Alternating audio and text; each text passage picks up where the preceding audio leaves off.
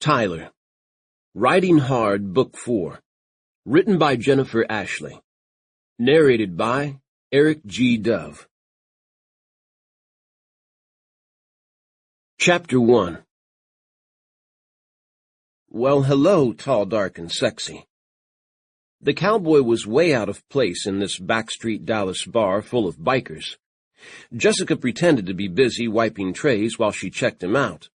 Dark hair, tall body honed to satisfaction, blue eyes that could drop a woman at 10 paces. He looked around warily, assessing the slightly smelly, tattooed men around him, before he took a seat at the relatively empty end of the bar's counter.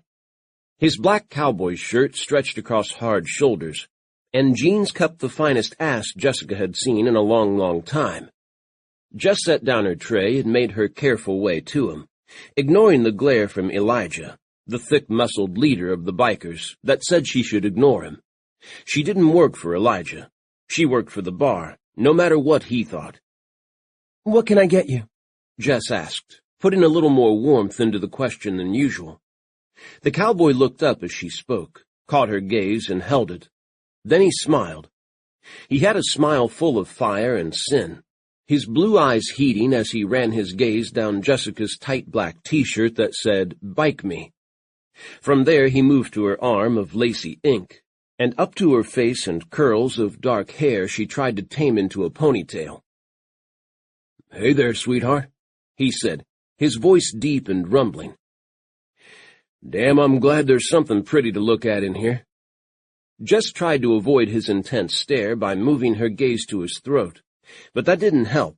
He had a tanned, strong neck that led down to the open top button of his shirt, which in turn led to a glimpse of his chest. Jess zipped her eyes to his face again. He was watching her with a piercing focus, and when Jess looked at him fully, his smile widened. Her heart thumped, but she tamped down her reaction. The cowboy was a charmer. She recognized that right away. Probably he smiled like this at every woman from here to San Antonio, or wherever he was from. He had a Central Texas accent, less broad than a West Texas, less Southern than an East. Trouble was, this bar was for locals who didn't like strangers, and bikers who didn't like cowboys. The local boys figured Jessica belonged to them. Jessica had once been married to one of their own, and they were proprietary. "You didn't answer my question," Jessica said. The quicker the cowboy drank his drink and took off, the better. "What do you want?" His sinful look deepened and Jess's face scorched. "From the bar," she added hastily, and then heated again as he kept on grinning. Realizing he'd turn everything she said into innuendo, Jess asked, "Beer?" "Sure," the cowboy answered, not looking away from her. "A beer would be great." Jess grabbed a glass and poured a draft from the tap. She didn't ask what kind of beer he wanted because it was rare she served anything but the straight commercial brand in the kegs. As Jessica set down the mug, the cowboy gave her a nod of thanks, his eyes crinkling in the corners. They were kind eyes, full of warmth that said he could be friendly, a guy Jessica wanted to get to know. Of course she wanted to get to know him. She'd love to, but there was no room in her life for wishful thinking. The cowboy would leave and head back to wherever, and Jess would go on working and home to her kid. That was how it was. "Where you from?" she heard herself asking as the cowboy sipped his beer. What was she doing talking to a heartbreaker? But Jessica was naturally interested in people, wanting to know all about them, even though that knowledge sometimes burned. Friendly people called her, a real sweetheart. Dominic always said, "Too trusting, Mom," and Dominic was usually right. "Riverbend?" the cowboy answered. He pitched his voice low, leaning forward as though he and Jess could have a private conversation in the crowded bar. "Where's that?" Not a strange question. There were so many little towns in Texas that even Texans hadn't heard of them all. "Hill country," the man said, pride in his voice. "West of Austin." That explained his accent. Hill country people were smug about where they lived, and no wonder. It was one of the most beautiful pockets of Texas, and they knew it. "I hear it's pretty out there," Jess said wistfully. I've never been. Well, when you get the chance, come on down. Riverbend's the friendliest town in Texas. That's what the sign in front of it says, anyway. He laughed, a rumbling sound that tingled in her spine. Well, it has a few assholes, but I'll tell you who they are. Jess found herself smiling back. She opened her mouth to ask why a cowboy from a great little town was slumming in a biker bar in Dallas when Elijah stood up. The cowboy's smile faded, and he changed from teasing flirt to watchful outsider in a heartbeat. He gave Jessica a warning look, as though encouraging her to take cover and be safe while whatever was about to happen went down. 5 bikers rose to join Elijah, who was large, thick-bearded, and thick-haired. His eyes held an evil glint, which went with the rest of his evil personality.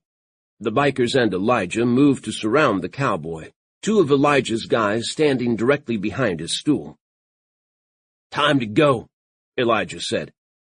A sensible man would have shrugged, set down his beer, and walked quietly to the door, maybe even apologized for disturbing everyone and saying he didn't want trouble. The cowboy met Elijah's stare with a level one of his own. "I just started my beer," he said without worry. "Had a long day, boys. Maybe you caught our show." The bikers' expressions turned to ones of puzzlement. "What show?" Elijah's second-in-command asked. "Costume party?" His friends laughed at his feeble humor. The cowboy was unfazed. "Mesquite Arena. We're stunt riders. We got another show tomorrow. I can get you tickets if you want." This stymied them. "What kind of stunts?" Elijah asked. The cowboy rested an elbow on the bar, the arm stretching the black shirt full of powerful muscle. He gave Elijah and company an unconcerned look, as though ready to make friends with them all. "Trick riding, fights, shoot-'em-ups. Kids love it." Sounded like something Dominic would enjoy. He loved anything to do with horses, even if he'd never ridden one. But only if Jessica could afford to go, which was unlikely. "Show us," Elijah said, folding his arms. "Do some stunts, cowboy." The cowboy chuckled and shook his head. "I'd need a horse." "How about the fighting?" another asked. "Come on, let's see some good shit." "How about I buy you a round of brews instead?" the cowboy offered.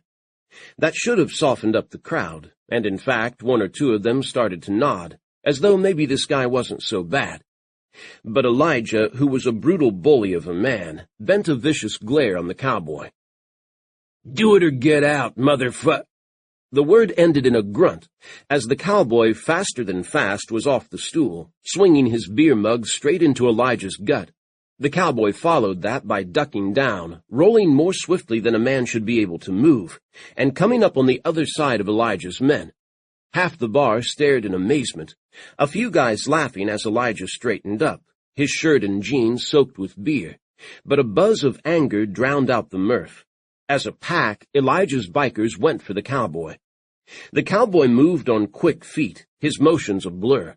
He'd left his hat on the bar, and one of the bikers grabbed it, whooping like he'd won a prize. He turned with it in his hands to find himself face to face with the cowboy, who wasn't smiling anymore. The blue eyes held controlled anger, as though he could stand there and pick them off one by one. Too bad he wouldn't get a chance, because a dozen men were between him and the door. The cowboy and the biker with his hat stared at each other a second. Then the cowboy's fist flashed out and caught the other man upside the head. As the biker dropped to the floor, the cowboy caught his hat and ran toward the bar stool where he'd been sitting. Elijah's guys surged on him, but the cowboy vaulted himself upward, landing with his butt on the countertop, and used the momentum to slide down it right toward Jessica. He grinned at her as he went by, touching his lips, making her realize her own were parted in shock. Elijah and his thugs hurried to the end of the bar, ready to catch the cowboy when he came off. The cowboy didn't let them. He swung his legs behind the counter and hopped down, landing right against Jessica. Jess had the sensation of a hard body flush with hers, strength in every inch. He was tall, but not so tall it was a chore to look up at him. He gazed at Jessica with dark blue eyes full of a strange emptiness, Before he caught her around the waist, yanked her to him, and brought his mouth down on hers in a fierce kiss. Jessica's never-strong leg gave way, but the cowboy held her in place, his arm as solid as a steel bar, his strength renewing her balance. He kissed her like he had all the time in the world, his lips skilled, promising plenty of wickedness if they ever got out of this bar. Heat swam through her, Jess's mouth responding to his before she could stop herself. She drank him into her, his nearness bringing sense of leather and outdoors. He tasted of beer and spice, sparking feelings she'd thought dead forever, reminding her she was still alive. The cowboy gave a start as her lips returned his pressure, as though he hadn't expected her to kiss him back. The two of them hovered in a silent moment, the noise, stale air, and stench of too many sweaty men fading, a bubble of warmth and rightness enclosing them.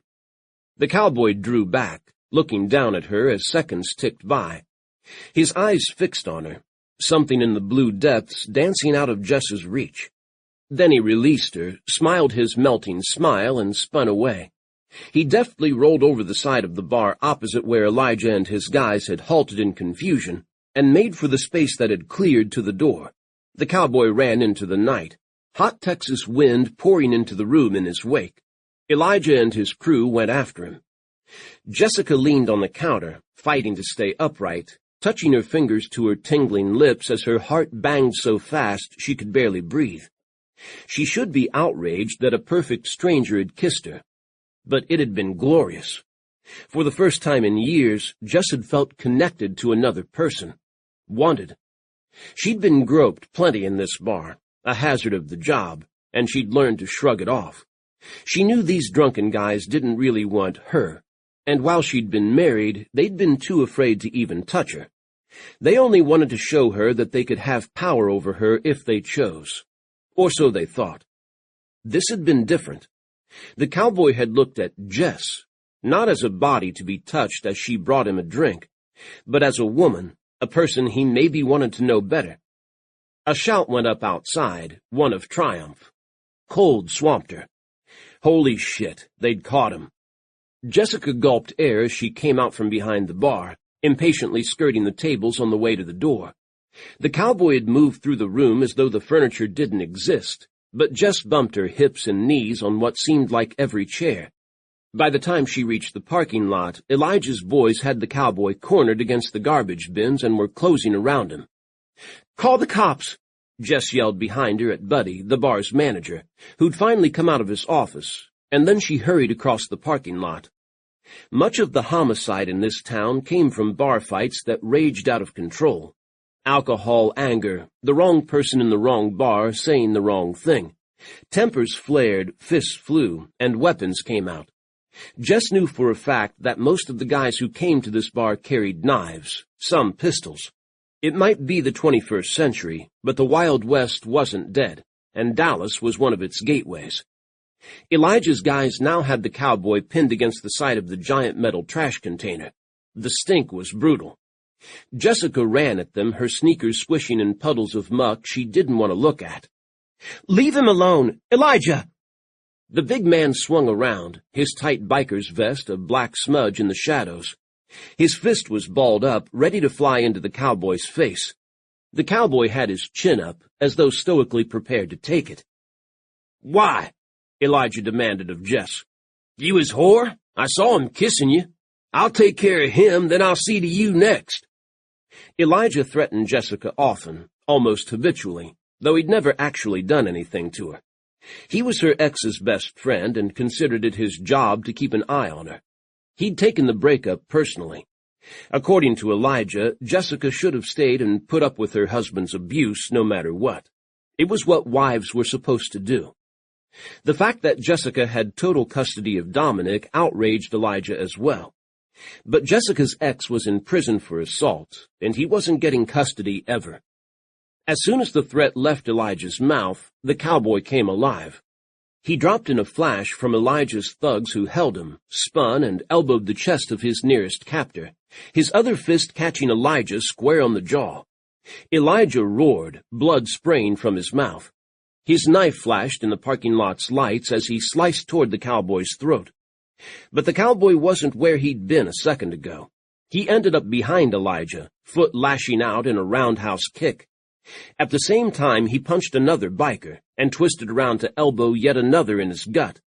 He went back to Elijah, coming under the man's reach to bash fists into his face, and then backing off for a kick that took out Elijah's knife. The cowboy might have made it if there hadn't been so many of them. If he and Elijah had fought one-on-one, he'd have walked away victorious. But the bikers were loyal to Elijah. They were drunk, and now they were mad. They were used to fights between rival gangs, which could be free-for-all wars, with men dead at the end of it. Jessica's ex wasn't in prison for hitting her. He'd been convicted for putting another biker into a coma. The cowboy fought valiantly. He pummeled and kicked, and guys went down, but the odds were vastly against him. Jessica ran forward. She grabbed arms and hauled fists back, losing her footing plenty, nearly falling. She earned glares and snarls of, "What the hell, Jess?" But she was glad to divert their attention. One man swung at her, but Jessica had become expert at dodging blows, and she only felt the wind of his fist. Sirens sounded. Buddy must have made the call. 3 squad cars sped along the road on the other side of the chain-link fence, heading for the parking lot. Jess feared it was too late. The cowboy was on the ground, men in motorcycle boots kicking him, fists connecting with his face, gut, ribs. He'd folded himself up, head tucked under muscled arms, trying to protect himself from the worst of the beating. As the cop cars came racing around the last corner, Elijah shouted an order. The guys put in their final kicks or punches and then faded away. Motorcycles started up and slid off into darkness, escaping before the squad cars burst into the parking lot. The spotlights from the cops' cars swept through the lot, landing only on the fallen cowboy and Jessica crouching next to him, trying to make sure he was still alive. Tyler looked up into the face of an angel with unruly dark hair falling from a ponytail, a deep frown, and fantastic ink. A half-sleeve of tats ran from elbow to shoulder on her right arm. Her left arm bore curlicues that laced around her shoulder and trailed down under the collar of her tight T-shirt. Tyler wanted more than anything to find out where those curlicues went, maybe while kissing them. Right this minute, he was flat on his ass, his body throbbing. He took a deep breath, which was tough, but he exhaled in relief when he didn't feel stabbing pain in his sides. They might not have broken his ribs after all. Carter would have killed him for that. The bartender wore shorts, which meant that the legs folded near Tyler were bare. Slim but muscled, the legs of a woman who was on her feet a lot, carrying the weight of the world. Strong arms, too. Strength in the fingers that touched him, though those fingers shook a little. Her eyes, dark like her hair, held worry, and behind that, resilience. A woman who'd seen much and was intent on surviving. "You all right?" she asked through the rushing in his head. "No," Tyler slurred. "But thanks for asking, sweetheart." Cop cars, 3 of them, filled the parking lot. The bikers were long gone, smart enough to flee. Tyler was the only one left to answer for the trouble. The woman helped him sit up. A cop crouched next to them, but Tyler remained half leaning against the woman, liking the soft cushion of her. He might feel like shit, but he could make the most of the situation. The cop asked them both what happened. "What happened is I said the wrong thing in the wrong bar and got my ass handed to me," Tyler said, trying to grin, wincing when his mouth pulled on a cut. The pretty bartender scowled. "He was minding his own business, and Elijah lit into him." The cop nodded knowingly. Apparently he was familiar with Elijah and his ways. "You want to go to the hospital?" the cop asked. He'd shown a light into Tyler's eyes, got him to follow his fingers, asked his full name, routine emergency tech stuff. Tyler knew the drill. "Nah," Tyler said, trying to move without wincing. "I've been hurt worse falling off my horses. It's my job." He started to get his feet under him, groaned, and leaned back on the bartender. She was gorgeous. Why was he in such a hurry to get up? The cop and his partner got their hands under Tyler's arms and gently but firmly helped him stand. Tyler tested his legs and arms, patted his sides, wiggled his swollen fingers. Nothing broken, fortunately. But he was banged up. Tyler put his hand to his face and found his cheek swelling, blood from the cut on his lip. His hands were a mess, and his clothes were stained with both his blood and that of his enemies. "Why don't you get back home?" the cop said. He spoke in a heavy Dallas accent, one that said this was his town, in all its chaotic glory. His suggestion wasn't really a suggestion, and Tyler knew it. "Sleep it off, go to the ER if you're still hurting in the morning." "Yeah, will do," Tyler answered. They asked if he wanted to file a complaint against Elijah or have the man picked up for assault, but Tyler shook his head. Rounding up Elijah probably wouldn't do any good, and Tyler just wanted to get back to his hotel room and rest. He had a show tomorrow. The cops didn't seem surprised Tyler let the incident go, which told him Elijah was a serious pain in the ass to many. They talked to him a little longer, making sure he really was all right. Then they got into their cars and left. The bartender remained by his side. She came up to his shoulder, just tall enough to rest her head there if she wanted. Her hair smelled sweet, and her hand on Tyler's chest would be warm and light. He remembered the taste of her lips, the tightening in his heart when she kissed him back, and the heat that started in other places besides his heart. He wouldn't mind kissing her again. She gazed up at him, not in longing, but in worry mixed with anger. "You should have asked them to take you home," she said, "or to a hospital. Elijah's boys beat you up good." Translation, Tyler looked like hell. Great. He felt for his keys, glad to find them still in his pocket, and glanced around for his truck. It sat under the one light in the parking lot, alone and shining, untouched. He shook his head, wishing the movement didn't make him dizzy. "Don't worry, sweetheart. I've had worse than this in a tussle with my brothers, and we mostly like each other. Besides, I didn't want to leave my truck." He looked down at her, knowing that if he didn't go, he wouldn't resist the urge to slide his arm around her and pull her up for another kiss. He wanted to see if the second one would blow him away as much as the first. "What about you? You all right? I saw you in that fight, throwing guys around like a superhero." She flushed, her eyes starry. "Sure I was. Elijah's a bully, and it wasn't a fair fight." "I appreciate that. I really do. Hey." Tyler stuck his fingers into his back pocket and brought out 3 battered pieces of cardboard. "These will get you into our show tomorrow. We're on at 11:30. You have someone you want to bring?" She looked suddenly grateful, a real smile breaking through. Damn, she was hot when she did that. "Yes, my son Dominic. He's 9 and he'd love it." A son. Good. Tyler liked kids. No mention of a husband or boyfriend. More good, though that didn't mean one wasn't lurking in the background. "All right, then. Guess I'll be saying so long." Tyler should walk away now, head for the truck and heave himself into it. His feet wouldn't move. "What's your name, darling?" he asked. "I want to know who I'm saying goodnight to." "Jessica," she answered, her voice like music. "Or Jess." "Jessica. That's pretty." Tyler tried to give her his flirting smile, but it pulled at the side of his lip, which smarted. "I'm Tyler. Tyler Campbell. If you come to the show, ask for me. Your son can meet my horses and my brothers. One of them's famous, Adam. He's a movie stuntman.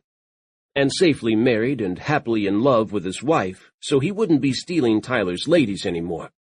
Grant and Carter were also married, so Tyler didn't have to worry about them either. It was great being the only single Campbell on the stunt team. "Thanks," Jessica said, clutching the tickets. Tyler truly hoped she'd use them. He'd introduce her son to his family and show the kids the horses. Then Tyler would suggest he take them out for a nice lunch. Maybe Jessica would smile at him for real again. After that, he'd suggest he and Jessica go out to a fancier dinner, just the two of them. Right. She looked like a woman who wanted to hook up with a beat-up cowboy. "Good night," Tyler made himself repeat. "See you there." He leaned down with difficulty and retrieved his hat. One of the bikers had stomped on it after it had fallen in the struggle, right into an oil puddle. He gazed at the hat in resignation, gave Jessica a rueful smile, and headed for his truck. Limped for the truck was more like it. Tyler might not have broken anything, but he was battered and bruised and had pulled more muscles than he knew he had. He clicked the remote to unlock the driver's side door and levered himself inside.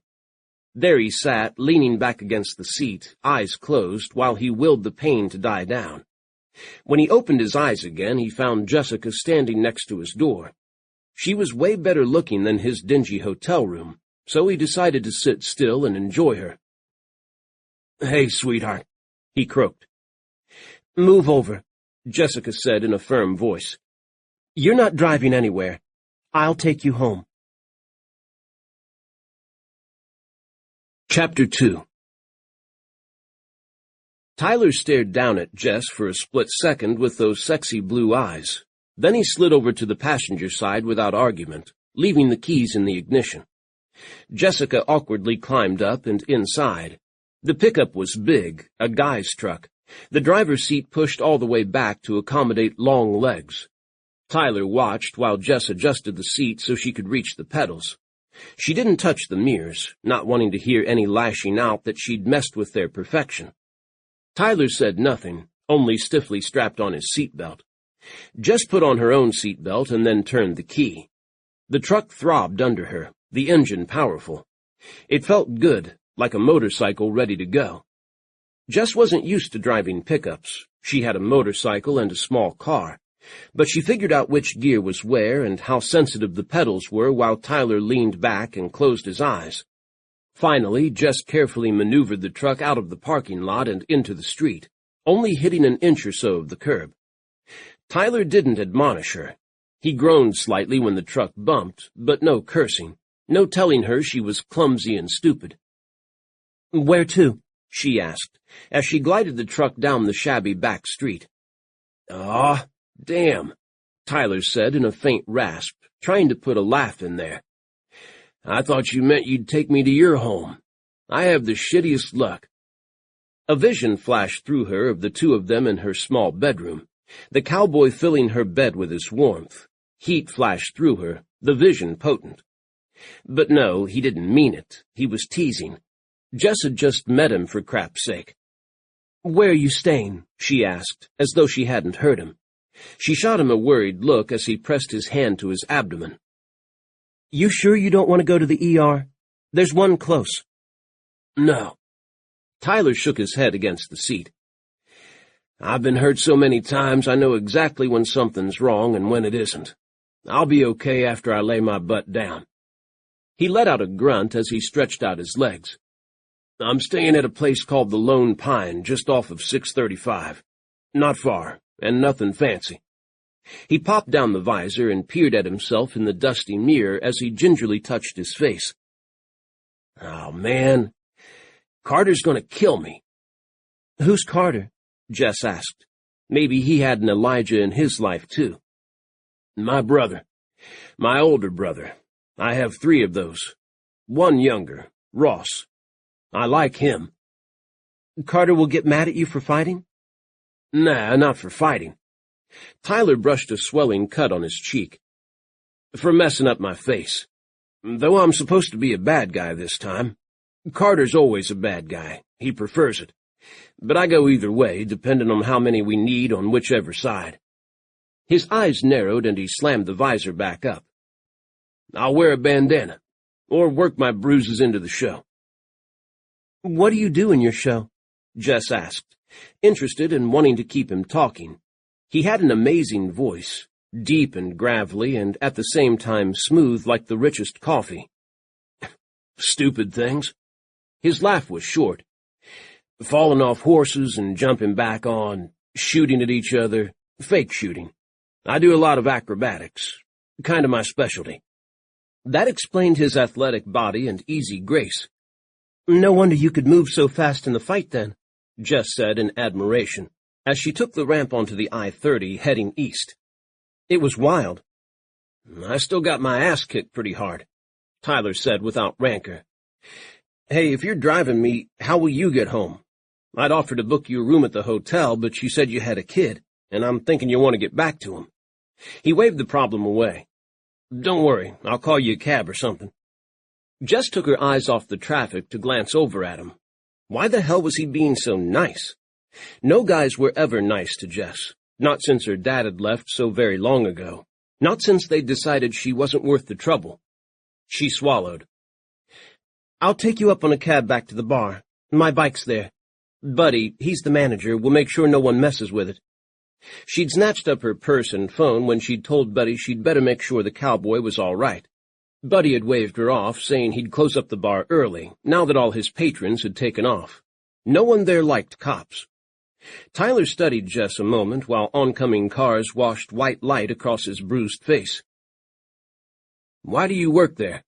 That place is a dive. Dangerous. What's a girl like me doing in a bar like that? Jessica tossed back at him. Answer, I need the job. Why the hell else would I be there? Plus they provide insurance. Crappy insurance, but better than nothing. I get that. Tyler gave her a nod. You have a kid. It's tough raising them on your own. He put a questioning tone on the last words, but he'd guessed right. Yeah, I'm divorced, Jess said, happy it was true. My ex is in prison, another reason I work at the dive. People don't always want to hire me when they find out my husband is a con, like he'll break out and come after me. Jessica shivered, knowing that Cade was capable of doing just that. Elijah got me the job, actually. The bar owner owed him a favor, and probably money. It's not a bad job. As a bartender, I'm paid more than the waitresses, and I get tips. Working behind the bar meant she wasn't running around with a heavy tray, which was dangerous for her. Too many potential falls, plus a risk of dropping a ton of glassware, which she'd have to pay for. She could stand and pour drinks all night, though. Most of the people who came into the bar ordered beer anyway. Tyler stared at her, not as if horrified because she had an ex-husband in prison, but with concern. I don't like you owing anything to that Elijah shithead. I don't either, Jess said truthfully. But, and don't tell me he's great once you get to know him, Tyler growled. I've dealt with guys like him before. He's not. I know that, Jessica said, breaking through his words. If you let me finish, I was going to say Elijah is my ex's best friend. He's not going to touch me. They have a code of honor. She finished with a twist of lips. Tyler huffed out a breath. Yeah, I'll bet. Hey, I'm tough and know how to take care of myself, Jess said in irritation. I've been doing this for a while. Tyler held up his hands. Fine. If you want to keep being a superhero, you go right ahead. I watch those movies. The ladies in them are seriously hot. My brother did stunts for a couple of them. Oh, yeah? Jess asked, interested, but she couldn't help grinning. For the ladies? Funny. But yeah, Adam says they use guys to do women's stunts. He can tell you all about it. Adam's full of himself, so he can go on, yakety-yakety. Tyler mimed a mouth talking with his hand. Jess heard his pride for his brother, though, and his fondness. You like your brothers? Sure. They're good guys. Tyler looked out the window as they merged onto the loop of the 635 heading south. When they're asleep. Only time they shut up. But he worked with them, fought with them, joked with them. Jess felt a pang of envy. She had no family anymore except Dominic, whom she loved with a fierceness that scared her sometimes. You have kids? She asked. Tyler's laugh filled the truck. Me? No. No kids, no wife. Carefree bachelor, if people still call it that. Jess noticed he didn't say no girlfriend. She bit the inside of her mouth so she wouldn't ask. My brothers are married, Tyler went on unprompted. Adam married his high school sweetheart, and Grant married the girl he lusted after in high school. Not the same thing. Carter married Grace, and he'd been jonesing for her since they were in grade school. He shook his head. I guess no one does anything in Riverbend schools except look for marriage partners. Carter already has a daughter. Sweet little thing. And Bailey and Christina, my sisters-in-law, had kids earlier this year. Bailey a boy and Christina a girl. Grace now is ready to pop with her firstborn. I'm about to be an uncle 4 times over. Jessica's heart burned. It sounded nice, brothers and sisters-in-law, nieces and nephews. Connections Jess was never going to have. "Congratulations," she said. "Huh.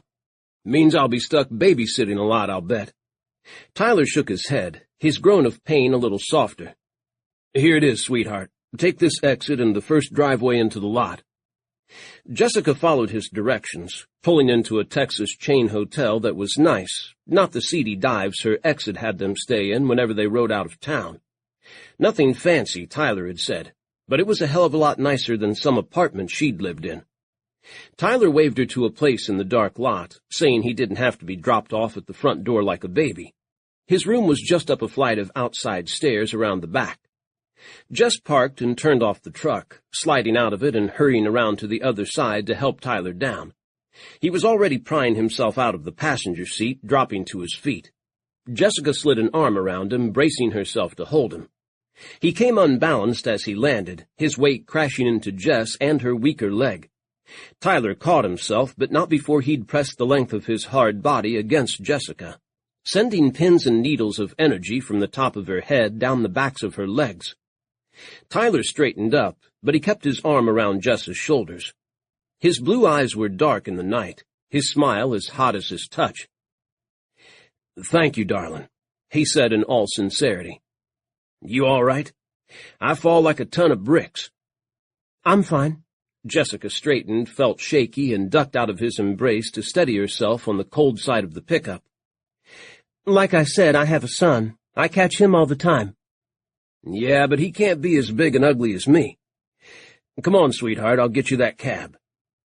Jessica didn't like the dart of disappointment that went through her. Yes, she needed to get back to the bar to pick up her bike, and she needed most of all to go home to Dominic, who'd be asleep by now. His babysitter was good at seeing he went to bed on time.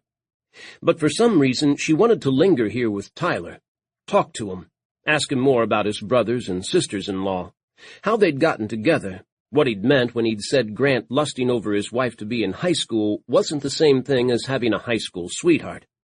She wanted to ask him about the brother called Carter, who would be furious at Tyler for getting bruises on his face, but who'd fallen in love with the woman who was now his wife way back in grade school. Most of all, she simply wanted to hear his voice, as warm and comforting as a Texas summer wind.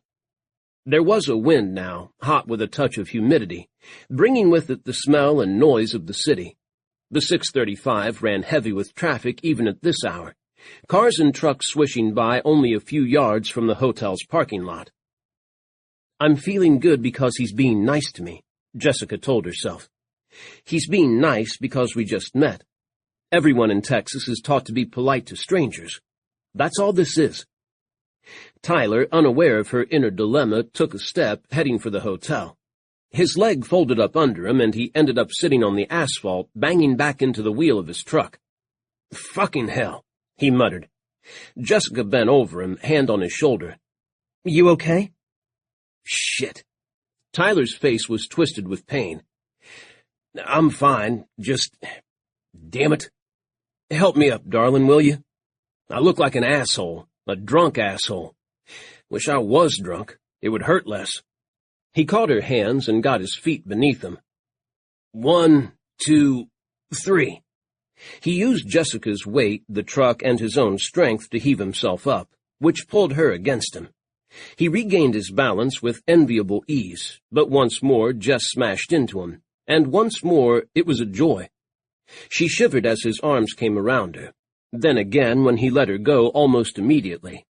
He was only keeping himself upright, not hugging her. Still, it was hard not to like his strong embrace, his hands on her back, the warmth and scent of mail and the night. Tyler stepped away without apologizing and rested his hand on the truck. "If you would help my clumsy ass up those stairs, I'd be forever grateful. I already gave you tickets to the show, but I'll give you more if you want. Plus lunch for you and your son. On me." "You don't have to bribe me to help you." Jess kept her voice light. Her heart turned inside out with his offer for lunch, though she knew damn well he wasn't asking her on a date. He meant he'd give her money or coupons that would let her take Dominic out for fast food or whatever. "Well, that's good." His eyes crinkled with mirth. "Makes a change. It's this way, not far." Tyler draped his arm across Jess's shoulders without embarrassment, leaning on her a little as he hobbled forward. Jess got her weight under her legs shaking as panic welled inside her. What if she stumbled? They'd both go down in a tangle in the parking lot, Tyler's warm weight on top of her. And this would be a bad thing. Why? After a few steps, Jess realized that supporting Tyler wasn't as difficult as she'd feared. He had an easy balance that kept him light on his feet, even as hurt as he must be. His body against her was solid but supple. What he called clumsy, Jess called a good day on her feet. "Do you usually have to bribe people to help you?" Jessica asked as they half-staggered across the parking lot. "Yes. People fall all over themselves to do shit for my older brothers, but I'm too far down the food chain. I'm just Tyler, the reckless one." "Are you reckless?" That sounded nice. Jess hadn't been reckless since she'd been much younger, and she'd paid for it.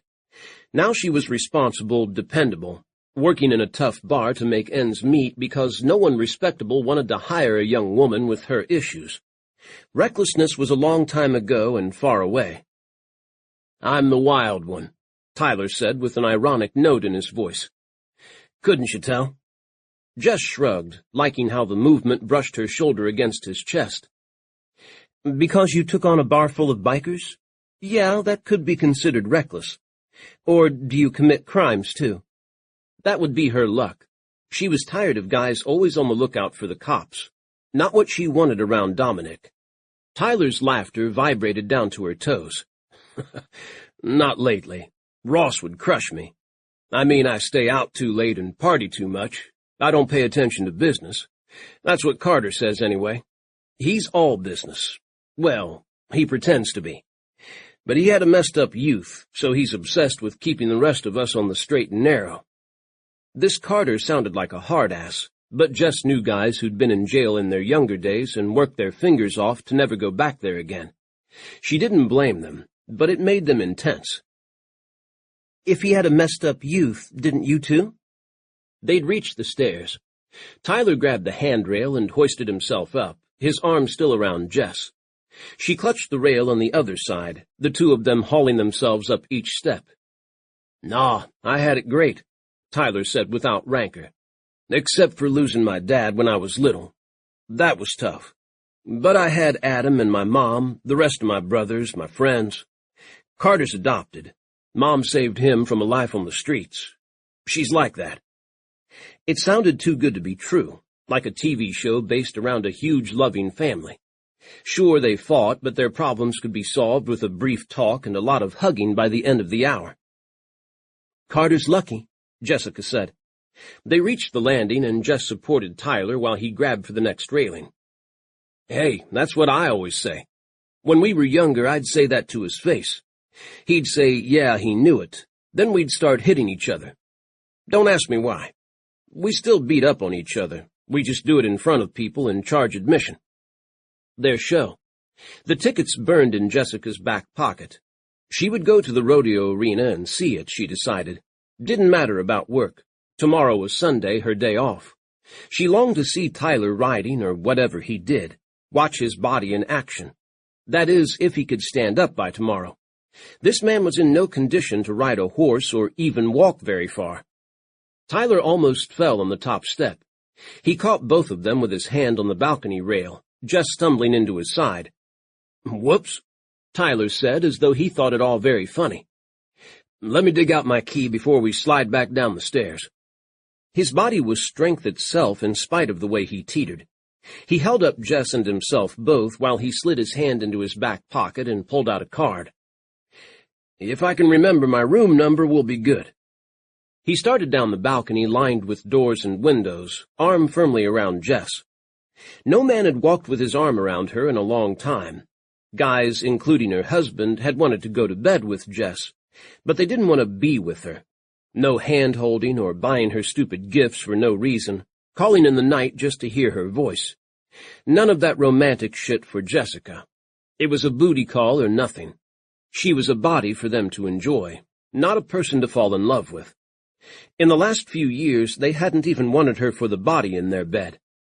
Jess could pretend for the next few steps that Tyler had his arm around her for more reason than helping him stand. She let herself imagine that they'd been out on a date, and now they were back at his hotel room, both excited about where this might lead. Tyler stopped in front of a door, key hovering. "Think this is right?" "Yes." The card made the electronic light glow green, the door clicking open when he turned the handle. Tyler didn't release Jess even then. They scooted through the doorway at the same time, sticking in the door frame, then stumbling in, Tyler laughing softly. The room smelled like all hotel rooms, of disinfectant and air freshener, overlaid with the dust and leather scents of Tyler. He hadn't left any lights on, and the room was dark as soon as the door closed. Jess glimpsed, before darkness was complete, one bed between nightstands and a dresser with a TV on it, typical hotel room furniture. The bathroom vanity on the other side of the room, clothes strewn about, a big duffel bag open on a stand. Tyler grunted when he connected with a piece of furniture. Jessica lost hold of him, her hands burning as he fell away from her. She heard him hit the floor. Jess fumbled for a wall switch, finally finding one on the other side of the room, and the bathroom flooded with glaring light, a square spilling to the bedroom floor. In this light, she saw Tyler flat on his face in the small space beside the bed, his head turned to the side. His eyes were closed, his body unmoving. Chapter 3. Tyler groaned when someone shook him. 5 minutes, he mumbled. "I swear." "Tyler?" He blinked, the smooth, soothing voice cutting through his haze of pain. It wasn't his lug of a brother, Grant, shaking his shoulder and trying to get him up. It was a beautiful woman with dusky eyes and curls of ink across her skin, her hair falling forward to brush him. "You okay?" she asked anxiously. "I am now," he thought. Tyler tried to roll over, to move, and he let out a sound of pain, remembering how he'd got there in this sorry state. His own stupid fault. He really didn't want to go to an emergency room. They'd patch him up and give him a ton of meds that would keep him passed out for a day. All he needed was some sleep, and he'd be fine. "Come on." The beautiful woman, Jess, had her hands under his shoulders. "Let's get you cleaned up." Tyler hauled himself up without leaning too hard on her, his legs strong enough to carry his messed-up body. He found his arm around her again, her soft curves against his side, her fragrant hair near his nose. They staggered into the lit bathroom, past the vanity to the room with the tub and toilet. Jess ducked out from under Tyler, sitting him down on the closed toilet lid. She grabbed a washcloth and quickly ran it under hot water, then rummaged for the cotton swabs and cotton balls in the makeup remover kit that came with every room. "I have first aid stuff," Tyler said, "in the closet." He started to stand, but Jess pushed him back down with an admonishing hand. "Sit there," she growled. "I'm not picking you up off the floor again." Tyler's amusement bubbled high, along with a vigor he'd not felt in a long time. "Sure thing, sweetheart." "And stop calling me sweetheart." Jess threw the words at him as she turned away and rummaged in the closet on the other side of the vanity. Tyler watched her through the open door, admiring the way her shorts bared everything from thigh to ankle. Did she have sexy legs or what? Firm from her job on her feet, but with nice curves, the way legs were meant to be. He noticed she favored her left one a little, and he hoped this ex of hers hadn't hurt her. Or Elijah. Tyler might have to gather his brothers, return to the bar, and have a little talk with Elijah and friends. Jessica returned with a large case marked with a red cross. "This isn't a first aid kit," she said in amazement. "It's a suitcase." Tyler shrugged, which hurt. "We're stunt riders. We fall down." Jess set the kit on the vanity counter and opened it. Her eyes widened at the rows of bandages, bottles of disinfectant and alcohol, gauze, scissors, medical tape, a splint, slings, syringes, a scalpel. "Holy shit," she said in shock. "We haven't ever used all that stuff." Tyler felt the need to point this out. "We're careful and we train, but you never know." "I need one of these things for my kid," Jess said. "He wants to be a biker when he grows up. Right now he's into BMX trying to do stunts, even though he knows he's not supposed to." Tyler heard the exasperation, pride, and worry all mixed up. Jess's face softened in a big way as she talked about her son. The wariness fled, and love shone in her eyes. It made her stunning. "You said Dominic was 9, Tyler said. "When I was 9, I was making my mother crazy, too, except with horses instead of bikes. I can't believe she's survived this long without having heart failure." "Oh, thanks." Jessica started wiping the dirt, blood, and pieces of parking lot out of his face with the damp cloth. "Are you trying to make me feel better? I have to worry about him all my life, you're saying." "You're a mom. Moms worry," Tyler said while she added some disinfectant from the first aid kit and touched the washcloth to his cheek. It stung, but her touch felt good. "They sure do," she said. "So you have 4 brothers?" "Yep, no sisters." 5 sons? Jess shook her head. "The poor woman." "Yeah, she drew the short straw. 5 shitheads who can't keep out of trouble. Bet your kid's an angel compared to us." "I'm starting to think so." Jess wouldn't meet his gaze as she bent close to him, but the heat of the cloth put a flush on her face. This woman was gorgeous. So why was Tyler going on about his family? When he swept women off their feet and into his bed, he used a whole host of sweet-talking and compliments, going beyond stupid pickup lines to charm and flattery. He'd learned most of his skills from Grant, who'd been a master. There he went again, bringing his asshole brothers into his thoughts. They were off talking business and calling their wives, saying gooey sweet nothings over the phone. Tyler had decided to ditch them tonight, hang out in a Dallas bar and see what was going on in the big city. He'd chosen one away from the rodeo area, tired of cowboys, seeing a claim on the online map that Brent's bar had great beer. The beer had been only okay, and nothing in its ad had mentioned Elijah. Or maybe his map app hadn't steered him wrong. Jess, the most alluring woman he'd seen in a long time, was here in his hotel room, and he hadn't had to do any sweet-talking at all. No, he just had to have 10 guys throw him around. And wham! Beautiful woman in his bathroom, leaning over him while she gently touched his face. Her position put the lines of her tats at his eye level. Tyler tried not to follow them into the gap her shirt made as Jess bent to him, but it was impossible to look away. He could shut his eyes, not take advantage of the situation, but who the hell was he kidding? Tyler looked. The tats on her left shoulder snaked down inside the shirt, all the way to the soft curve of her breast. The washcloth froze. Jess's hand had gone rigid, and reluctantly Tyler dragged his eyes from her chest to her face. Jess was staring at him, her lips parted, her breath quickening. Her flushed cheeks burned redder as he met her gaze. "I can't help it," Tyler shrugged. "I'm a red-blooded male, and you have great ink. Are you an artist?" "No, wanted to be." The sadness in her voice caught at him. "Why didn't you then?" he asked. She straightened up as though more upset by the question than his checking out her breasts. "I didn't think I'd make enough to support Dominic. Besides," Jess trailed off and shook her head as though stopping herself from saying more. "I don't have any real talent for it. I make enough tending bar. Plus, like I said, they have health insurance." "Sorry, none of my business." Listen to him apologizing. Tyler never apologized to women. He took them out, showered them with attention, had brief but intense affairs with them, and then sent them on their way. None of it got too personal. Sexy, hell yes, but not personal. There was a difference. Jess went back to cleaning his wounds. "It's all right. Why are you a stunt rider?" "I got dragged into it by my brothers," Tyler answered readily. "Story of my life. Well, okay, maybe not dragged exactly. When I was younger, I copied them because I thought they were cool. Now I do it because I love horses and will do anything to keep from sitting in a cubicle in a cold office building. I like being outside, living." And what the hell was he going on about that for?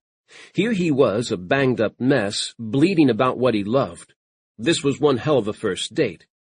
But maybe he was talking like an idiot because it wasn't a date.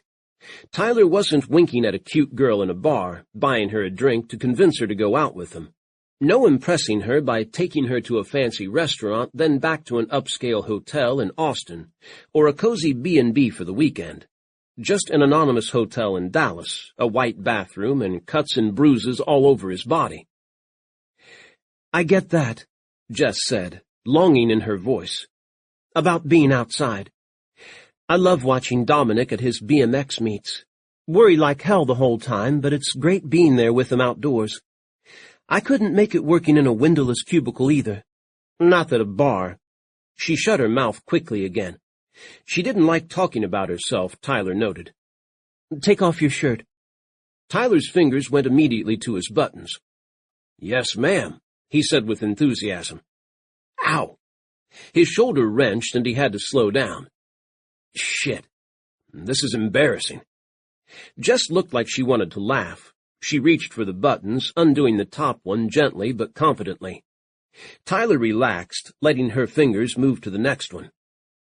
"So much better," he murmured. Jess glanced at him, her eyes close to his. Her cheeks went crimson, the flush moving all the way down her neck to embrace the tats at her collar. She pulled away, starting to rise, but Tyler caught her hand. No, stay, he thought. He couldn't say the words out loud. She might refuse, go, and for some reason, Tyler didn't want her gone. He wanted her here with an intensity he hadn't felt in a long time. The crappy hotel room transformed into splendor with her in it. A different place tonight. Jess's dark eyes moved to him, something in them he couldn't decipher, but she stayed put. She didn't reach to help him unbutton his shirt, though. Jess held the dripping cloth aside while Tyler tore at the buttons and stripped off the shirt, then the t-shirt he wore beneath. He looked down at himself. Shit. His sides were turning purple, where thick-soled motorcycle boots had connected with his flesh. "That's it." Jessica folded her arms, splattering the floor with droplets of water. "Emergency room." "Hold on." Tyler poked at the bruises, which were tender but not dangerously so. "Like I said, sweetie, I've been hurt worse than this. Someday I'll tell you about the time my horse Buster kicked the shit out of me." And then laughed. Jess's eyes narrowed. "Horses don't laugh." "Beg to differ. He was snorting and laughing and looking smug. If I ever introduce you, you'll understand." "You still have him?" She sounded surprised and interested. "Good. Not, 'I'm out of here, you crazy asshole.' Of course we still have him. He's our best showman. He knows it, the shit. He's amazing in the ring. You'll see him tomorrow." "I don't know if I can like him knowing he did that to you." "Oh, I'm touched." Tyler was astonished, actually. Most women rolled their eyes with boredom when he went on about horses. Even women who followed the rodeo, the buckle bunnies, only wanted him for his body. After a certain point, they didn't want Tyler to talk. Jess knelt down, touching the cloth to Tyler's ribs. It felt good, and he couldn't help letting out a breath of relief. Jess mistook him. She pulled the cloth away. "You all right? Did that hurt?" "No." Tyler clasped her wrist, guiding the cloth back to his side. Her arm was small under his fingers, but strong, soft, all woman. Jess stilled, her eyes flicking up to meet his. Neither of them moved. She was breathtaking. Jess had waded into the bikers tonight to try to stop them from beating Tyler to death. She'd come after him to make sure he was all right, helped him up when he'd fallen. Tyler had thought her an angel, but now he realized she was one damned remarkable woman. He closed the brief space between them and kissed her. Jess didn't pull away, smack him, curse at him, or call him names. Not that women did that when Tyler kissed them, but those women weren't Jess. Just as she had when he'd kissed her behind the bar, Jess returned the pressure of his lips, her kiss shaky. The cut on his lips stung, but faded as the kiss went on. She was sweet, with a hint of spice that made Tyler want more. Her eyes were open, her gaze casting downward as Tyler eased back, as though she studied his lips. Tyler's heart surged with need, the sensation wiping out every coherent thought in his head. He laced his fingers behind her neck and pulled her close for another kiss. Again she responded by fitting her lips to his, her faint exhalation sending her cinnamon breath into his mouth. The slow flame in Tyler's heart flared to spread through his blood, erasing any hesitation. He tugged her closer, thrilling to feel Jess respond. She didn't touch him except where her hand and the washcloth pressed his ribs, and with her mouth. Jess kissed tentatively, exploring, her lips moving with his as he coaxed them open. Her tongue flicked inside his mouth, the spark of it making him jump. She made a low noise in her throat, a faint sound of surrender. Perfect. She was delicious, full of heat and sexiness. Her answering kiss cut through Tyler's pain and flared to life a need he hadn't experienced before. Sure, the Buckle Bunnies chased him, and Tyler obliged to satisfy his libido, but he'd not felt this flash of yearning before, this awakening. It leapt tenfold when Jess brought her other hand up to touch his side, softly, being careful of his bruises. The press of her fingers sent the last of Tyler's aches fleeing. His heart swelled and bumped. It was going to happen. He'd have this beautiful woman, his avenging angel, next to his skin, and he'd be able to trace the enticing tat all the way to its end. Only if she wanted it to. Tyler liked women, but he wasn't a dickhead. It had to be mutual, or else what was the point? He pulled out of the kiss, keeping his hand on her neck, his fingers soft. She could get away any time she wanted. Tyler asked the question in silence, his breath coming fast. "Stay with me?" The answering look in Jessica's eyes stumped him. He saw hunger, need, emptiness, longing. Also interest for him. Not because Tyler was a stunt-riding cowboy, but because he was himself. A man who kept a horse and cared for him even after that horse had hurt him. Tyler touched her cheek. Jess started as though she'd forgotten where she was for a moment. Then she closed her hand around his, guided herself back to his lips, and kissed him deeply. Her response electrified him. Tyler put his hands on her waist and drew her up and onto his lap. A glaring white bathroom wasn't exactly conducive, but Tyler was past caring.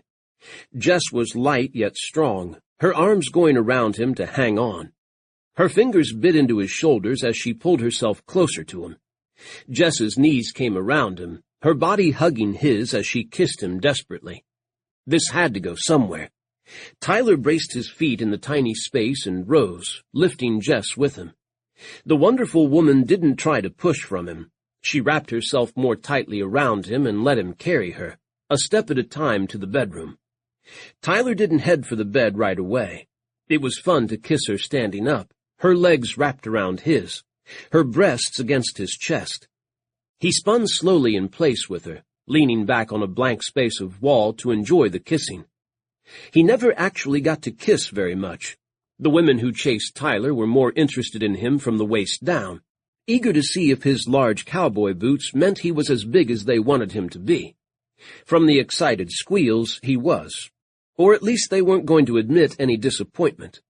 Jess didn't seem to be interested in the measurement of his cock at all. She slanted her mouth over his, opening his lips, tasting him. She rolled her tongue across his with leisurely enjoyment, then darted it playfully to light the sparks. She responded to Tyler's every nuance, as though she loved kissing, and especially kissing him. It was damned flattering and stoked a fire Tyler hadn't let burn in eons. Jess had seen him get the crap kicked out of him, but she'd not looked at him in derision. She'd picked him up and brought him home out of pity. Lot to be said for pity, Tyler decided, as Jessica's hands skimmed his bare flesh, taking all the hurt away. Chapter 4. What am I doing? The question came knocking through Jess's haze of pleasure and wanting. In a hotel room, alone with a perfect stranger, and no one in the world knew where she was. A gentle stranger whose touch was tender, something Jess had never experienced before. She had her arms and legs around Tyler's body, clinging to him while he held her. His blue eyes were closed, his lashes resting against his tanned skin, as he kissed her as though they could kiss all night. He'd thrown off his pain and showed a strength that astonished her when he'd stood and carried her from the bathroom. In spite of that, he held her lightly, and he'd sent her a look of inquiry, yes or no, giving her a choice.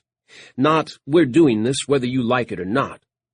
The novelty of a man asking Jess instead of demanding what he thought his due made her fling herself at Tyler and kiss him like a crazed woman. Then she settled down to enjoy him. Tyler smelled of mail and the freshness of the night. He tasted like fire. That was the only way Jess could describe it. Sparks and flame, warmth and need. Jess soaked him in to bolster herself against the nights to come. Tyler tilted away from her to break their kiss, his head bumping the wall. He looked at Jess with eyes that were half closed, glittering midnight blue. Those eyes held another question. We gonna do this? Jessica's heart thumped. She should run, go home, hug Dominic, forget. But for the first time in a long time, years, a man wanted her, looked at her and saw not defects, but Jess as she was, as she used to be. Made her feel like a woman again, not a drudge, not an ass to pinch when she served a beer. A glance at the nightstand clock had showed her it was a little past midnight. Jess had been scheduled to work until 2, closing time for extended licensed bars, but Buddy had already shut the bar down, which meant she had a sitter for Dominic for another couple of hours. Her meds weren't on the schedule until Monday, so no need to rush home for that. This was stolen time, a moment in between, one she might never have again. A magical time that existed only here, outside her life. Tyler was nothing like the men in Jess's world. His eyes were clear, his body hard, the tight curls on his chest black like the hair on his head. He showed no weakness, no haziness of the perpetually drunk or stoned. He was alert, quick, resilient. He smelled of soap and his own spice. And he could kiss, as though he enjoyed every second of it. No rushing. They were alone in the night in this untime. Jess might never have a chance at this kind of joy again. She gave him the faintest nod. Need flared in Tyler's eyes before he pulled her to him and kissed her again. This kiss was different, not questioning and exploring, but determined. Not demanding, though.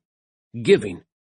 Tyler unwound her legs from him and set her on the floor, kissing her with more intensity. Jess slid her arms around his waist, finding his skin smooth and hot. His muscles were solid, curving under her fingers, firm and unyielding. He worked his hands beneath Jessica's shirt and started to push it upward. He broke the kiss to lift it off over her head, the black t-shirt landing in the darkness of the floor. Tyler traced the tat on her left shoulder, the one she'd started after Dominic was born, and she'd learned that motherhood meant her life would never be the same again. The sleeve on her right arm she'd gotten throughout high school, the bright colors and packed flower design defining who she'd been then. The flowing one on her left arm was about her life now. Tyler ran his fingers over every curlicue, spiraling down to her breast, ending where the ink disappeared under her bra. "It's a work of art," he said. "Special, like you." Jess could let compliments like that melt her, make her feel special. For answer, Jess kissed him, silencing his honeyed words. Tyler's hands went to her back. No more questions. He skillfully opened the hooks of her bra and slid the straps from her shoulders, palms brushing her skin. His eyes softened as he studied her, the bra falling into the shadows. His thumb followed the curl of the tat to where it encircled her nipple. "You are some sweet," he said, his voice a low rumble. More flattery. Jess was already half naked with him. Why did he continue to sweet-talk her? Not that she minded. Tyler was taking his time, appreciating her. A strange sensation. The men Jess had been with had taken it as read that she was supposed to please them. Why bother to compliment her? Hands at her waistband made her take a sharp breath. The experience of being undressed was new. Jess silenced her inner thoughts as Tyler unbuttoned her shorts. She kissed him slowly as he did so, enjoying every second. Tyler's lips were smooth and skilled, powerful like the rest of him. He returned the kiss as he unzipped the shorts and eased them down her hips. His hands were calloused, the rough touch on her backside as he loosened her underwear making her shiver. Jess's undies weren't sexy. Practical cotton briefs were better for work, and who was going to see them? Tyler didn't seem to mind or care as he slid them down after the shorts and tossed them away. Jess needed to catch up. She quickly popped his belt buckle apart and pulled on the button of his jeans. Tyler caught her fumbling hands. "Easy. We don't have to rush." Slow down and savor it, he meant. They'd have this time, then nothing more. Why hurry to put it behind them? Jess nodded and stepped back. Tyler finished unbuttoning and unzipping his jeans himself, and then her tall, dark, and sexy cowboy was in her arms. They remained silent, body to body, for some time, looking at each other while Jess trembled. When Tyler skimmed his hands down Jess's sides, she thought she'd fall straight to the floor. Tyler bent to her, his lips going to her parted ones, the power of him easing from his mouth to fill her body. Jess found herself moving backward, only a few steps in the small space to the bed. Jess lost her balance. Walking backward was not high on her skills list, but Tyler caught her around the waist and guided her down. He came with her, no hesitation, no standing back to gloat or ogle her. Not that Jess would have minded a few minutes to ogle him. Tyler was tight and excellently made, her hands delighting in him. More hot kisses as they landed on the mattress together and went down into the the lumpy and hard bed. Tyler's brows drew together as he kissed her. Backlit by the bathroom light, his silhouette was a fine shape, a whole man ready to love her. Jess was on her back, his warm weight coming over her, the firmness of his cock touching her. She felt no worry, no guilt, no fear. None of those things existed here. In this hour, Jess was a real woman with a fantasy man, one who looked upon her as a woman with no defects, nothing wrong with her. Jess wasn't an object of pity to him or someone to be manipulated. In that moment, she was only Jess. Reality intruded slightly when Tyler rose from her, the bathroom light now outlining the long cock that stood straight out from his body. He retrieved a condom from the duffel bag near the closet door, ripped it from the package, and rolled it on. He did so without hurry, a man confident he had no need to hurry. The cool touch of the condom wasn't as good as Tyler bare, but the gesture to protect her made Jess's excitement and gratitude surge. She embraced her fantasy man as he came down to her, opening to him and drawing his fire inside her. Fucking hell. Tyler's aches fled as he slid into Jessica, her arms coming around him. She wasn't a meek, reluctant woman. She pressed her fingers into his buttocks and pulled him deep inside. She wasn't demanding or triumphant either. Jess welcomed him in, succumbing to pleasure. Her hot, tight, slick opening sent Tyler's own pleasure skyrocketing. He wanted to stay in her forever. To hell with the world. Nothing was as good as this.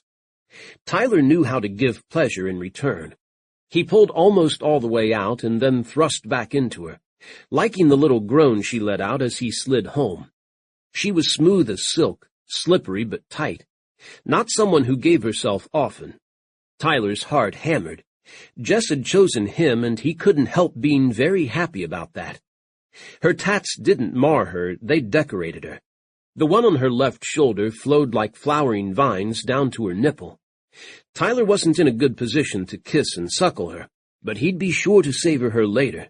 For now, being buried inside her was the best thing he'd experienced in a long time. Years. Condom notwithstanding. Not that Tyler had abstained for that long. His reputation was well known. But this was different. This was Jess. Jess's dark eyes glittered in the half-light, her face relaxing from the rigidity it had worn in the bar. There she'd been on her own against a bunch of bikers. She hadn't been afraid, just careful. Now she abandoned her cares, surrendered. Tyler thrust slowly into her, pausing only to kiss her. "You're beautiful," he said softly. He didn't know if she liked being talked to in bed, but he couldn't help it. "You're like sunshine." Sounded stupid, but again Tyler couldn't help it. "Sweet as honey." He licked across her lips. Jess's smile turned his heart inside out. She was laughing at him, but who cared? Tyler drew out and thrust in again, the rhythm taking over and erasing any more dumbass words. Jess held on to him, lifting to him as he slid in and out, her hips moving with his. Tyler had wanted to be here the minute she'd given him her assessing look in the bar. Jess had asked what she could get him, and he'd wanted to say, you. He would have regretted it forever if he hadn't done everything he could to be with her tonight. She was still the angel who'd picked him up when he'd fallen, only now she was lying beneath him, her dark hair spread across his pillow, her eyes languid as she loved him. Jess's hips rocked in time with his, her body locked to him, the pull of her wiping every thought in his head. He only knew her beauty and her squeezing tightness around his cock, her eyes on his, the welcoming glory of her body. It hadn't been like this in forever, never would again. Tyler knew that with all his heart, even as his body flushed, his heart pounded, and he let out a yell as his seed sprang from him. Jess cried out with him, the sound loosening something deep inside Tyler, a part of him he'd buried in a place he'd never wanted to open again. Jess was going crazy beneath him, her legs rising to lock around him, dragging him farther into her as she unashamedly shouted her coming. Then nothing mattered but her lips, her touch, and this amazing bliss. Tyler couldn't stop touching her. He lay on his side next to Jess, her body fitting into the curve of his arm. He'd gotten rid of the condom but brought another to the nightstand just in case. He wasn't sated by a long way, already hard again. For now he traced her tats and did what he'd dreamed of, closed his mouth over the velvet of her nipple and suckled. Jess ran unhurried hands through his hair as he tasted her, relaxed and unconcerned. Her little smile when he raised his head did something wild to his heart. He wanted to see her again. This night wouldn't be enough, no way in hell. Tyler would drive her home. He felt well enough to do that now, find out where she lived and get her phone number, travel up here as often as he could see her. "Tyler," Jess whispered. Her brows had drawn together, her face tensing again. Damn it, she was going to tell him it was time to go, that this wonderful night was over. Tyler touched her lips to silence her, and then slid his hand between her legs, connecting with the place that made her body go slack. He watched with satisfaction as he moved his fingers, and Jess's chest rose in a sharp breath of pleasure. He knew exactly how to make her feel good. Tyler let his fingers work their magic, coaxing her to give in to desire. Jess groaned as she lay back and let him. Tyler continued to touch her, taking his time, stroking the glorious heat of her until she cried out and half sat up. Her head went back, hair trailing across her shoulders, as she rose to his hand, jerking against his palm as though she could never get enough. When she collapsed to the bed and reached for him, her eyes wide with desperation, Tyler was ready, the condom conveniently near. He rolled onto her and slid inside, wanting her warmth, the two of them holding each other as they came together once more. It was a long time before they fell to the bed, panting, laughing. Tyler drew Jess close and kissed her parted lips, clinging to the precious moments before oblivion took them both. Jess woke with a gasp. Her cowboy was still wrapped around her, his arm heavy across her abdomen. Outside the room, a man and woman laughed together, passing on the balcony, the sound cut off by the slam of a distant door. Real life rushed back at her with the slap of a crumbling wave. Jess was flat on her back, naked, on a strange bed in a hotel room next to a man she'd just met. How long had she been asleep? She needed to get up and out of there, back to the bar, find her motorcycle and go home to Dominic, before Mrs. Alvarez, the sitter, grew furious with her. The woman had a life and couldn't stay with Dominic all night. Tyler let out a slow breath, and for a moment afterglow threaded through Jess's panic. The core of warmth inside her was nothing like she'd ever experienced. Tyler had made her feel wanted, treasured, though she knew damn well what this was, a one-night stand and nothing more. But what a stand! She had to go. She'd head to the hotel's front office and call a cab or one of those services that had people in the area pick you up and drive you where you needed to go. Jess tried to ease herself out from under Tyler's arm, but she might as well have tried to lift the whole bed. His strength hadn't diminished with sleep, and he wasn't waking up either. Worn out from his battle in the bar, plus his stunt show before that, Tyler was sleeping the sleep of the just. Dominic slept like that, knowing he was safe, no worries in the world. In the end, Jessica had to shove Tyler's arm hard and roll out from under him. She swung her legs over the side of the bed and stood up, trying to pull the clock around at the same time so she could read it. Her weak leg chose that moment to collapse, folding up under her to send her to the floor. Jess landed in a naked tangle next to the bed, a cry of frustration and pain escaping her lips. She lay there like a bug on her back, mortified and unable to move. Chapter 5.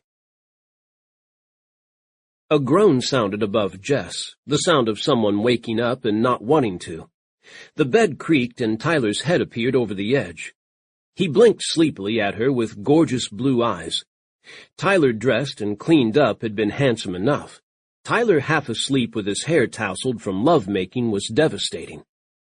Jess waited for him to burst into laughter or impatiently tell her to get up. He only stared blearily a moment before the bed rocked and Tyler's strong legs were next to her, his hands landing on her shoulders. "You okay?" "Yeah, Jess tried to get her legs under her, but they failed her again. Tyler lifted her before she could stop him. Jess landed against his chest, his arms supporting her, his strength incredible. He was covered with bruises, which she could see in the bathroom light's unforgiving glow. But he didn't seem to notice. His expression held concern for her. No disgust, no amusement. "I'm fine," Jess said breathlessly. "I need to go home. My son, his babysitter—" She tried to step away, but her left leg, always a problem, wasn't cooperating. Tyler caught her again as she started to fall. So this was what support felt like. Someone to catch her when she was off balance, to set her on her feet again, hold her until she was all right. Jess wished she could extend the metaphor to the rest of her life. "Don't worry, sweetheart," Tyler said in his sexy rumble. "I'll get you home." Jess drew a slow breath, trying to calm down. The more she panicked, the worse her pain and balance would be. "I guess you'd better call that cab," she said. "Nah, I'll drive you. If we can find our clothes." Tyler grinned, the slow, easygoing smile of a man not worried about much. "You can't drive," Jess said, some of her energy returning. "I had to bring you here, remember?"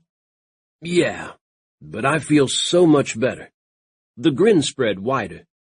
Jessica's entire body flushed. She stood unclothed against a man she'd met only a few hours ago. But she wasn't blushing about that. What made her shy was his allusion to the sex they'd just had. Their no-holds-barred, passion-filled sex. She'd gone at it with gusto, Jess, who always kept herself in reserve. Her reaction to Tyler had sent her inhibitions flying away on the wind, and she went hot at the memory of her complete abandon. Women must follow this man around, panting for even a small piece of him. In fact, it was weird he didn't have a date tonight. One not her, that is. He hadn't gone into the biker bar looking to pick up a woman. If he'd wanted a hookup, he could have gone to one of Dallas's popular cowboy bars, or a dance club where women wore as little as possible, and hoped to catch the eye of a rich, handsome man. Strange that Tyler had chosen that bar at all. But maybe he'd been looking for a little peace and quiet somewhere no one knew him. Jess remembered the emptiness in his eyes when he'd pulled her into his arms behind the bar. The flash had been incongruous and made her curious. She tried again to pry herself from Tyler's grasp. Nope, she wasn't going anywhere as long as he had his arms around her. Jess wished she didn't like the idea so much. "Don't worry about me," she said. "A cab will be fine." Tyler pressed a kiss to the top of Jess's head. "I'm sorry, but you're stuck with me, darling. I'm going to make sure you get home okay. I'm a gentleman like that." It didn't matter, Jess told herself. He'd drive her back to the bar, and that would be it. The sudden flood of sadness the thought brought almost made her fall again. "Only if you're sure you're all right," Jess said, attempting to sound severe. If you pass out while you're driving, I'm going to be mad at you." Tyler's laughter wrapped around her like a blanket.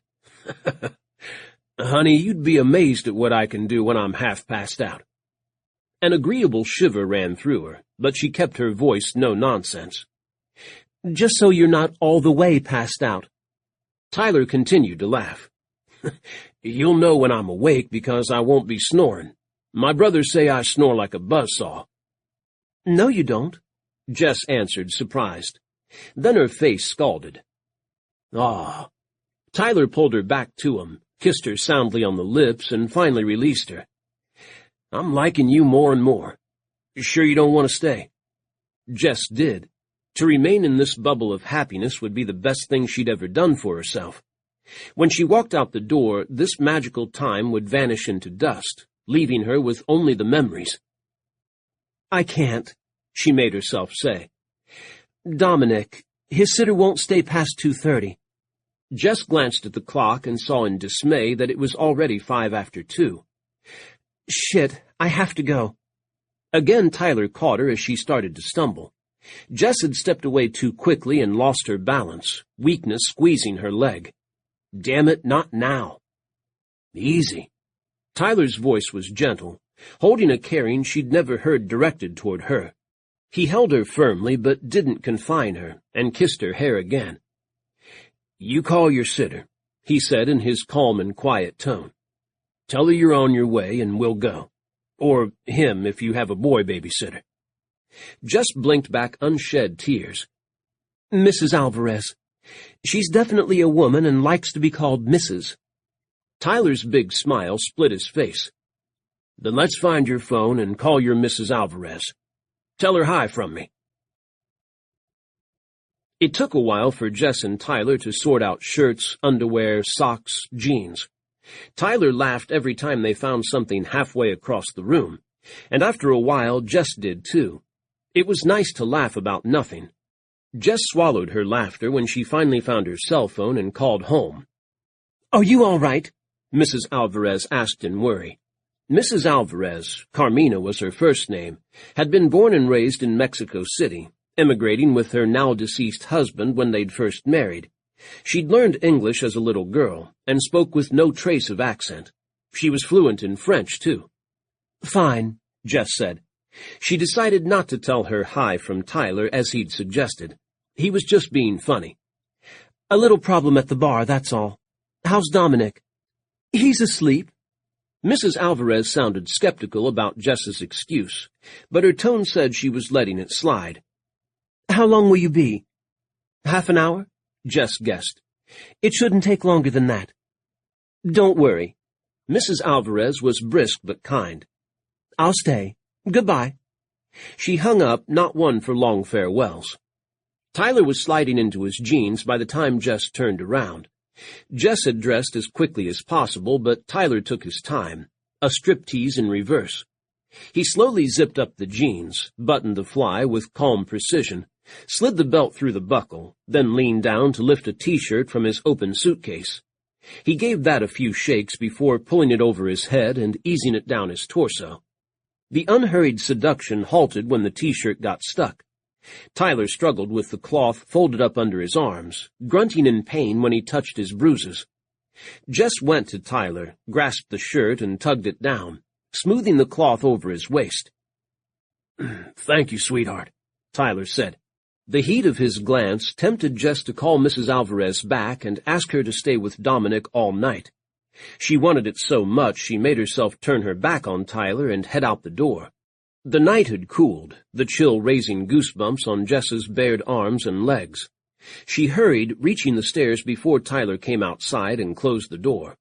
He caught up to her quickly, not seeming to mind that she'd bolted ahead, and descended the stairs behind her. Tyler also didn't seem to mind that she went down slowly, holding the handrail so she wouldn't fall. No impatience from him, no shoves, no sounds of frustration. Tyler steadied her as they turned the corner at the landing, his hand warming her cold arm. Only when they were halfway down the bottom set of steps did he stop and say, "Shit."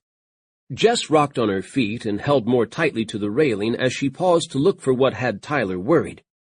3 large men strode across the parking lot, heading for the stairs. Jess's heart missed a beat before she realized they weren't Elijah and his gang. Not bikers at all, but cowboys, complete with hats. 2 had silhouettes and a way of walking so like Tyler's that Jess blinked. The other man moved differently, but was no less formidable. "Damn it, who let them out of their cages?" Tyler muttered. "Don't worry, sweetheart. Just ignore them." He didn't have to explain that the 3 men were his brothers.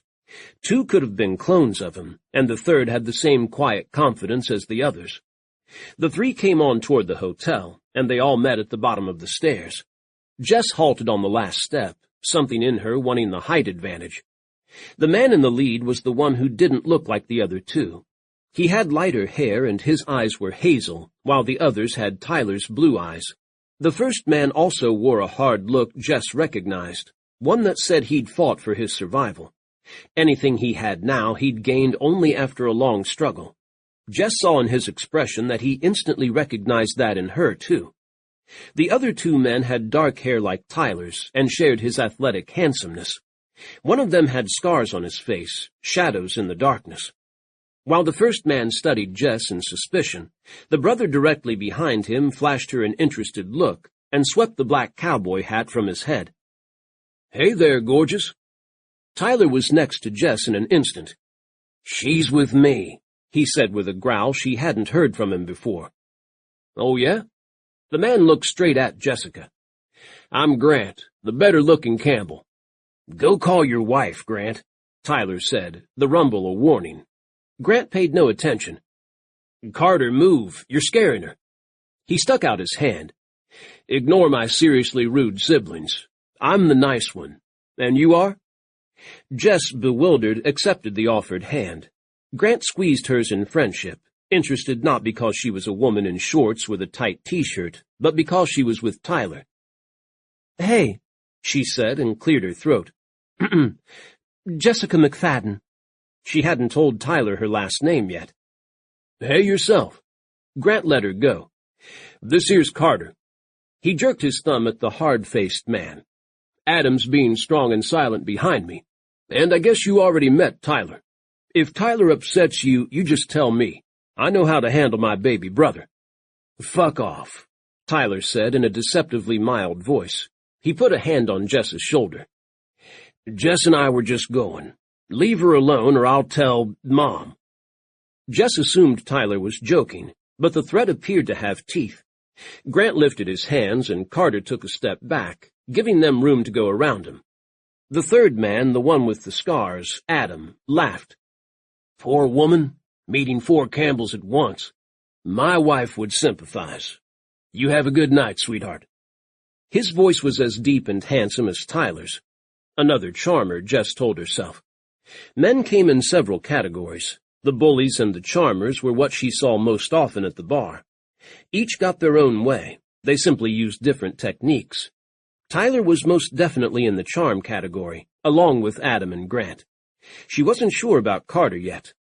Tyler put his hand on the small of Jess's back and steered her past his giant brothers. Jess wasn't small, but she felt insubstantial against these 4 cowboys. Only Carter hadn't spoken.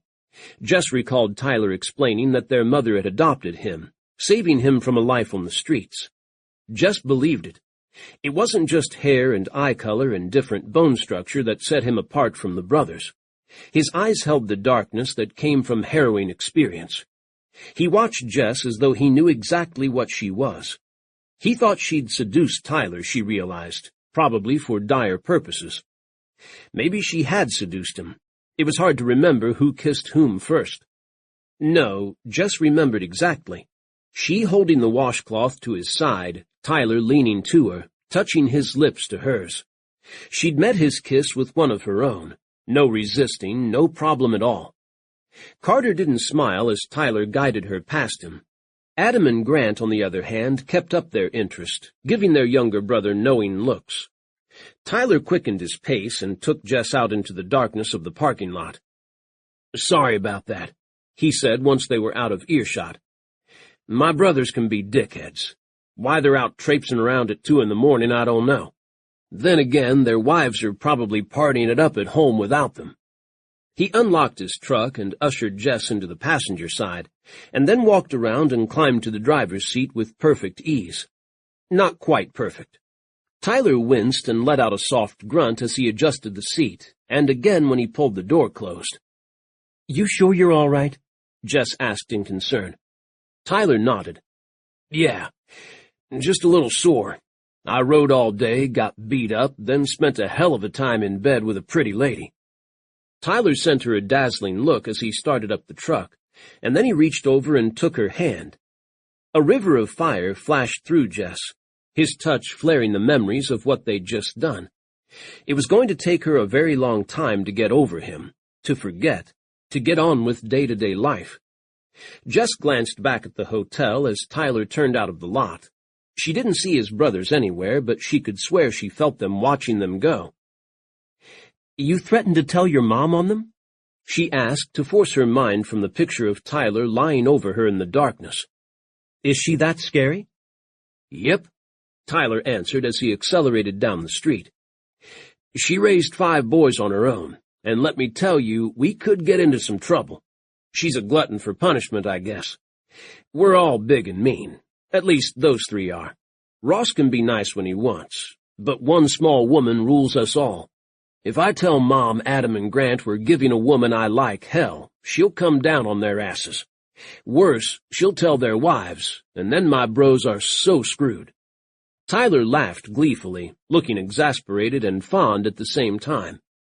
Jessica had learned what love truly was when Dominic had come along. She could hear the same kind of love in Tyler's voice, see it in his face. Her heart squeezed. "It sounds nice," she said, hearing the envy in her voice. "A big family." She'd never had much of one. "Sometimes," Tyler said. "Sometimes it's a serious pain in the ass. Where am I taking you, darling? Back for your bike or straight home?" "The bar for my bike," Jess answered without hesitation. She didn't trust Elijah not to return and mess with it if she left it too long. Then he'd offer to fix it for her for a price. "Got it." Tyler didn't ask for directions, but drove unerringly along to the correct exits, and then down back streets to the quieter area where the bar was located. The road to Brent's bar was mostly deserted this late, except for a wandering homeless guy or two. They were the only ones conspicuously around, that is. There'd be more people deep in the shadows, either doing business or simply waiting for the next thing to happen. Jess felt pretty safe here while the bar was open, but there was a reason she had found a house for herself and Dominic far from this neighborhood. The bar was shut down and dark by now, but Jess's motorcycle was there. Buddy had pulled it to the back door and hidden it in the shadows under a tarp, not obvious to roaming thieves. She'd have to thank him for doing that. Tyler pulled the truck close to the back door as Jess requested. Her heart thumped as he halted the pickup and set the brake. This was it. Time for goodbye. Tyler rested his hands on the steering wheel and said nothing, didn't even look at her. Coldness flooding her body, Jess popped the door handle and started to push open the door. A hand on her arm stopped her. Tyler was leaning to her now, his eyes glinting in the darkness. "Stay put. I'm taking you all the way home." "I can't leave my bike," Jess said quickly. "This truck is plenty big enough to carry it." He glanced around at the dark parking lot, not moving. "I don't like the thought of you riding home alone." "Like I do every night of my life?" Jess tried to laugh. "I'm fine." Tyler shook his head. "Not with your friend Elijah on the loose. I don't want him taking his anger at me out on you." "Elijah is always like that," Jess said, hoping she sounded offhand. "I'm used to him." Tyler's eyes went tight, his expression hardening into determination. "That's it. I'm taking you home." He slid out of the truck with agility before she could say anything else, moving to the back to let down the tailgate. Jess jumped out, intercepting Tyler before he reached the bike. "You can't be picking up a motorcycle after you've been hurt," she said in a rush. "Who said I'm picking it up?" Tyler's words were easy. He removed the tarp over the bike, released the kickstand, and wheeled her beloved motorcycle to the back of the truck. Once there, he reached inside the bed and hit a few controls, and a lift lowered from the truck's bed. Jess caught the handlebars of the bike to help guide it. She needed to do something, but it was Tyler who competently pushed the motorcycle onto the narrow platform and then let the lift raise it into the truck. "We have to haul equipment sometimes," he explained as he settled the bike and retracted the lift. "Carter's and Grant's ideas can get complicated. Me, I just ride." The satisfaction with which he said the final words gave her another pang of envy. How wonderful it must be to work at something you loved, to make a living at it, not simply taking whatever job was available to make ends meet and hope it lasted. Tyler strapped down the bike and closed and locked the tailgate. He escorted Jess to the passenger door and helped her inside again, as though he wouldn't dream of leaving her to climb in alone. Charmer, she reminded herself. Didn't mean she couldn't enjoy being charmed, though. Tyler's hand on her elbow was nice. He boosted her in without Jess having to struggle at all. Tyler returned to the driver's seat once he'd shut her door and put the truck in gear. "Okay," he said without hurry. "Where to?" Chapter 6. Tyler liked that Jess directed him well away from this crappy neighborhood and north into more agreeable parts of the city. He didn't much understand why people lived in Dallas, with its endless traffic, mess of freeways and toll roads, and building after building. Offices, stores, apartment complexes, restaurants, row after row of them that ultimately all looked the same. He did understand about having to live where the jobs were, and blessed his fortune that he was born on a ranch and loved it. Tyler knew people from cities who were sure they'd die living in a small town. I mean, what do you do? He wondered if Jess would be like them, bored out of her mind and running the first chance she got. And why did Tyler think he'd even have the opportunity to find out? Jess lived in a house, it turned out, a small one-story home in a respectable enough neighborhood, front yards enclosed by chain-link fences so kids could play without running into the street. "This is me," Jess said, pointing.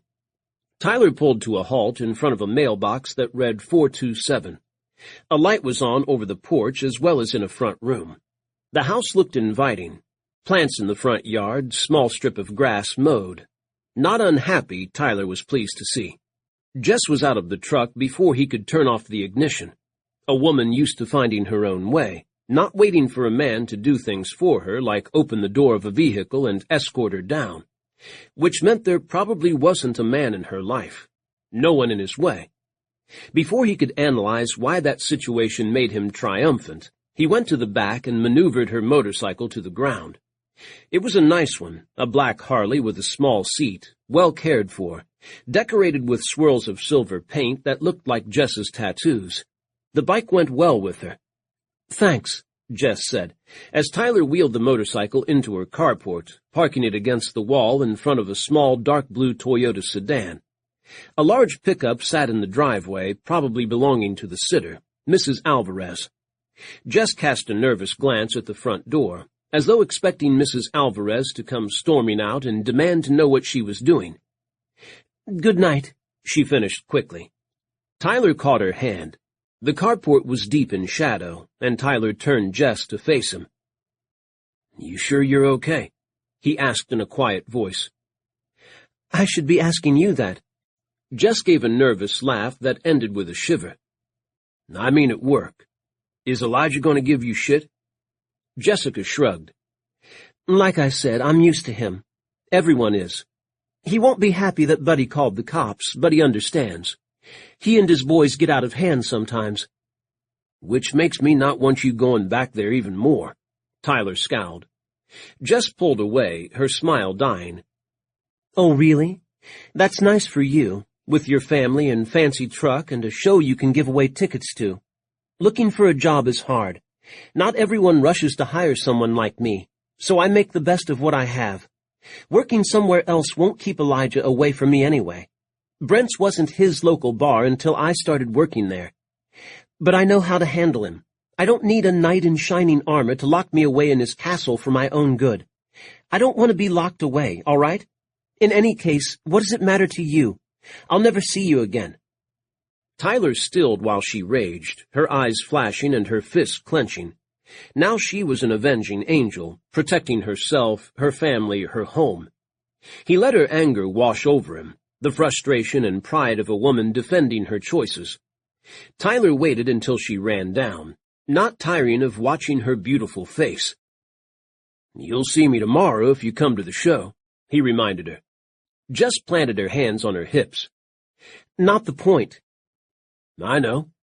Tyler fished his leather card case from his back pocket and extracted a pale rectangle from it. "This is me," he said. "I mean my ranch, with the phone number. If you need me, any time for anything, to clean out your carport or fix your plumbing or just to talk, you call that number. They'll find me." Jess stared at the card, though it was too dark to read it. Tyler expected her to throw it away and storm into the house, but she closed her fingers around it. "You can fix plumbing?" she asked, her voice faint, as though her anger had drained her strength. "No, but I know how to call someone about it. I just finished rebuilding my apartment. I know contractors all over Central Texas." He finished with a note of pride. Jess let out a long breath. "You're a shit." Tyler reached up to tip his non-existent hat. "So they tell me." His words were cut off by her kiss. Jess's body landed against his, her mouth crushing his in an abrupt but heartfelt and vastly sexy kiss. Tyler gathered her closer, gripping her hips as she dug her fingers into his shirt. The kiss went on, Tyler tasting the passion they'd shared, the goodness of her. The warm breeze of a Texas summer night wafted around them, bringing with it the scent of dust, wilted grass, and old-growth trees. He would have wrapped his arms around her, drawing the kiss out even more, but the sound of the front door opening made Jessica jerk back, bumping his lips as she broke the kiss. She stared at Tyler in wide-eyed panic a moment before pushing away from him. "Good night," she gabbled and rushed from the carport along the sidewalk to the front door. Tyler watched her long legs in the brief shorts, her hips moving as she ran in a somewhat shuffling gait. An indomitable woman, doing what it took to survive and protect her son. Another emotion added itself to Tyler's feelings for her. Admiration. "Good night," he said softly, as she disappeared into the house and slammed the door. Trying to ignore the hollow feeling in his heart, Tyler kissed his fingers to the front window, then made himself walk back to his truck, climb in, and drive away. His thoughts were troubled, his body hating him as he maneuvered through the uncaring traffic to the empty hotel room at the road's end. Mrs. Alvarez picked up the remote and switched off the television as Jess entered behind her. Jess leaned on the door she'd banged closed to get her balance, not to mention catch her breath. Mrs. Alvarez turned around to look at her. She was a tall woman, pleasantly ample. Large and strong, Mrs. Alvarez had the best posture Jess had ever seen. "Who was that man?" Mrs. Alvarez asked in her quiet voice. She had the uncanny knack of knowing everything that went on in Jessica's life. "Why did he have to drive you home?" "Fight at the bar." Jess pushed from the door and limped into the kitchen. She was hungry, and Mrs. Alvarez usually left something for her to warm up. "Chilaquiles in the fridge," Mrs. Alvarez said as she followed Jess. "Warm them up for 15 minutes in the oven at 350. Don't use the microwave. They'll dry out." "Elijah again?" "Who else?" "The man should be in prison," Mrs. Alvarez said with certitude. She was right, but Elijah was careful, keeping a good lawyer on retainer and making sure evidence of his crimes didn't lead back to him. "What did he do tonight?" "Picked on a cowboy," Jess said. "Except this cowboy is a stuntman. He held out for a long time against them and recovered fast." Jess busied herself taking the casserole of layered chicken, tortilla strips, cheese, and sauce out of the refrigerator and putting it in the cold oven, cranking it to 350. She never bothered with preheating. Hoping Mrs. Alvarez would drop the subject, Jess set the timer and left the kitchen for the short hall and Dominic's room at the end. The house she rented had 3 bedrooms, 2 good-sized ones and 1 little bigger than a walk-in closet, which was what it had become.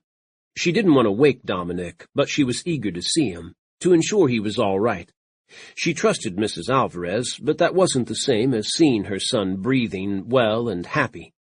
She opened the door quietly, her entire body going slack with relief to behold the lump under the blankets, the dark head on the pillow. Jess crept to the bed, intending to kiss Dominic and retreat, but he rolled over and looked at her wide awake. "What stuntman?" he demanded. "Did you meet him?" Of course Dominic would have heard every word and picked up on the one thing that interested him. Mrs. Alvarez arrived at the doorway. "Is that who drove you home?" "What is this, an interrogation?" Jess was exhausted, even after her nap in Tyler's bed. How wonderful that deep sleep in his arms had been. Both Dominic and Mrs. Alvarez gazed at her expectantly, and Jess lifted her hands in surrender. "Fine, fine. His name is Tyler Campbell. He's a cowboy with a stunt show going on at the Mesquite Rodeo grounds. He was stupid enough to go into Elijah's bar. He drove me home because I helped him, and he gave me tickets to his show tomorrow." She pulled the tickets from her back pocket, pleased they were still there. They hadn't gotten lost when she and Tyler had flung off their clothes. Jess held up the tickets, the name of the Mesquite Fairgrounds stamped on them, and realized they were expensive seats, entitling her to sit arena side.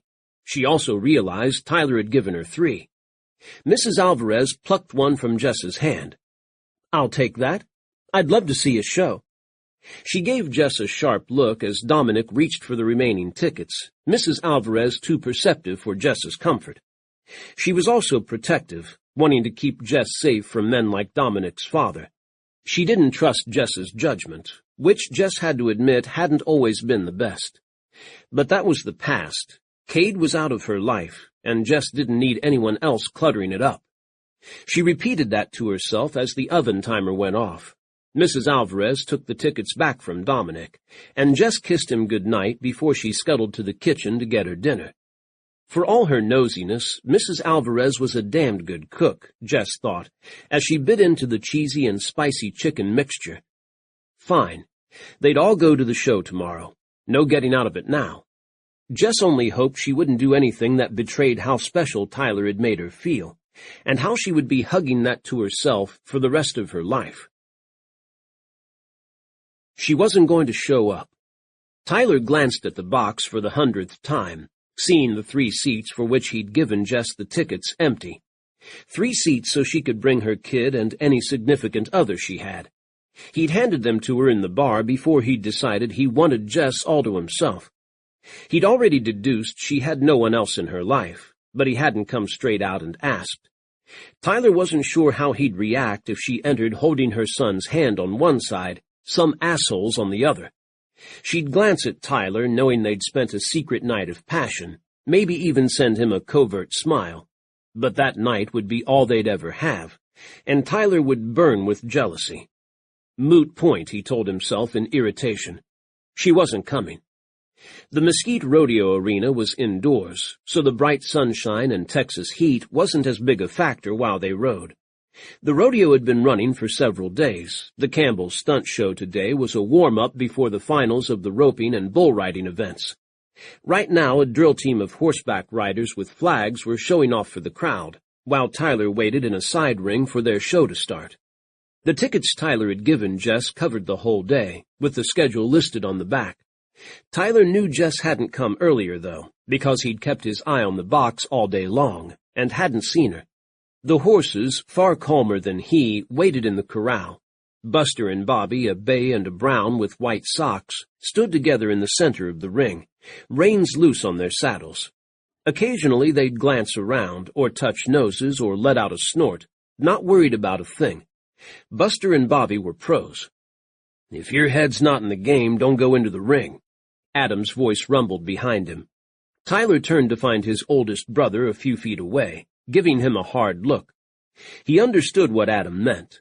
Though Tyler and his brothers trained until they could ride this show in their collective sleep, the unexpected could always happen.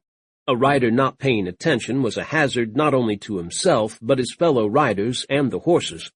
Adam bore scars on his face and down his neck from a bad accident involving a movie stunt gone wrong, which had nearly ended his career. Adam knew better than most how one simple screw-up could be disastrous. "I'm fine," Tyler said. Adam looked him up and down, knowing Tyler was full of shit. Adam, Grant, and Carter had been shut in their rooms by the time Tyler had returned to the hotel last night. Surprisingly, none of them had banged on his door to cross-examine him, and none had said anything about Jess this morning. Grant had given Tyler a knowing look when Tyler met them at the arena after breakfast, but so far they hadn't said a word. They weren't being nice, Tyler knew, or discreet, or respectful. They were saving up for later. "Seriously, Tyler, head in the show or don't ride," Adam repeated. "We can do this with just Carter." They always had a backup plan in case one of them got hurt or sick at the last minute. The show must go on. Tyler took another look at the ringside box near the middle of the arena. The seats remained empty and forlorn. Jess wasn't coming. Tyler would not see her again, and he'd go on living as he had before. Nothing had changed. Tyler squared his shoulders, gave Adam a nod to indicate he was all right. Adam shot him a skeptical look, but finally departed for his designated gate. The drill team went through their last maneuvers to much applause, and the ring cleared, a tractor whizzing through to rake over the churned-up dirt. Then the announcer excitedly proclaimed that the best Wild West show in Texas was about to begin. No one came to claim the seats in the box. Tyler checked his equipment one more time, making sure Buster hadn't let out his held breath to loosen the cinch, and prepared for his entrance. He mounted Buster and walked him out of the corral, leading Bobby, wondering why his mouth was as dry as the dust that coated the arena floor. Jess finally found the box in front. Actually, Dominic found it by bringing up a schematic of the arena complex on Jess's phone. The stunt show had already begun by the time they entered. She'd heard the announcer's voice soar, the thump of music and speakers, the roar of the crowd. It had taken them forever to get going this morning. Mrs. Alvarez had had a flat on her way over to the house and had to wait for a friend to come and help her fix it. She'd never call for a tow truck or a road service to help her. That wasn't her way. And anyway, that likely would have taken longer. Jess changed her mind 6 times about what to wear, finally settling on simple jeans and a short-sleeved top. She also dragged her feet because she wasn't sure she should go. Only Dominic's insistence got her out of the house at all. What would Tyler do when he saw her there? Give her a polite nod? Ignore her completely? Jess had made it clear she wasn't searching for anyone to take care of her, but he'd looked offended when she'd said it. She wouldn't mind being friends with Tyler, but she didn't think he was a man who wanted to be best friends with a woman. She had a feeling that with Tyler it would be all or nothing. She'd told him it would be nothing, so why would he be happy to see her? Her throat was tight as she and Dominic, with Mrs. Alvarez behind them, pushed their way down toward the ring, and finally dropped into the seats by the rail. 2 men on horseback were rushing around the ring, riding counter to each other, barely missing each other as they passed. The box was raised from the arena floor enough that they could look over the ring's rail, and positioned so they could see every corner. Jess's heart skipped a beat as one of the cowboys rode past, inches from her, the horse's hooves thudding in the dirt, but she realized at once the rider wasn't Tyler. The announcer confirmed it, blaring over the pulsing music. "Let's give a big Texas welcome to Adam Campbell." The crowd cheered as Adam stood in his stirrups and waved, his black duster coat and bandana around his neck flowing as he galloped toward the center of the ring. The moment he passed the center point, he threw himself off his horse, then caught himself by the saddle horn before he reached the ground. He hung onto the horse's side for several strides, feet straight out in front of him, before he flowed back up into the saddle. "Cool!" Dominic cried. "Mom, did you see that?" Adam continued around the ring while the announcer listed a long string of movies Adam had performed in, to Dominic's delight. He and Jess had seen most of them. "Sorry, ladies, he's taken," the announcer felt the need to say. "Now let's give a big Texas welcome to his brother Grant." Grant Campbell suddenly swung around in his saddle until he was riding backwards, waving both hands at the audience. Dominic snapped a picture with Jess's phone as Grant rode by. Grant saw Jess, recognized her, and saluted her before he was gone. Grant somehow flipped himself around to face forward again, and then he and Adam rode in complicated patterns around each other, while the announcer reeled off Grant's riding awards and the movies and television shows he'd been in. Grant and Adam did a few tricks, vaulting onto and off their horses, jumping from one horse to the other at the same time, or standing up on the saddles before dropping back down. It was breathtaking and scary, but they landed each time without slipping, their movements seemingly effortless. The crowd and Dominic loved it, but Jess impatiently scanned the gates at either end of the ring. Was Tyler out there somewhere? Would he even be in the show today, considering how hurt he'd gotten last night? It shouldn't matter, she told herself. Jess had come today to let Dominic have some fun. That was all. Mrs. Alvarez was enjoying it too, clapping and poking Jessica from time to time to say, "How did they do that? Oh, honey, this is fun." The music's rollicking beat abruptly took on a darker tone, and the announcer said worriedly, "Uh-oh, boys. Looks like trouble heading your way." The gates at both ends of the arena opened. Through one came a single cowboy riding low in the saddle, his bandana up to his eyeballs and his black hat pulled down. He crossed his hands and thrust them under his coat to draw out 2 pistols, which he aimed at Adam and Grant. Adam and Grant instantly broke apart from where they rode together, each racing to opposite ends of the ring. The new cowboy chased Adam, but Jess could see as he went by, close enough for her to touch, that he wasn't Tyler. It was Carter, with his flash of hazel eyes and a hard face, looking meaner than any real Wild West villain probably ever did. Dominic loved him, snapping pics as Carter rode by. Jess strained to see who, if anyone, would come through the other gate. Carter raced past the open gate, not even glancing at it. The instant he was clear, 2 more horses burst in, running close together, with a lone rider balancing on top of them, 1 foot on each saddle. His bandana covered his face, and his hat was black, and his long duster coat rippled behind him. The new cowboy twirled 2 6-guns that sparkled under the arena lights. Without missing a beat, he rode both his horses at his older brothers, ready to shoot them out of their saddles. Chapter 7. Jess knew the man was Tyler, knew it without a doubt. He had the agile awareness Jess had seen in him at the bar, in tune with every molecule of air around him. She remembered how he'd dropped and rolled when the fight had started, eluding his attackers, beating a few down so swiftly they were on the ground before they realized they'd been hit. Tyler rode straight at his brothers, moving with both horses as though he never noticed their uneven rhythm. Grant pulled out his prop gun and shot at Tyler, the boom of the pistol making Jess jump. Tyler dropped between the 2 horses instantly, but instead of falling, he, as Adam had, grabbed the saddle of one horse and hung off its side. The second horse shielded him from his brother's shots. Tyler sandwiched between the beasts, the horses running in step without crushing him. But any second Tyler could fall and be trampled, or the horses could run into each other, breaking his bones. Jess found her hand going to her mouth, her worry escalating. He'd been hurt last night. Tyler brought his feet down, using the contact with the ground to send him up into the saddle of the darker horse.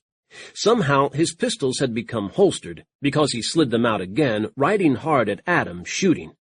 Adam ducked and dodged while the crowd oohed. The gunfight looked very real, except miraculously no bullets touched the horses or the brothers, and the horses didn't try to bolt. The announcer kept up a running commentary about Carter and Tyler, the bad guys, though he called them the Sutherland boys. He told the audience all about the horrible deeds they'd done, the homesteads they'd burned, the women they'd stolen, the men they'd robbed and killed. All part of the show, but Tyler and especially Carter looked the part. Tyler shook his fist or shot his gun every time the announcer revealed some of his villainy, to the delight of the crowd. Dominic ate it up. "Which one did you meet, Mom? Which one's Tyler?" Jess pointed him out, and Dominic said, "Cool," and clicked photos of him. The 4 men rode around one another, dodging bullets and each other by jumping off horses and springing back on, exchanging mounts, or grabbing the second horse Tyler had brought in and doing acrobatics on it. The horses were amazingly docile, but kept up their pace with spirit. While all the brothers seemed to defy gravity, Tyler had a lightness that went beyond that, He'd cartwheel over a horse on one hand, land precisely on his feet, and be out of the way of another running horse in the next instant. Jess bit back a scream as Tyler dove off a horse, right in front of Grant's oncoming mount. He rolled away from the horse's hooves a second before he would have been trampled. Instead of lying there catching his breath, Tyler sprang to his feet, vaulted onto the back of Adam's horse as it skimmed past, and started fighting Adam in the saddle. Music escalated as the show wound to its climax, a thumping beat that caught Jess and pulsed under her skin. Adam managed to push Tyler off his horse, Tyler landing in time to catch the saddle of one of his own horses and land on its back. The prop guns blazed, smoke filling the air. Carter at last was down, lying forward, limp on his horse's neck, as the animal raced around the ring. The two good guys closed in on Tyler. Jess held her breath as Tyler wove in and out between them, ducked behind his own horse, jumping onto his second horse, and finally rising to balance on both horses at once again. Tyler's feet were steady as his horses ran at Adam and Grant. It was his last stand. Adam and Grant rode straight for Tyler, a bizarre game of chicken on horseback. Just before they met, Tyler's horses split apart under him. Jessica gasped as Tyler went down, but at the last minute, he pulled himself up onto one horse, resting easily in the saddle. This allowed Grant to shoot him point blank. Tyler threw up his arms as blood burst out of his back and smeared itself on his chest. Jess found herself on her feet, a cry escaping her throat. The blood looked all too real. She squeezed the rail until her knuckles ached. Tyler collapsed, throwing his arms out dramatically as he fell backward onto his horse's rump. He lay there staring up at the arena's ceiling as the horse went around. Finally, Tyler slid all the way off the horse and landed in an unmoving heap on the arena floor. Grant blew smoke from his pistol, twirled it on his thumb, and thrust it into his holster, raising his fist at the crowd as they cheered. "And that was the end of the Sutherland boys," the announcer said in triumph. Jess did not like how still Tyler lay in the dirt. The cooling system sent a breeze wafting down that stirred the dust and tails of Tyler's coat.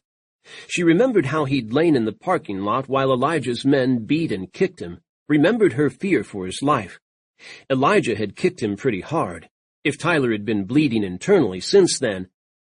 Grant glanced Tyler's way, his grin vanishing in a frown of concern. He rode to Tyler and dismounted. Jess watched, her hand frozen on the rail, her breath aching in her lungs. Dominic had quieted, and the crowd wound down to mutters. Adam wheeled his horse and trotted toward Tyler and Grant. Carter continued to play dead, lolling on his horse, which wove this way and that. Grant touched Tyler's shoulder, and Adam bent from the saddle to watch. Quicker than thought, Tyler rocked forward on his hands and pushed off the ground to flip to his feet. He spun and delivered Grant a roundhouse punch on the jaw. Grant's head snapped back, and he threw up his arms and went down. Carter suddenly came to life, rode at Adam and shot him out of the saddle. Adam landed hard to a collective "Oh!" of the crowd. "Whoa there!" the announcer yelled. "I told you those Sutherland boys were mean ones. Someone needs to stop them." The someones turned out to be small children on ponies. They raced in from the far gate, about a dozen boys and girls, who surrounded Carter and Tyler, their adorable ponies hemming them in. The audience laughed and cheered.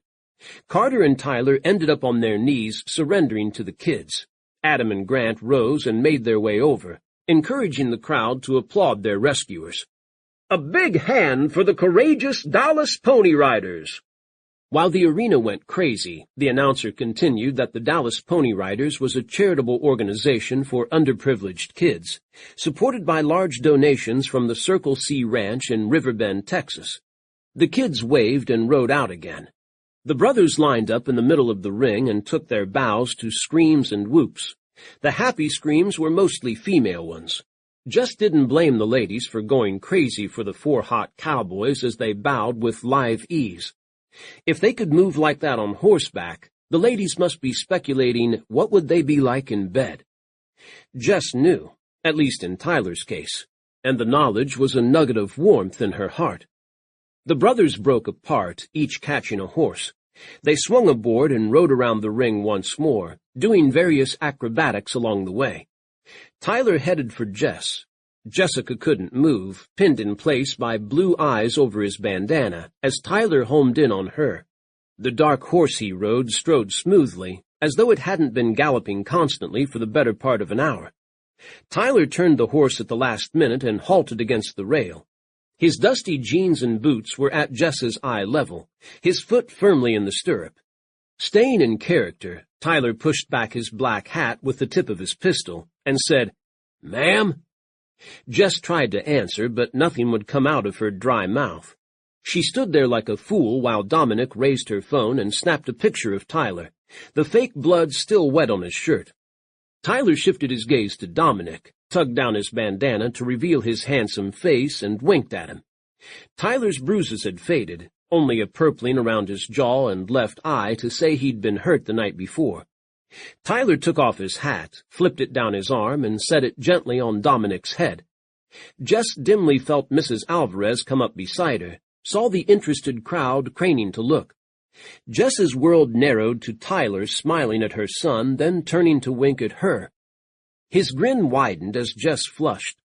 Without a word, Tyler swung his horse around and raced after his brothers, who were disappearing out of the gate, Carter leading the extra horse. Tyler waved behind him to more cheering. Then he rode out the gate and was gone. The music eased down to a distant thumping, and the crowd, released, started to drift away, either leaving for the day or taking a break before the next event. Jess remained at the rail, frozen in place from the dazzling smile Tyler had sent her. He hadn't worn the look of a man bored with a woman because he'd gotten what he wanted, or annoyed that she'd pushed him away. He looked more like, well, Jess wasn't sure what. She also wasn't certain what to do now. Before she could suggest they go home, Dominic said, "Can I meet him? Come on, Mom, please." Mrs. Alvarez was clearing their seats, picking up the miniature motorcycles Dominic insisted on carrying around with him and Jess's purse. Jess expected her to gently but firmly quash Dominic's hopes, but Mrs. Alvarez said briskly, "I don't see why not. You need to be careful around the horses, both of you." Jess stopped herself saying, "Yes, ma'am." Dominic nodded, holding Tyler's big hat on his head as though fearing someone would take it from him. Jess rescued her phone and let Mrs. Alvarez shepherd them out of the box and into the flow of people leaving the stands. They made their way to the end of the indoor arena where Tyler had ridden out of the gate and went outside, but Jess didn't know where he would go after that. The corrals and stables for the horses and cattle were separate from the arena, and she imagined no one would let people randomly walk among the animals. The problem was solved when she spied Tyler lounging at a temporary fence that separated the arena from the parking area for horse trailers and RVs. Whether he waited for her specifically, Jess couldn't tell. He was signing autographs and posing for pictures with kids and excited young women. One woman insisted her friend take a picture of her kissing Tyler's cheek. Tyler agreed, the knockout smile he gave both women tearing a hole in Jessica's heart. "Why do I care?" Jess wondered, irritated with herself. "We're not dating, engaged, married, or in any kind of relationship at all. We were two people passing in the night." Even so, something burned in her chest as the woman's friend turned to Jess as she approached and said, "Hey, will you take a picture of both of us with him?" Tyler's face reddened, but the showman in him didn't fade.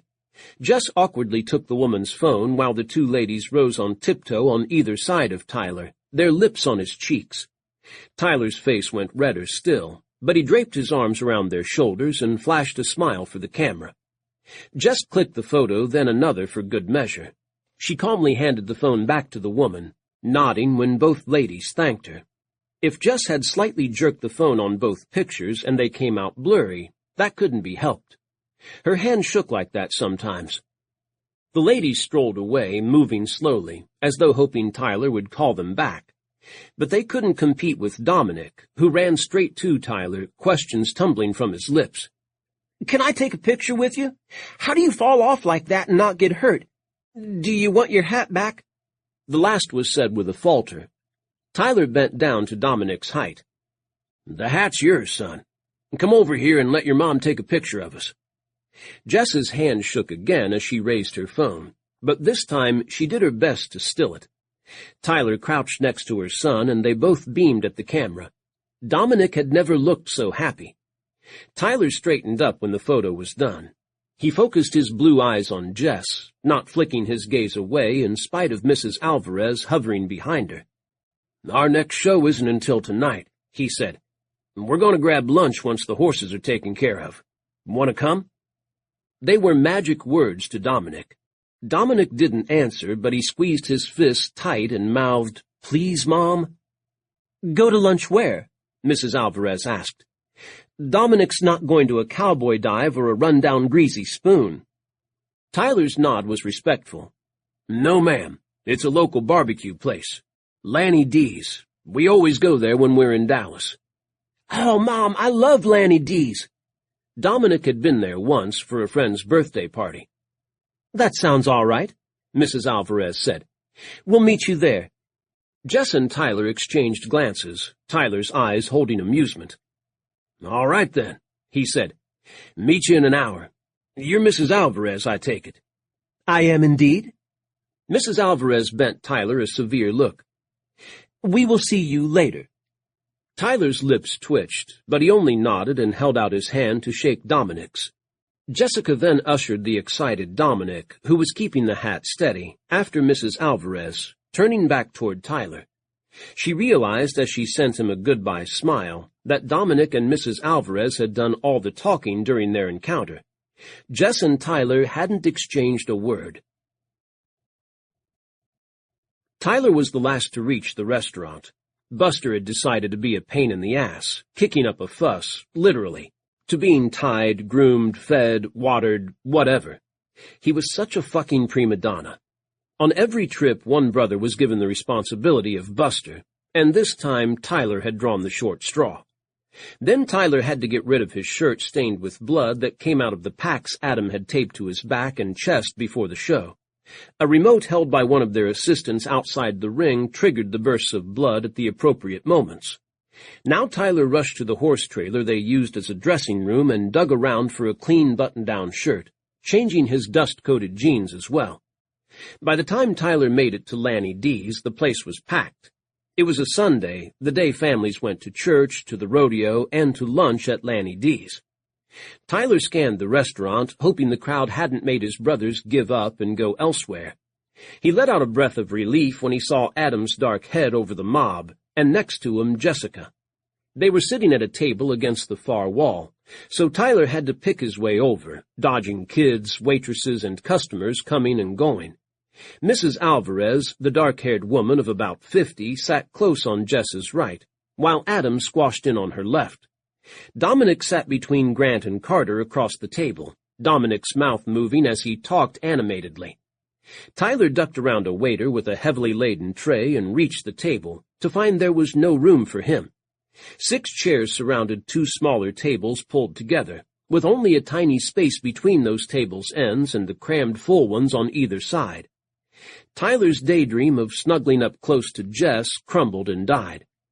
His brothers had obviously become friends with her already. He could tell by Jess's easy smile at whatever Adam was saying, and by the way Grant listened with interest to Dominic's chatter. Carter's shoulders were relaxed, his suspicious tension of last night gone. Mrs. Alvarez had joined the conversation with Grant and Dominic, her look that of a woman enjoying a chat. Tyler had to stand at the corner of the table for 5 minutes before anyone noticed him. No good shouting at them. He couldn't hear a damn thing over this noise. Mrs. Alvarez finally spied Tyler and called, "Someone get Mr. Campbell a seat."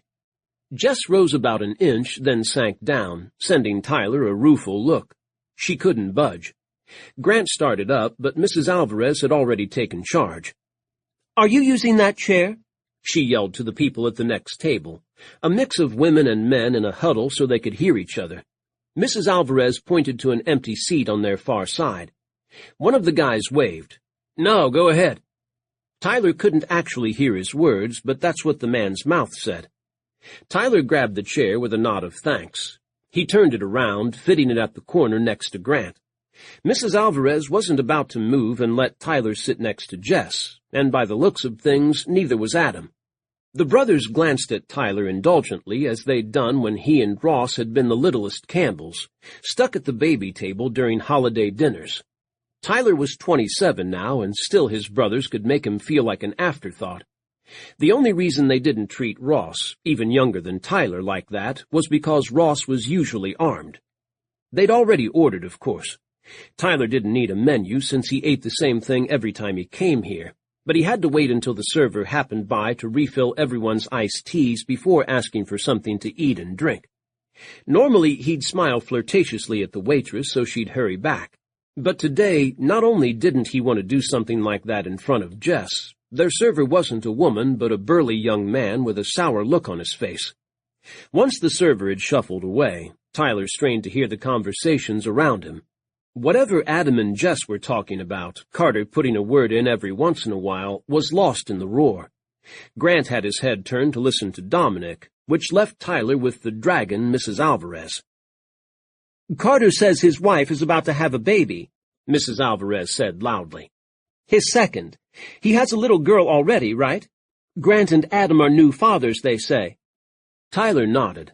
Adam's son and Grant's little girl were already in danger of being the most spoiled rotten pair in River County, but they'd be rivaled by Carter's baby when it came. Faith, Carter's daughter, doted on the cousins like a mother hen. Faith was crazy excited about Carter's upcoming kid, looking forward to having a brother or sister of her own. "What about you?" Mrs. Alvarez demanded. "Do you have any children? Are you married?" The woman didn't pull any punches. She eyed Tyler with sharp assessment as Tyler answered. "Never married. No kids." "Why not?" Mrs. Alvarez's dark eyes were shrewd. She'd seen plenty of the world, those eyes said. Tyler shrugged, struggling a little more with the truth. "Right one never came along?" Mrs. Alvarez looked him up and down. Tyler could follow her thoughts. Here was a healthy man, young but not too young, with a well-off family and a job, if you could call jumping onto horses and falling off them a job. The business was lucrative anyway, and Tyler got his cut. So why was he single? Tyler should have married a girl from the next ranch and settled down by now.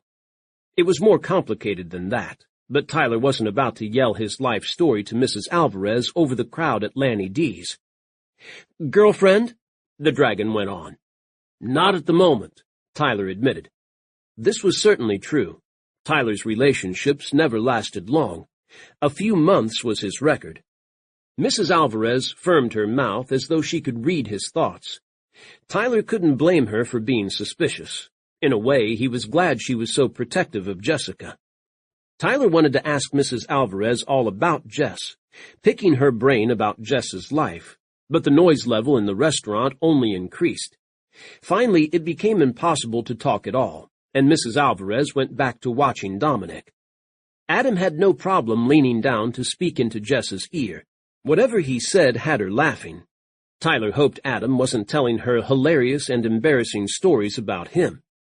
The food came for everyone else, and Tyler had to watch while they ate. Jess shot him a glance and pointed to her fries, offering to share, but Tyler shook his head. Much more fun if he'd been sitting beside her while she fed the fries to him. He imagined her fingers at his lips, wiping off the clinging salt. He'd kiss her fingertips, maybe nipping one. The vision made the noisy barbecue house abruptly fall away, until only Tyler and Jess existed. Together alone, she looking at him in the sultry way she'd done when they'd finished making love the first time. She'd watch him nip her finger, then she'd take his hand and slide it down the front of her shirt, while she leaned to him and kissed his lips, tasting of salt and Jess. A kid shrieked behind him, slicing through Tyler's thoughts. The boy was in a high chair not far away, bouncing, laughing, screeching. Another person having fun while Tyler ate his heart out. Jess lifted a fry and took a dainty bite. Tyler grabbed his iced tea and gulped it down to halt his hardening cock. He longed for a beer, but the brothers had a rule that they always went into the ring sober. Their trick riding depended on balance and timing. If one thing was off, they'd be heading to the ER or worse. The waiter jostled Tyler's arm as he dumped Tyler's barbecued beef sandwich in front of him. Tea sloshed into Tyler's face, and he started to cough, grabbing a napkin to mop up. Jess flashed him a look. Her face was pink, her mouth bunched up as though trying politely to hold in her amusement. But the next second she gave up and let out a laugh. She was lovely when she laughed.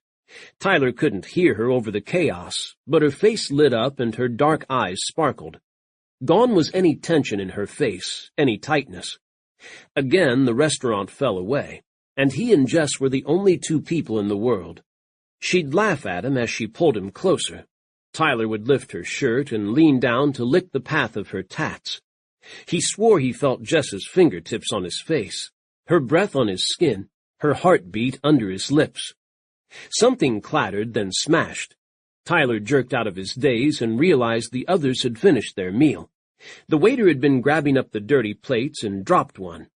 While other servers came out of the woodwork and helped him clean up, Adam and Carter gallantly assisting, Tyler bolted his sandwich, trying not to choke on it. He wiped his mouth on the last bite, and the waiter snatched the plate out from under him. The guy hadn't been this attentive when Tyler had sat down. Now everyone was leaving. Time to get back to the arena and prep for the evening show. Tyler was cut off from Jess as they pushed their way out of the restaurant. He'd never realized his brothers were so damned big, but they blocked his way every direction he turned. They didn't do it on purpose. They were just natural obstacles. Not until he burst into the sunny parking lot was Tyler able to sidestep around Carter and reach Jess. "Can I talk to you a minute?" he asked. Chapter 8. Jess at least turned back to Tyler, flushing a little as she waited for him. Tyler knew he was about to embarrass her, but there was no use hoping for a fortuitous moment or a second alone with her.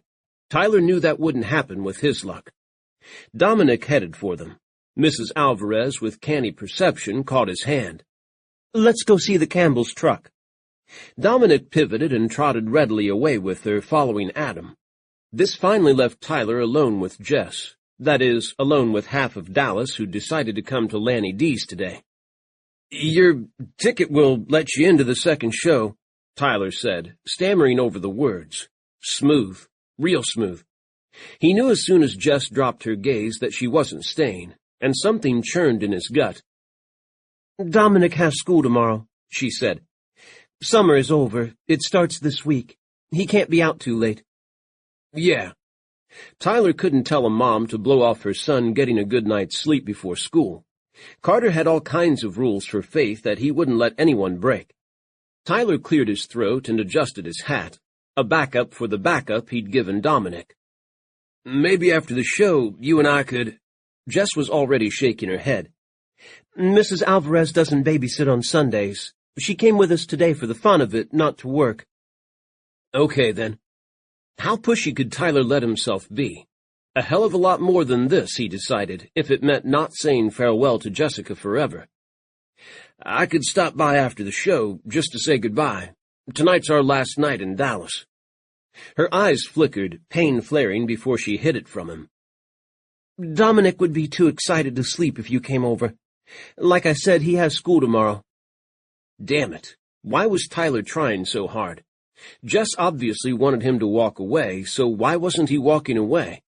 Because she was worth the fight, worth anything he had to do.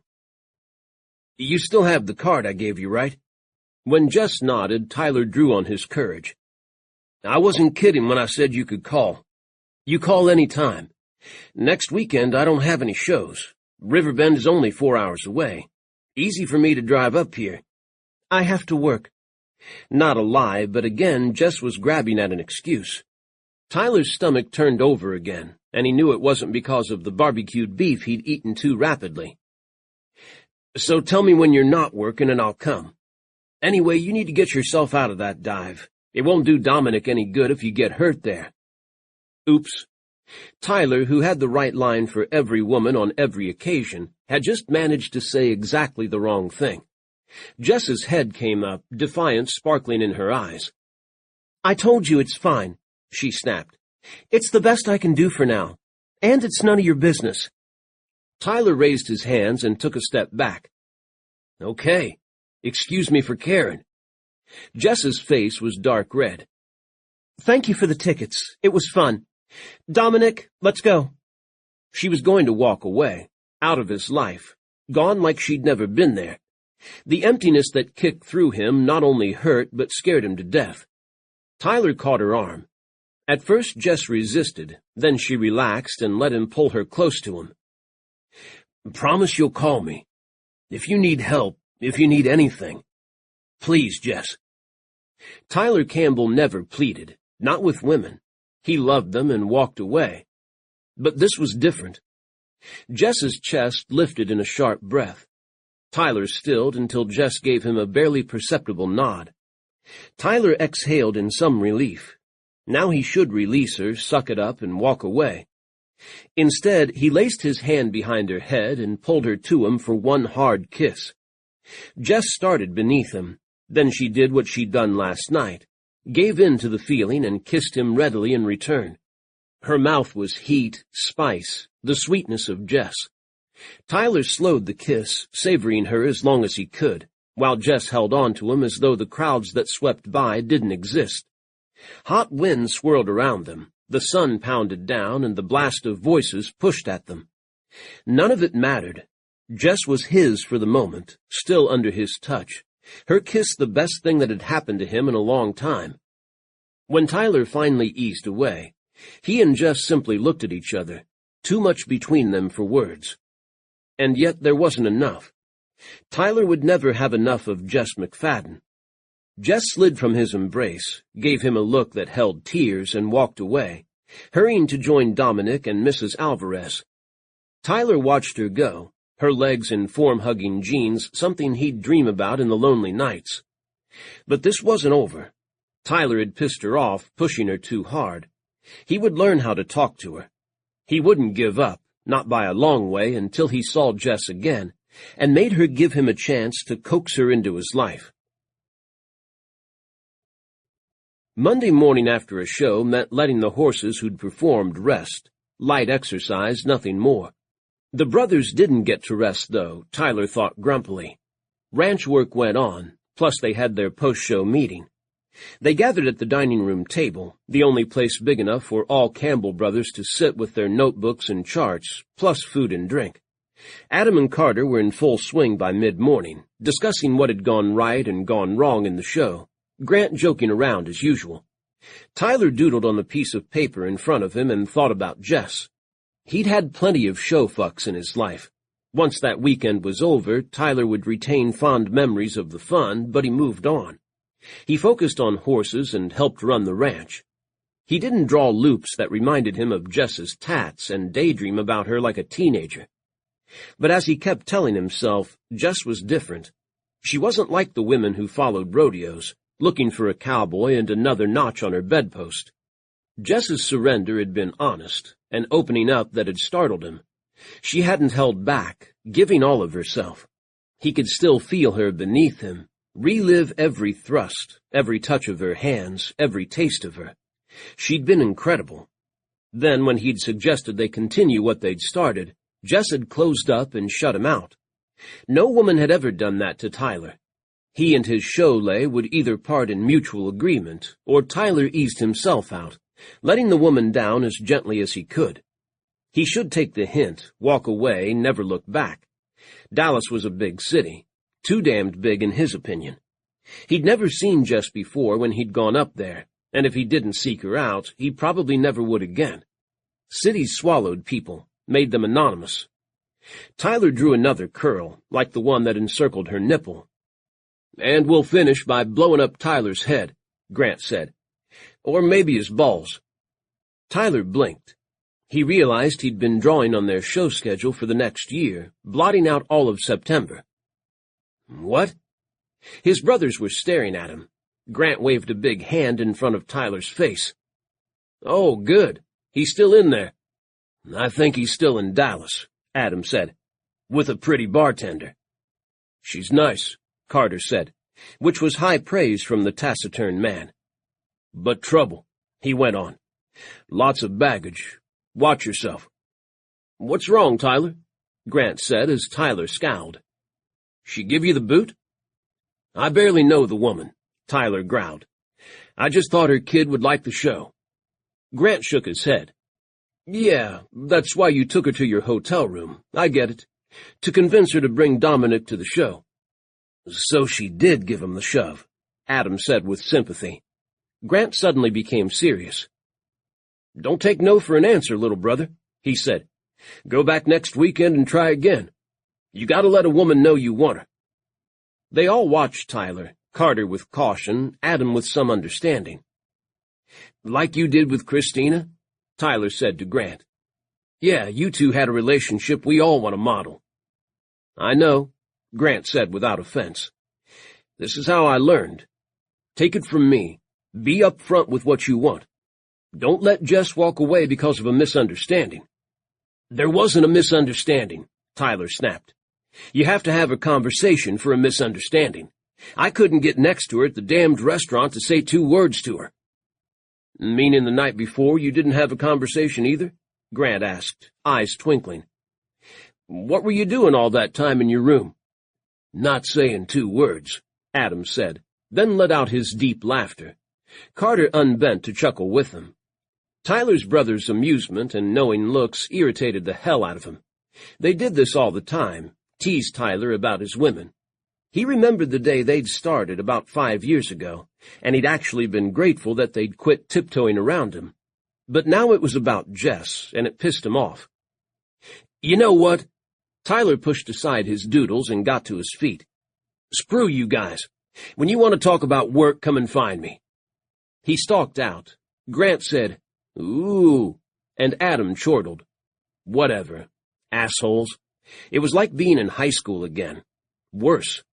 Now his brothers had suffered through life and weren't just being ignorant and young. Tyler slammed out of the house. From the front porch, the view over the ranch, with hills that ran to the horizon under the blue sky, almost soothed him. Almost. He looked over at the barn, which was teeming with ranch hands and horses. Circle C was a working ranch, which meant they never stopped working. Horses filled every stall in the barn and the mare pens outside it. One of the corrals held a couple horses, old friends. One a mare who'd just foaled. The foal, a little filly, was adorable with her wobbly long legs and tiny face. She didn't like her mother to be too far from her, but she was wide-eyed and curious. Dominic would love her. Damn it. Even the arch of sky, soft air, far cooler than the August Paul in Dallas, failed to ease him. Tyler marched along the porch that stretched the full length of the house and in again through the kitchen door. He'd grab a cold drink and head to the office or maybe help turn out the horses due for corral time. The kitchen wasn't deserted. Grace Sullivan, her belly protruding with Carter's coming baby, puttered between refrigerator, stove, and counter, cooking something that smelled awesome. Savory and spicy, just what Tyler liked. His mouth watered. Grace turned as Tyler stormed in, her smile a bit tired but welcoming. Try this, she said without greeting. She shoved a spoonful of something meaty and flavorful into his mouth. Tyler chewed, tasting beef and sauce, with spices that made his eyes water. Damn, that's good, he said when he could speak. You should have married Carter a long time ago. So it's not too much? Too spicy? Does it need more oregano? Tyler had only a vague idea of what oregano was, so he shook his head. It's perfect. I'll eat that. He started for the stove, where a pot of whatever it was he'd tasted bubbled. Grace stepped in front of him before he could get far. She could move fast for a pregnant woman. Don't even think about it, she glared. It's the enchilada filling for dinner. I'd like to have enough to actually put in the enchiladas. Fine, Tyler surrendered. Grace was one hell of a cook, had been ready to go pro at one time, and was once more putting together plans to open a restaurant here in Riverbend. But woe to anyone who got in her way. I'll just grab a glass of water. Tyler fetched a glass from the cupboard and filled up from the RO faucet on the sink. Unfiltered Texas water was best left for washing dishes. So are you going to see her again? Tyler nearly choked. Grace stood next to him, spoon in her hand and a steely look in her eye. Tyler had known Grace Mallory all his life. They'd been in the same grade in school. She had dark hair and green eyes and the Mallory good looks, but Tyler had never had a chance with her. Her heart had always belonged to Carter. Any of Tyler's suggestions that he and Grace go out once they were in high school had been met with a polite rebuff. Tyler had finally stepped aside, telling himself the good girl thing wasn't for him. Carter had sure lucked out, though. Grace was pretty, sweet, and she could cook. She also had a will of iron. Tyler wasn't getting out of here without answering the question. He shrugged. It was a one-time thing, honey. You know how it is with me. Grace's frown deepened. Don't honey me. Carter told me all about Jessica. You've never brought any of your conquests, not to mention her son and her son's babysitter, to a family lunch. Who is she, and are you going to see her again? Tyler loved his family, especially his sisters-in-law. But shit, their prying could drive a man crazy. She doesn't want to see me again, he growled, and was again startled at how empty that made him feel. My brothers probably scared her off. You should be asking them about her. He made to storm out, but Grace got in his way. He couldn't exactly shove aside the woman carrying his niece or nephew. They decided to have it be a surprise, so he stopped, waiting for her to let him pass. Don't get all grouchy, Grace said. Carter says she's nice, but also that she has a lot of troubles. It's likely she doesn't want you caught in them. So what are you going to do? Tyler made himself not snarl. I thought maybe I'd leave her alone and mind my own business. That was definitely not what he would do, but his family didn't need to be in on every detail. He'd already discussed things with a friend of Carter's and put a few plans in motion. Grace gave him a sisterly look. We worry about you, Tyler, that's all. Of course they did. Had since he'd been 18 and nearly gone off the deep end at Lindsay's death. Out of his mind with grief and guilt, his whole family had clubbed together to look after him, fearing the worst. Tyler had wanted to tell them they had nothing to worry about. He wasn't self-destructive. That would be too easy. He also knew that a life for a life was no answer. He had to suck it up. Except he hadn't been able to tell his brothers and Mom that because he couldn't talk about it. Literally. When he tried, his lips would stiffen until they wouldn't move, and his tongue had lain like lead in his mouth.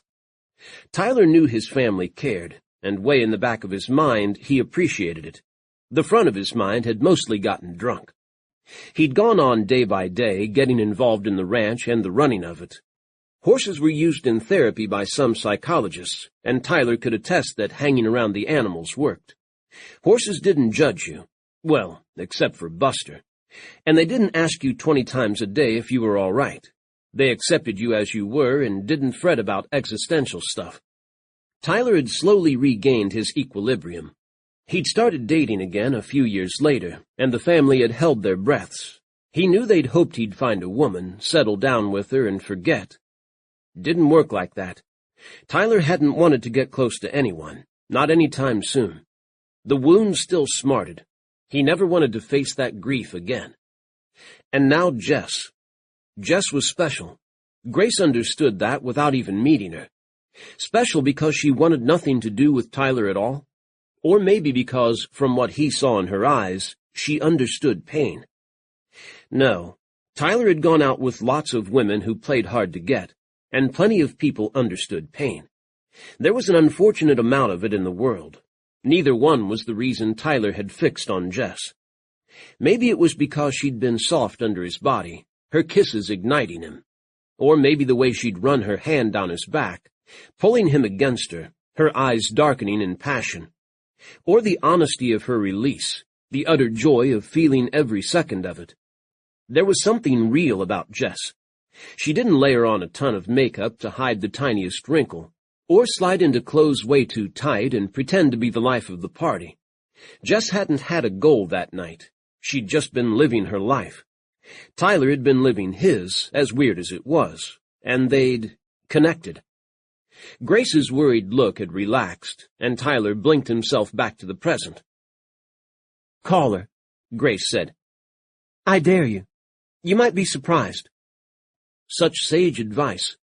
Tyler realized two things. One, he agreed with Grace, and two, he didn't have Jess's phone number. But he knew where she lived and knew where she worked. That was something. Tyler caught a startled Grace by the shoulders and gave her a firm kiss on the cheek. You're a sweetheart, Grace. You should have held out for me instead of Carter. I'm so much better looking." He knew damn well Carter had entered the kitchen, stopping just inside the door. Grace glanced at her husband and took on a look of radiant happiness. "That's what you think," she said to Tyler. "Tyler, quit kissing my wife and go do something useful." Carter headed for Grace, ready to barrel Tyler out of the way. Tyler gave him the finger as he moved past Grace to the back door. He turned to give Carter a parting shot, but the words died when he saw Carter reach Grace. He watched from the doorway as Carter rested his hands on Grace's belly and sank into her. Things were awkward with Grace's rotundness, but that only changed the picture from lovers to a family. Tyler left them to it, a hollowness in his heart. He was glad that Carter, a seriously damaged man, had found so much happiness. But their joy reminded Tyler of his own loneliness. Up until this weekend, he'd been able to banish that loneliness. Now it reared its ugly head and bit him like Buster. Jess tried to get back to normal, and quickly realized normal pretty much sucked. Her first night back at the bar, Elijah and his boys didn't show up at all. Neither did Tyler. Jess spent that night staring at the stool where Tyler had sat, and first caught her eye, not liking how empty it looked. She imagined he was at home now with his brothers, or maybe at his local bar, flirting with the ladies there. Jess's heart burned at the thought, and she turned away to scrub out glasses with unneeded viciousness. Dominic went to school, and Jess picked him up afterward. He was excited about the first week, but grew restive as the days went on, wanting to ride his bike as often as he could. Mrs. Alvarez arrived every day after Dominic got home, and Jess went to work. Over and over again. Jess treasured her time with Dominic, but the rest of her life was hard. She was never caught up with money. Something always went wrong as soon as she had an extra $1 or $2. She knew Tyler had a point about her working here, but Jess's point was valid as well. It wasn't easy to simply march out and demand any job she wanted. She was a good bartender, but not all bars were equal. Some paid crap. Some wouldn't even consider hiring her because of her occasional shakiness. Not every bar or restaurant had good insurance, and Jess needed that, both for herself and Dominic. This bar's owner provided decent health coverage that didn't take too much out of her paycheck, and she made tips. If Jess changed jobs, it would mean starting all over again, and she'd either be denied coverage altogether, or her premiums would be through the roof. Jess went through the motions, working night after night among dangerous men who kept their hands off her only because they'd have to answer to Elijah or her ex. She served drinks, kept her head down, and went home to Dominic. One day maybe she'd save enough and she and Dominic would get a place of their own. Then she could stop. Dominic might be an old man by that time, married with kids and grandkids and probably taking care of her. But whatever. At least, no matter what else happened in her life, she had Dominic. As the days went by, Jess's gaze strayed more and more to the bar stool in the corner, her heart squeezing whenever she saw another man sitting there. Tyler had touched her life, whether she liked it or not. He wouldn't be leaving her thoughts any time soon, and that was the way of it. 2 weeks later, Jess had one of her very bad days. Her pain levels were high, and she'd been off balance and dropping things, her left hand weakening as it sometimes did. She told Buddy at the bar what was happening so the waitresses could take the drinks without Jess having to lift them. She had workarounds for everything, but it was frustrating to be so slow and clumsy. Of course, Elijah had to show up tonight. He hadn't been around for 2 solid weeks. Jess had half hoped he'd moved on, or been arrested, or decided to emigrate to whatever country would let him in. That would be too good to be true. Unfortunately, his permanent absence would cause her some problems, especially when it came to paying for necessities. The man had her right where he wanted her. Elijah sidled up to the bar, giving Jess a nod as she automatically poured out his favorite draft beer. "How you been?" he mumbled in his gravelly voice, broken from too many years of smoke and alcohol. "Doing okay?" "Fine," Jess responded, pushing the beer to him. If her shaky hand made a bit of foam slosh onto his reaching fingers, oh well. "You look good." Elijah's light blue eyes moved up and down her as he wiped his hand on his jeans. His gaze settled on the curve of her bosom that showed over her low-cut top. "How's the kid?" "He's fine," Jess answered more stiffly this time. She didn't like Elijah talking about Dominic or even saying his name. "He's a good kid." Elijah took a sip of beer, and Jess shot him a sharp look. Elijah never took much interest in her son. A group of guys crowded against the other side of the bar. The unassuming biker who'd been nursing a beer there picked it up in annoyance and moved to the pool tables. Jess left Elijah to draw more beers. Her training in complicated drinks was wasted here. When things quieted down, Jess turned to see that Elijah had moved to the bar stool where Tyler had sat. Elijah, with his craggy face and grizzled hair, prematurely gray, was a far cry from Tyler's lazy handsomeness. Jess's heart skipped as she thought of Tyler bracing himself over her, his face softening with passion as he slid inside her. She'd never had better. She never would again. Did Elijah's smirk mean he'd deliberately taken Tyler's place? Or was he just being his usual shit self? "We need to talk, Jess," he said casually. With Elijah, nothing was casual. "What about?" "Lots of things. You getting any better?" "No," Jess said in a hard voice. "Chronic means no." "That's too bad. I'd hate to cut you off from what you need." Damn it. Elijah always said crap like that when he wanted a favor. "I'd find a way to get by," Jess said without confidence. Insurance helped, but it didn't pay everything. No one without money was allowed to have anything wrong with them, it seemed. "Sure you would," Elijah said. He gave her what passed for a smile. "If you're wondering where I've been, sweetheart, I've been to see Cade." Jess stopped, her heart thudding. Cade Emmons, her ex-husband. His image rose in her mind. Trim, handsome, with a goatee beard and dark hair that curled back naturally from his forehead. When she'd first met Cade, Jess had been bowled over by how good-looking he was, how take charge. He didn't have the muscular bulk of Elijah and other bikers, but he had strength and a forbidding air that had attracted her in her innocence.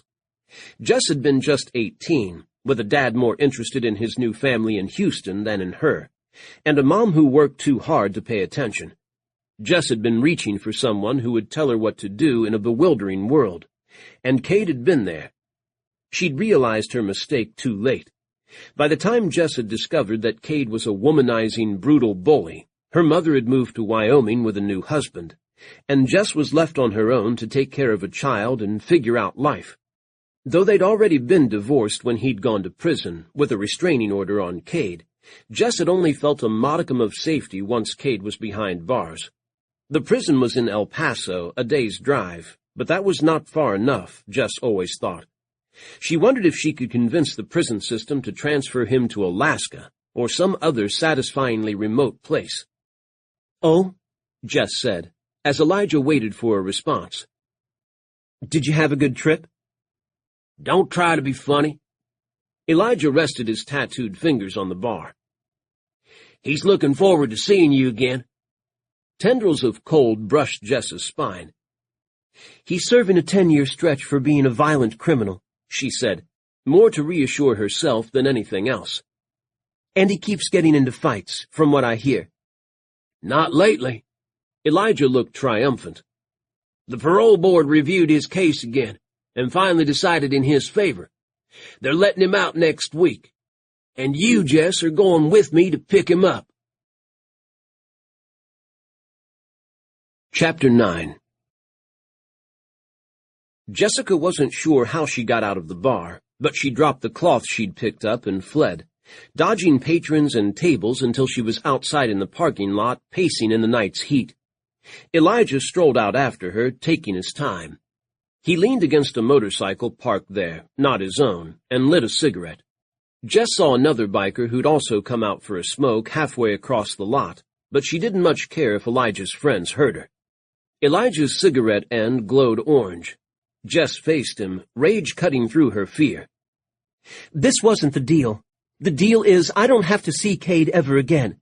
And in return, you do me favors," This is one. Me and his lawyer convinced the parole board that you wanted your husband back, especially so his son could see his daddy. You come with me to pick him up, to keep up the picture that you want him back.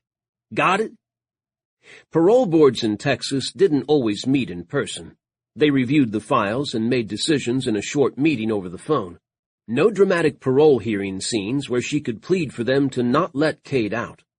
They'd met several times, denying him parole each time, and Jess had assumed he had no hope. You lied, you mean?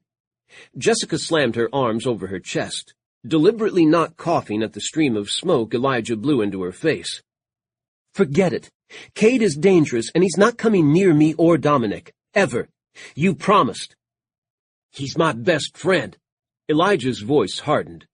You're the bitch who ruined his life. I take care of you because Cade asked me to, not because it's what you want. There's nothing wrong with him. Don't piss him off, and he's a perfect gentleman most of the time. Right. Tell that to the guy he put into a coma for 6 months. Cade's a pussycat. But I've seen cats fight. They're vicious, like Cade. I'm not doing it, Elijah. I'll even tell the board you lied if you keep pushing me. Elijah rose, took a long inhale of the cigarette, and flicked it away. No, you won't. He planted himself in front of Jess. It's your fault he's in prison anyway. He never would have busted up that bar if you hadn't walked out on him. Jess's eyes widened. Seriously? Cade couldn't reach me to beat up, so he beat up someone else, and that's my fault? Cade had tried that argument before, but Jess had more self-possession than to believe Cade's attack on other bikers was her responsibility.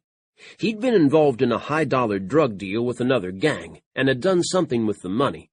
Put it who the hell knew where instead of sharing out. The bikers wanted their cut, and Cade had decided not to give it to them. He'd even met them to teach them a lesson when they demanded he pay up, and he'd been busted when the fight had turned lethal. His own damn fault for cheating them, for dealing meth in the first place, the idiot. The fight had been Cade's choice, as had resisting arrest so hard. It had taken 5 cops to wrestle him down. Yes, Elijah said without blinking. You got him thrown in prison, and you are going to play along that you want him out again. Does he think I'm going to take him back? Jess demanded. The answer is no.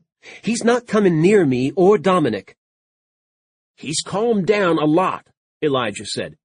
5 years will do that to a man. He knows he doesn't have a chance at winning you back, but he just wants to see you again. I didn't tell you he was up for parole before because he didn't want to give you a chance to run off before he could talk to you. And see his son. He tried to throw Dominic across a room because he was crying, Jess snapped. He was 4 years old.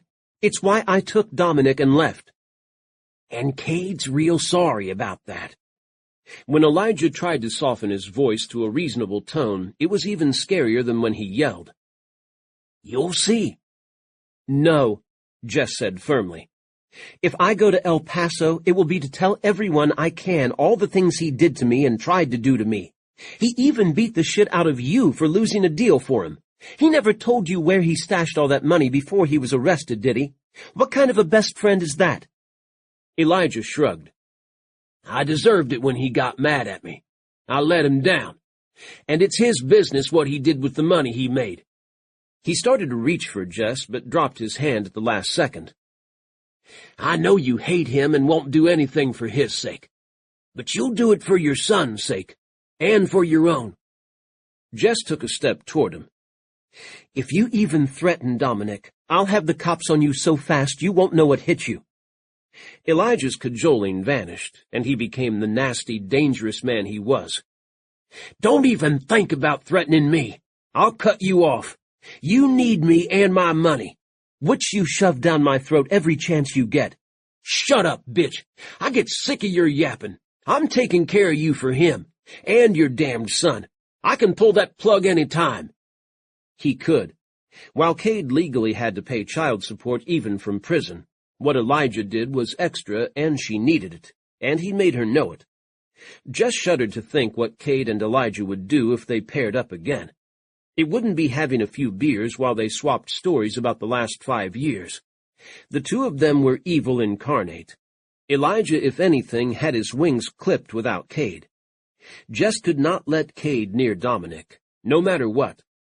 Elijah must have seen the determination in her eyes, because he put heavy hands on her shoulders, biting through her thin t-shirt. "You'll do this, Jess. You owe him. And don't try to get out of it. I'll tie you up and drag you out there if I have to.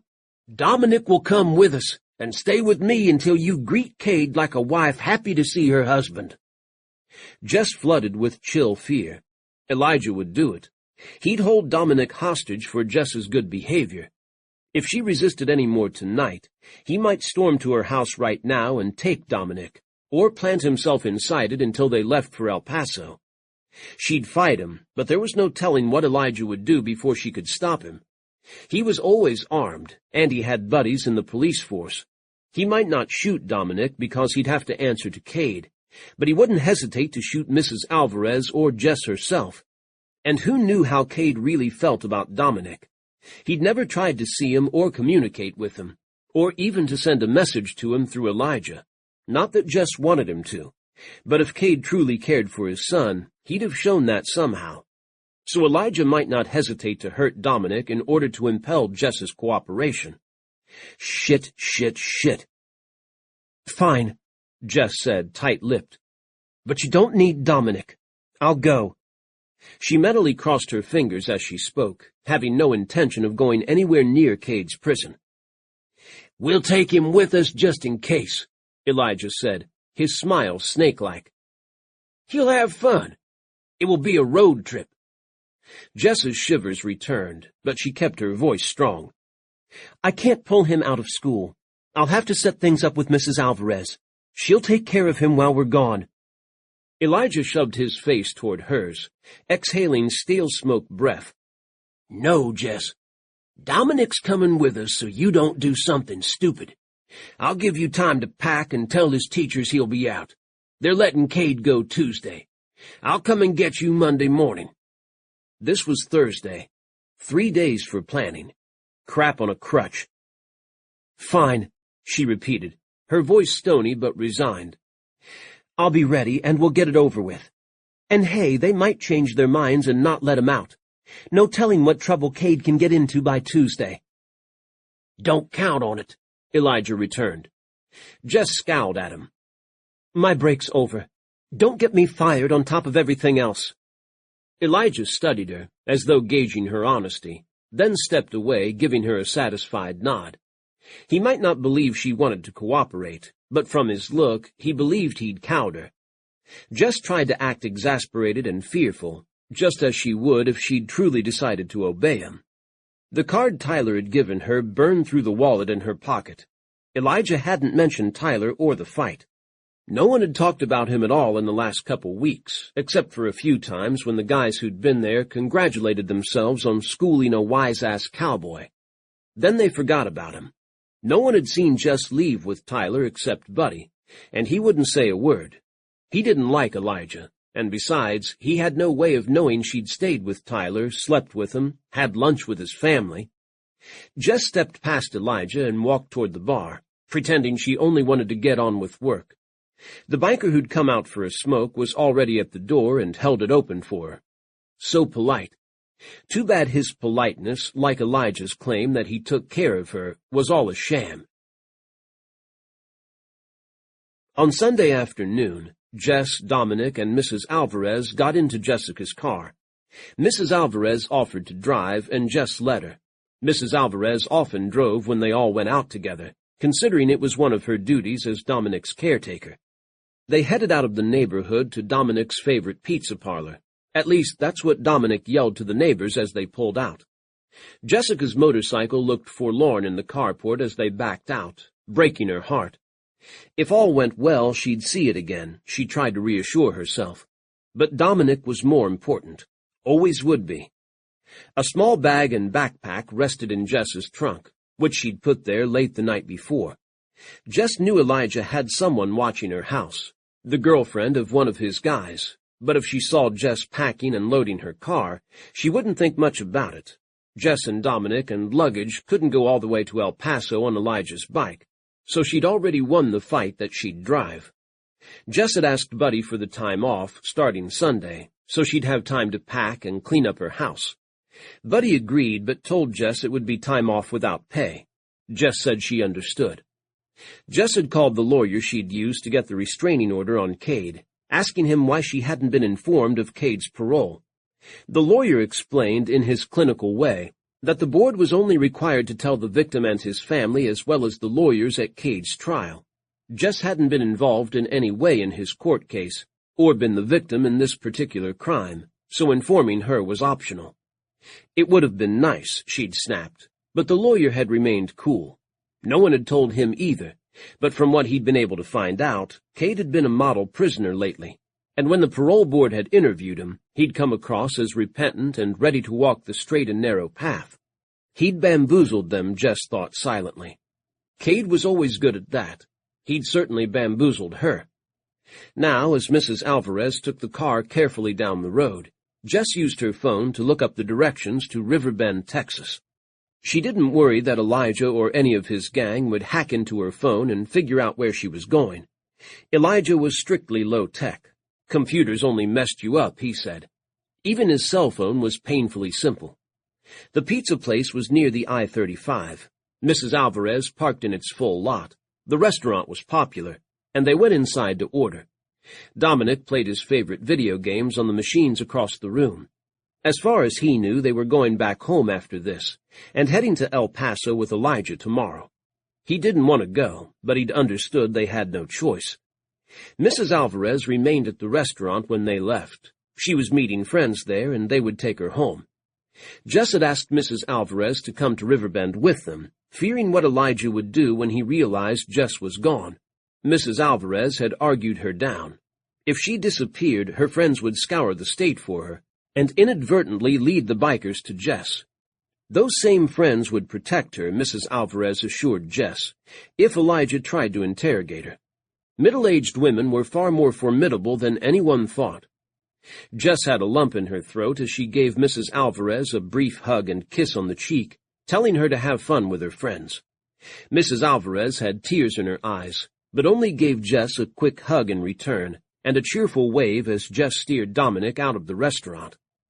Jess's heart thumped as she started up the car.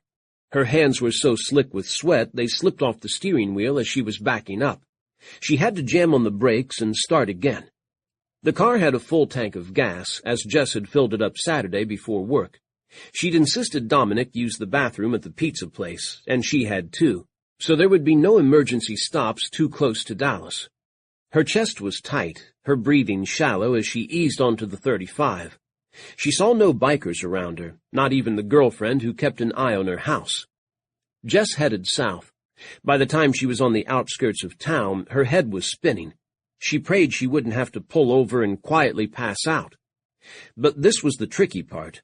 If Elijah caught her within the city limits, Jess could claim she was doing last-minute shopping. Once she left town, it would be clear she was running. The demarcation between Dallas and the countryside was fairly sharp. Within 20 minutes of leaving the city, they were in farmland, the ribbon of freeway cutting a swath through it. No one followed her. Jess glued her gaze to the rearview mirror, so much so that she nearly ran into the back of a slow-moving pickup before she swerved to avoid it. But so far, she saw no familiar bikes with Elijah and his men hunkered over them. Dominic looked up from the game he was playing, noticed where they were, and then stared at her. Mom? Where are we going?" "For a drive," Jess said. "To visit friends." Dominic's eyes narrowed. Jess didn't think low-tech Elijah would bug her car, but he could have thought of something simple like leaving a cell phone on under her seat. She'd checked for that and found nothing, but she might have missed something. In her paranoid state, she wasn't taking any chances. "Sure," Dominic said. He took in Jess's nervousness, glanced behind them, then sank down in his seat. "Will you tell me when we get there?" "Of course," Jess said brightly. "It won't be long." Dominic gave her a sideways glance and returned to his game. Her son might be only 9, but he was no fool. He'd had to grow up far too fast. He knew something was up, but he took his cue from her and said nothing more. "I love you, Dominic," Jess said. "Yeah," Dominic said. Love you too, Mom. The unspoken whatever was loud and clear, which only bolstered her courage. Dominic wasn't afraid. They made it through Waco and continued southward. Jess didn't relax, though. When she failed to return home this evening, the woman watching her house would alert Elijah. Jess figured she had about 4 hours' start, at which time she could be in Riverbend. She hadn't thought much about what she'd do once she got there. Tyler might want nothing to do with her. He might not even be in town. He and his brothers could be traveling with their stunt show. Didn't matter. Jess would find a place to stay and start over. Riverbend was a name, a haven that called to her. Whether Tyler Campbell would be happy to see her in it or not made no difference. There was no sign showing a turnoff to Riverbend. All the better. Jess knew which highways went there, and the GPS voice that had spoken from her phone since Waco led her on. In 20 miles, turn south on State Highway 29, the voice droned. Otherwise, all was quiet. Dominic had shut off his device, grown bored with looking out the window, not much to see from the interstate, and dozed off.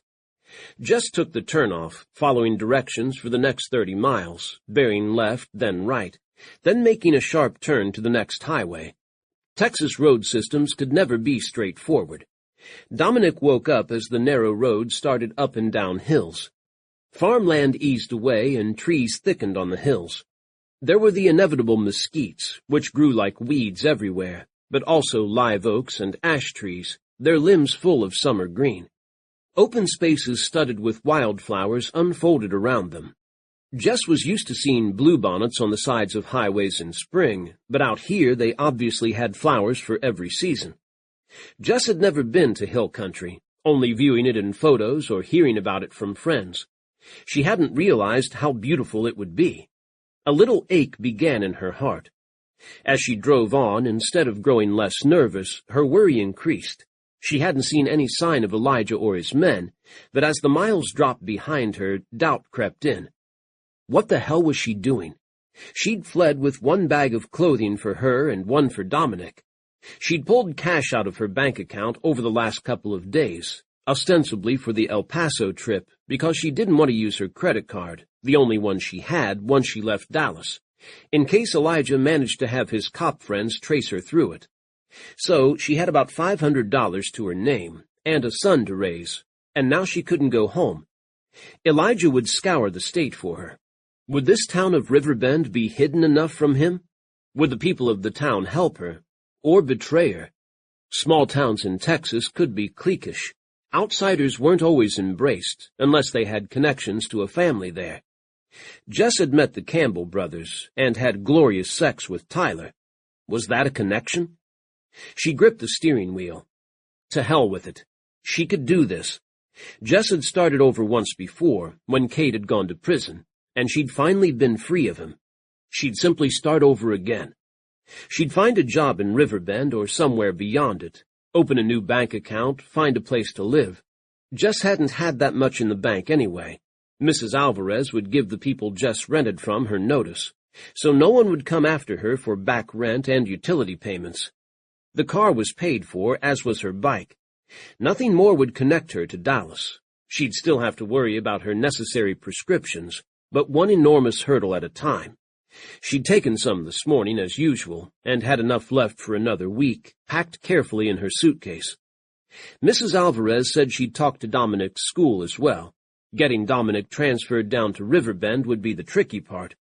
Elijah might figure out he could trace them through Dominic's school records. Schools were pretty protective of their kids, but Elijah wasn't above using violence to get what he wanted.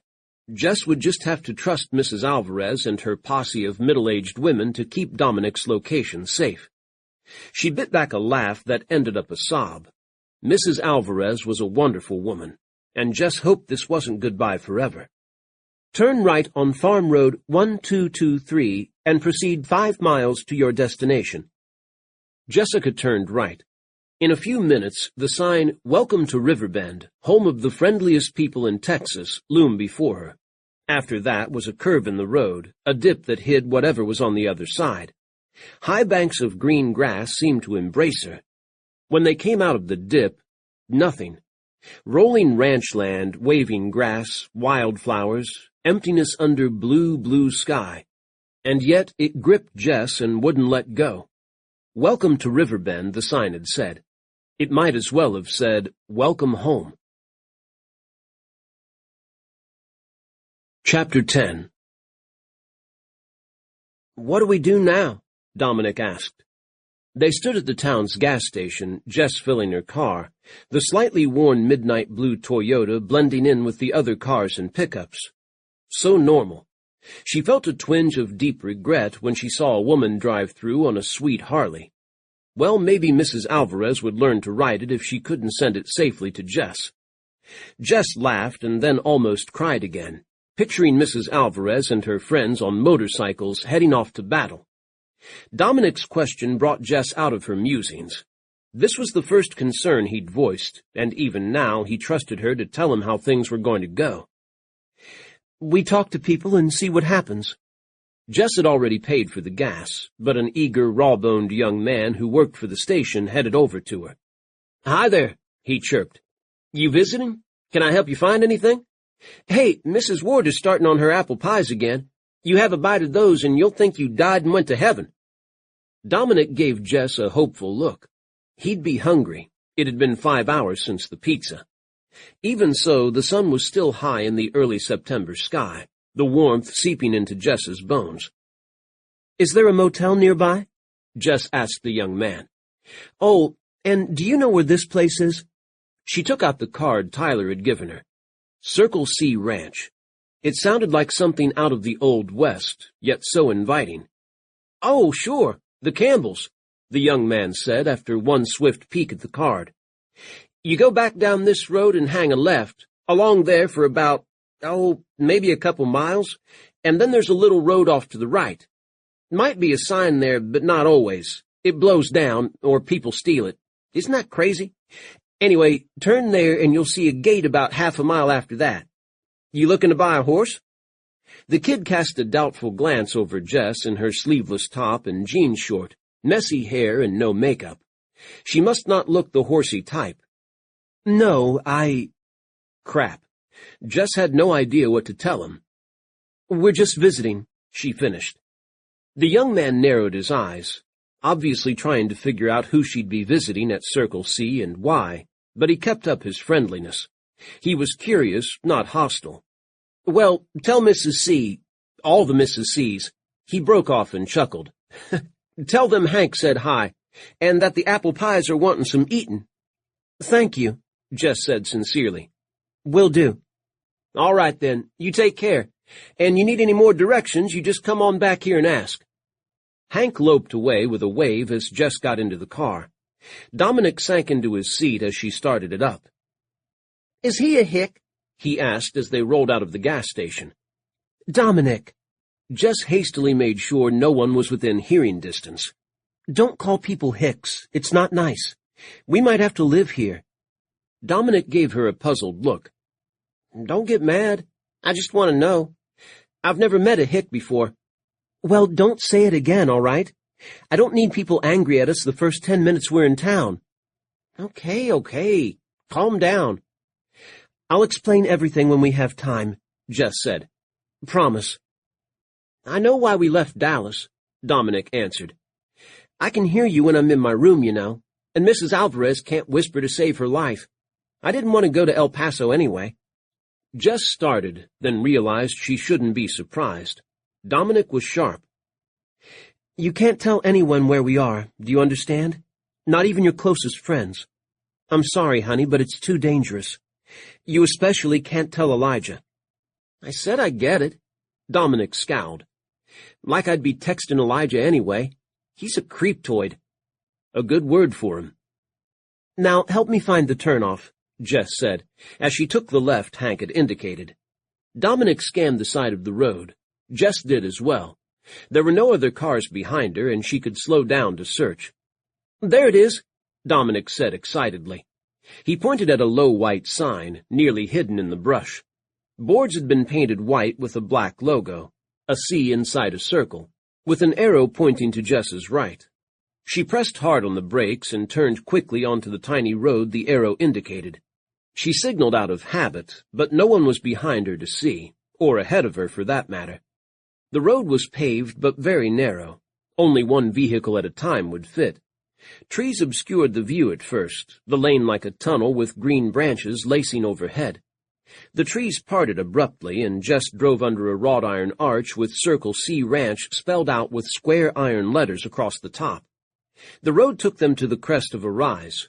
From there Jess could see to her right several corrals, an open ring and a covered one, and beyond those rows of stables. To the left was a wide swath of green with a half-dozen horses dotting it, heads down grazing. At the top of another rise, where the drive ended in a long arc, was a low, rambling one-story house. Made of brick, it stretched across the green ground as though embracing it. To the left of the house was a huge garage, with what must be a guest house built over it. Jess's dashboard clock read 6 in the evening, but the ranch wasn't quiet. Men roved about, leading horses, carrying bales of hay, shoveling, raking, one driving some kind of low-slung tractor through the covered ring. 2 men rode horses in the open ring, which was close to the drive. Jess pulled the car to a halt beside it, her heart pounding. The riders wore plain T-shirts and jeans, both men in cowboy hats, one straw, one black. The horses were loping slowly around each other, the riders watching every step. Jess turned off the engine and very carefully got out of the car, entranced by the graceful dance. The man in the straw hat, Carter, snapped a command. Instantly both cowboys rolled from their saddles to the rump of the opposite horse. They executed the move smoothly, the horses never missing a step. "Cool," Dominic said excitedly from beside Jess. "Tyler, hey!" The man in the black hat snapped his head around. He stared straight at Jess, and then his hat tumbled from his head and hit the dirt. Tyler followed the hat down a second later. He landed on his butt, then sprawled onto his back, spread-eagled, as dust rose gently around him. Son of a bitch. Tyler was on his feet faster than Carter could leap down to help him. Didn't it figure? The lady of his dreams had materialized out of nowhere, and so Tyler fell flat on his ass in front of her. Tyler slapped the dust off his jeans, aware they had holes in them, as did his worn-out T-shirt. His hat was on the ground, wind tossing his hair. In contrast, Jess looked perfect. Her jean shorts set off her long, curved legs. The sleeveless top hugged her chest and showed off the gorgeous tats on her arms. Her dark hair was tousled, making Tyler want to run his fingers through it and tousle it more. His horse, a new gray called Die Hard, jogged gently around the ring, stirrups flapping, probably wondering if Tyler's move would be part of the show. "Tyler!" Dominic waved as though worried Tyler wouldn't see him. "Remember us? Mom wants to live here now. That is what we're doing here, right, Mom?" "Dominic!" Jess's already flushed face went redder still. Carter sent Tyler a hard glance.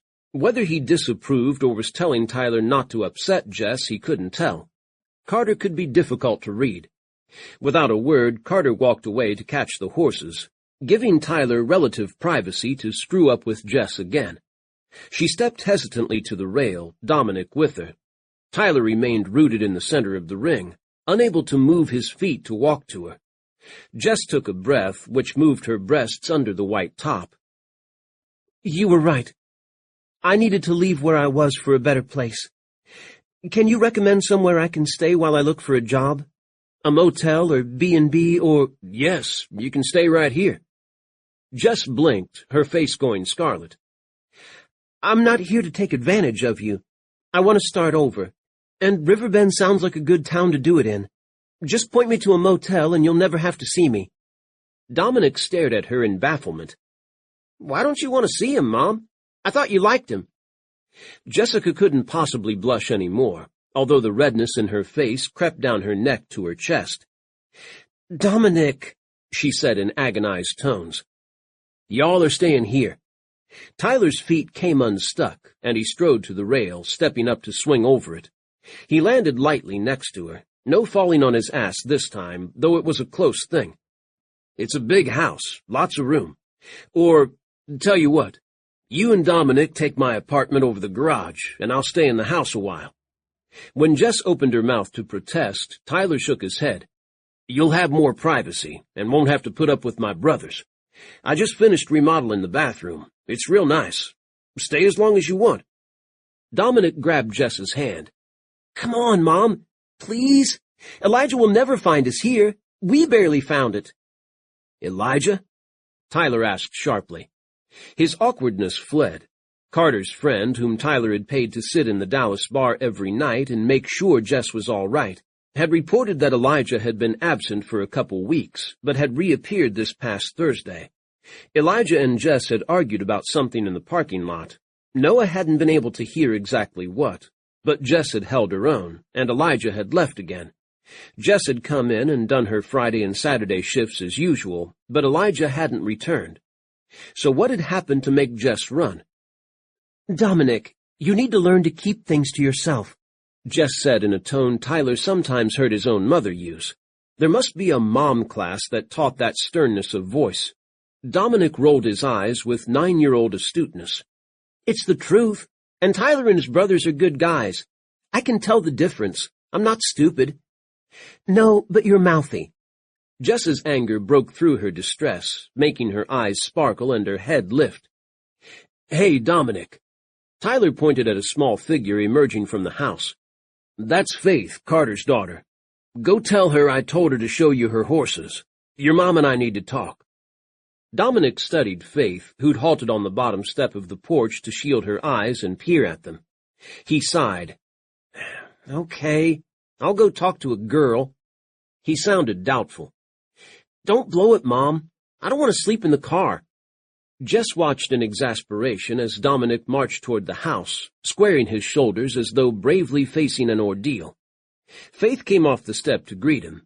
Tyler couldn't hear what they said, but he knew Faith was being her usual sunny self. She gestured for Dominic to follow her to the barn. Dominic glanced over his shoulder at Jess, his look saying he was being self-sacrificing. Faith came back to Dominic, caught his hand, and led him on. Tyler turned away from the scene and walked past Jess to her car. The keys hung in the ignition, so Tyler slid into the driver's seat and started it. Get in, he said to her through the open window. You bring any bags? In the trunk. Jess yanked open the passenger door and climbed in. I'll pay you rent. Tyler put the car in gear and shook his head. We'll fight about that later. He drove to the house and around it to the garage. The driveway ended in a wide slab of concrete in front of the garage doors, surrounded by graded dirt to accommodate the many vehicles that sometimes parked here. For now, the concrete held Carter's truck and Tyler's, Grace's new pickup, and Tyler's mom's SUV. Adam and Grant, who had homes of their own, usually parked by the office at the end of the barn when they came to train, though the brothers had already departed for the evening. Tyler had been renovating the rooms over the garage, which 100 years ago had been a carriage house, for about a year. He was almost done, his apartment becoming luxurious. He figured that if he was going to be a grown man living with his mom, he should do it in style. He parked Jess's car behind his pickup, turned off the engine, and hauled himself out. He pressed the button on her key fob to open the trunk and lifted out a small roller bag and a backpack before she could reach him. Is this it? He asked as Jess arrived at his side. As usual, she hadn't waited for him to open her door. All I had time for. You can't overpack when you're going for stealth. That's all right. Tyler hefted both bags, finding them light. We actually have stores in Riverbend, or we can head to Austin if you want something special. No. For now, I'll stay right here. I don't need much. Tyler didn't miss the ugly fear in her eyes, which made something grim in him tighten. He shut the trunk. Upstairs, he said, gesturing to the outside staircase, its spindles painted a fresh white. Then you're going to tell me everything. Will Dominic be all right? Jess cast a glance at the barn. He's not used to horses. Neither am I. Faith is, Tyler answered, and Carter watches Faith like an overprotective hawk. Plus, we have plenty of guys and gals working in that barn who will make sure he's okay. Now, up the stairs, sweetheart, or do I have to plant my hand on your ass all the way? Jess's answering look, in which he read that she was picturing the last time he had his hands on her ass, sent fire through his veins. He shouldn't think about things like that. Don't try it, cowboy, Jess said. I'm used to fending off bikers. You don't stand a chance. Her answer fueled Tyler's need to wrap himself around her and keep her safe. Elijah and his bikers should be taught a lesson, and Tyler knew plenty of guys who'd be happy to help him do it. He said nothing, only followed her up the stairs, letting his gaze rest on the firm ass in question. "Go on in," he said once they reached the top. Jess opened the unlocked door and stepped into the light and airy living room. The apartment was almost done. Tyler had to finish the floor in the front closet, but he wasn't ashamed to have Jess see it. Tyler set the bags on the sofa. "Let me give you the grand tour." He spread his arms. "This is the living room. Over there's the kitchen." He indicated the small but all-new kitchen beyond the granite-topped breakfast bar. "In here is the bedroom." He walked through a doorway into the spacious, sunny room with a large bed. "Bathroom in here." Through another door was a bathroom almost as big as the bedroom. He'd put in a large soaking bathtub as well as a shower stall with plenty of space in between for drying off. Tyler worked all day in dust and horse shit. He wanted to smell a little better than that when he went out for the evening. And that was the tour. Tyler remained in the middle of the bedroom, dropping his hands to his sides. Jess left for the living room, but not self-consciously. She was just looking around. "It's nice." She sounded surprised as she took in the cream-colored sofa with bright cushions, the stainless steel appliances, the plantation shutters, the framed posters for their stunt shows on the walls. "What did you expect?" Tyler moved past her to the kitchen and the refrigerator. Jess shrugged. "I don't know. Plaid furniture? Brands burned into the fake wooden paneling?" "Well, I was going to do that," Tyler said, straight-faced. "But my sisters-in-law come up here and give me all kinds of advice." He let his voice rise to a falsetto. "Tyler, you need more pillows on the sofa. Tyler, you need a nice rug in here and matching towels in the bathroom. Don't forget the little soaps. Everyone loves the little soaps." Jess turned in place to take it all in. "Your sisters-in-law have good taste." "They fit right in with my pushy family. Want a beer?" She hesitated as though fighting an automatic no, then spread her hands. "Sure, what the hell?" Tyler stocked several different kinds of beer, never knowing what his guests would like. He chose a blonde ale for Jess and picked up his favorite amber. Texas boys were supposed to drink only commercial American brands, but Tyler had fallen in love with craft beer, which had a huge range of choices and tastes. A local brewery had started up in White Fork, and the brewer had opened Tyler's eyes to a new world. Tyler pried off the bottle caps and carried Jess's beer to her as she took a seat on the sofa next to her bags. The bags crowded Tyler out, but that was his own fault. He was the idiot who'd put them there in the first place. Jess studied the label and gingerly tasted the beer, her expression changing to delight. "Perfect. Crisp, not sharp." "You like craft beer?" "I'm a bartender," Jess reminded him. "A trained and experienced one. I've tasted plenty of local brews, good and bad. Most of my customers like what's on tap, though, no matter what it is. By the pitcher." She took another sip. "Blonde ale, not too fruity. Nice. I don't like IPAs, though. Don't know why, I just don't." "Me either." Why did Tyler's heartbeat speed at that tiny connection? He held up his bottle and Jess clicked it with hers. "Come on now," Tyler said once they'd drunk in silence a moment. "We're alone. You can chill out and enjoy your beer. And tell me every last thing that happened." Chapter 11. Jess wasn't as relaxed as she pretended to be, though this was damned good beer. Tyler sat on a chair with charcoal-colored upholstery that contrasted the sofa's cream. He leaned forward, his beer bottle resting between his big hands, his blue eyes focused on her. She could lie and say she'd decided to move Dominic far from Elijah's influence, which was part of the truth, but Tyler wasn't imperceptive. Her conversation with his brothers at Lanny D's showed her that the Campbells were smart and resourceful, and savvy businessmen. Tyler hadn't been able to join in, but Jess had learned a lot about his family and his background that day. She let out a breath and spilled all of it, from Elijah announcing he wanted her to be there when Cade was released, to leaving the pizza parlor and heading for Riverbend. By the time Jess finished, she was shaking with shock and release. She set down the bottle and rubbed her cold arms. "I wasn't coming here to impose myself on you," she made herself say. "Or tell you that you have to take care of me because we—" She broke off, her face heating. "Had mind-blowing sex?" Tyler finished without a blush. "I wasn't kidding when I gave you that card. I said call me about anything. If you'd have let me know what was going on, I could have rescued you with more pizzazz." He spoke lightly, but Jess heard the anger in his voice. "And had Elijah come after you?" Jess shivered. "No way. He has a lot of friends, and all of them carry weapons. I have no intention of bringing shit like that down on you. I just want somewhere to start over, and Riverbend sounded nice." She trailed off, longing in her heart. It was so quiet here. The noises coming through the front door Tyler hadn't shut were birdsong and the wind in the trees. Distantly, she heard voices of men working and the occasional neigh of a horse. Horses. Jess started to get to her feet. "I should check on Dominic." "Dominic's fine, but okay." Tyler unfolded himself, setting his beer bottle next to hers.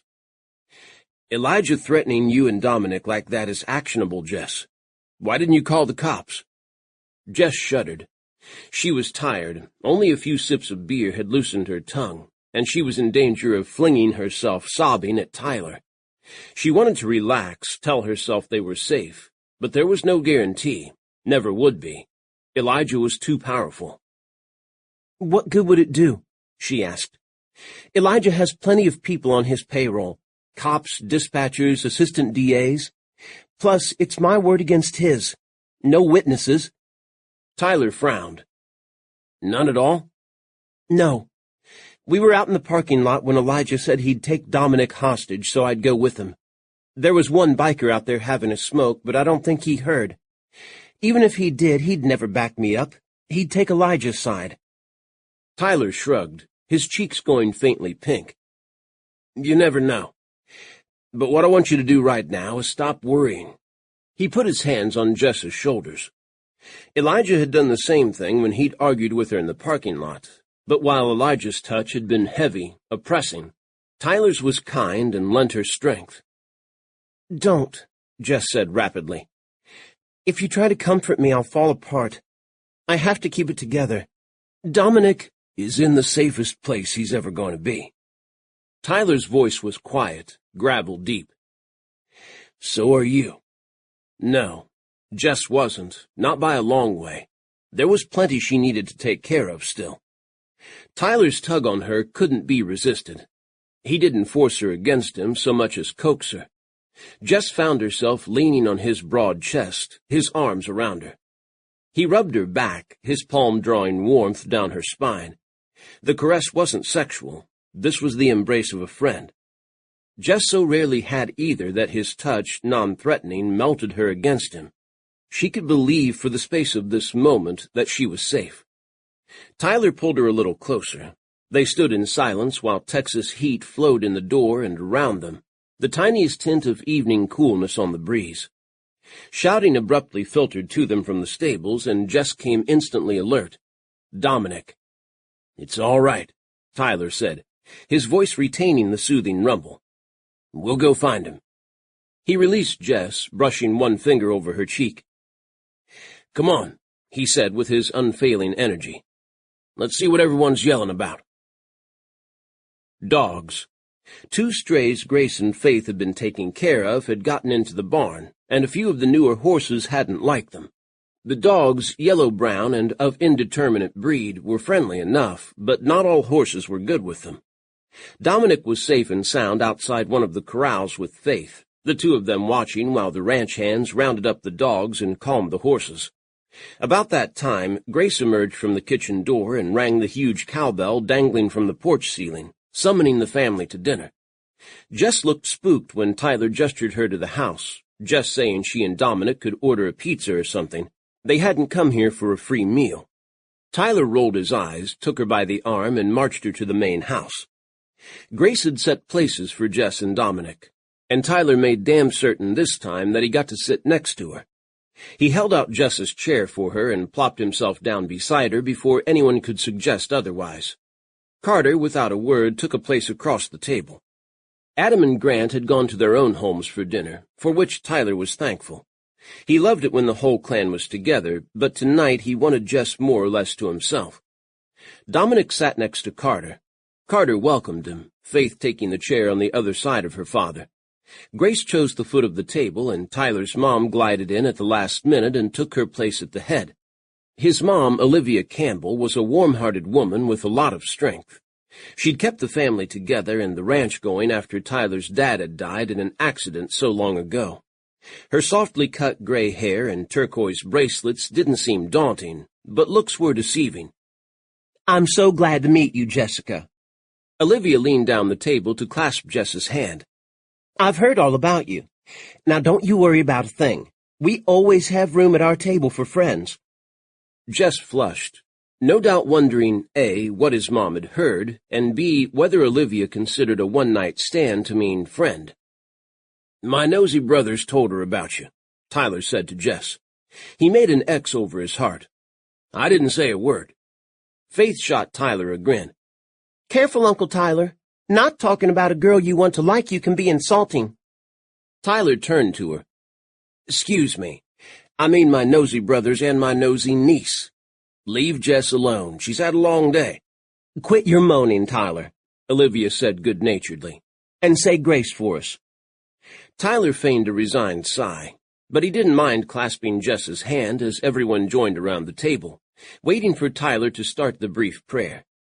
Tyler became so fixed on the feeling of Jess's cool, slim fingers twining his that he almost forgot to take Grace's hand on his other side. Grace didn't, though. She reached out and grabbed Tyler in a tight clasp, her fingers strong. As Tyler drew a breath to start, he was interrupted by a sudden spurt of gravel flying up on the drive outside. Through the windows, he saw a police SUV spin to a halt in front of the house, wheels kicking up dust.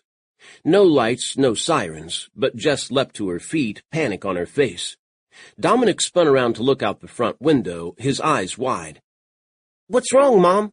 he asked fearfully. "Do we need to go?" A single sheriff's deputy hopped out of the SUV and sprinted up the steps, banging in through the front door. Tyler stood and took Jess's hand. "It's just Ross," he said as gently as he could. "Our baby brother. Sit down, sweetheart. It's okay." Jess shivered under his touch, but she let out a breath and sank to her chair. She didn't let go of Tyler's hand. "Sorry," she said. "I'm just tired, I guess." Olivia's wise look told Tyler she understood Jess's nerves. Nothing was secret in this family. Ross charged through the large living room into the dining room. He was a younger version of Adam, blue eyes sparkling under his buzzed dark hair, his khaki deputy's uniform creased and clean, badge shining. "Am I too late? Did I miss out on one of Grace's kick-ass dinners?" "Tyler's about to say grace," Olivia told him without admonishment. "Sit down so we can get on with it." "Awesome." Ross plunked himself into the only empty chair, which was between Jess and their mom. He took Jess's hand, giving her a thorough once-over. "You're Jess, right? And Dominic? Pleased to meet you. I'm Ross, the law-abiding Campbell." Ross's bright blue eyes held way too much interest.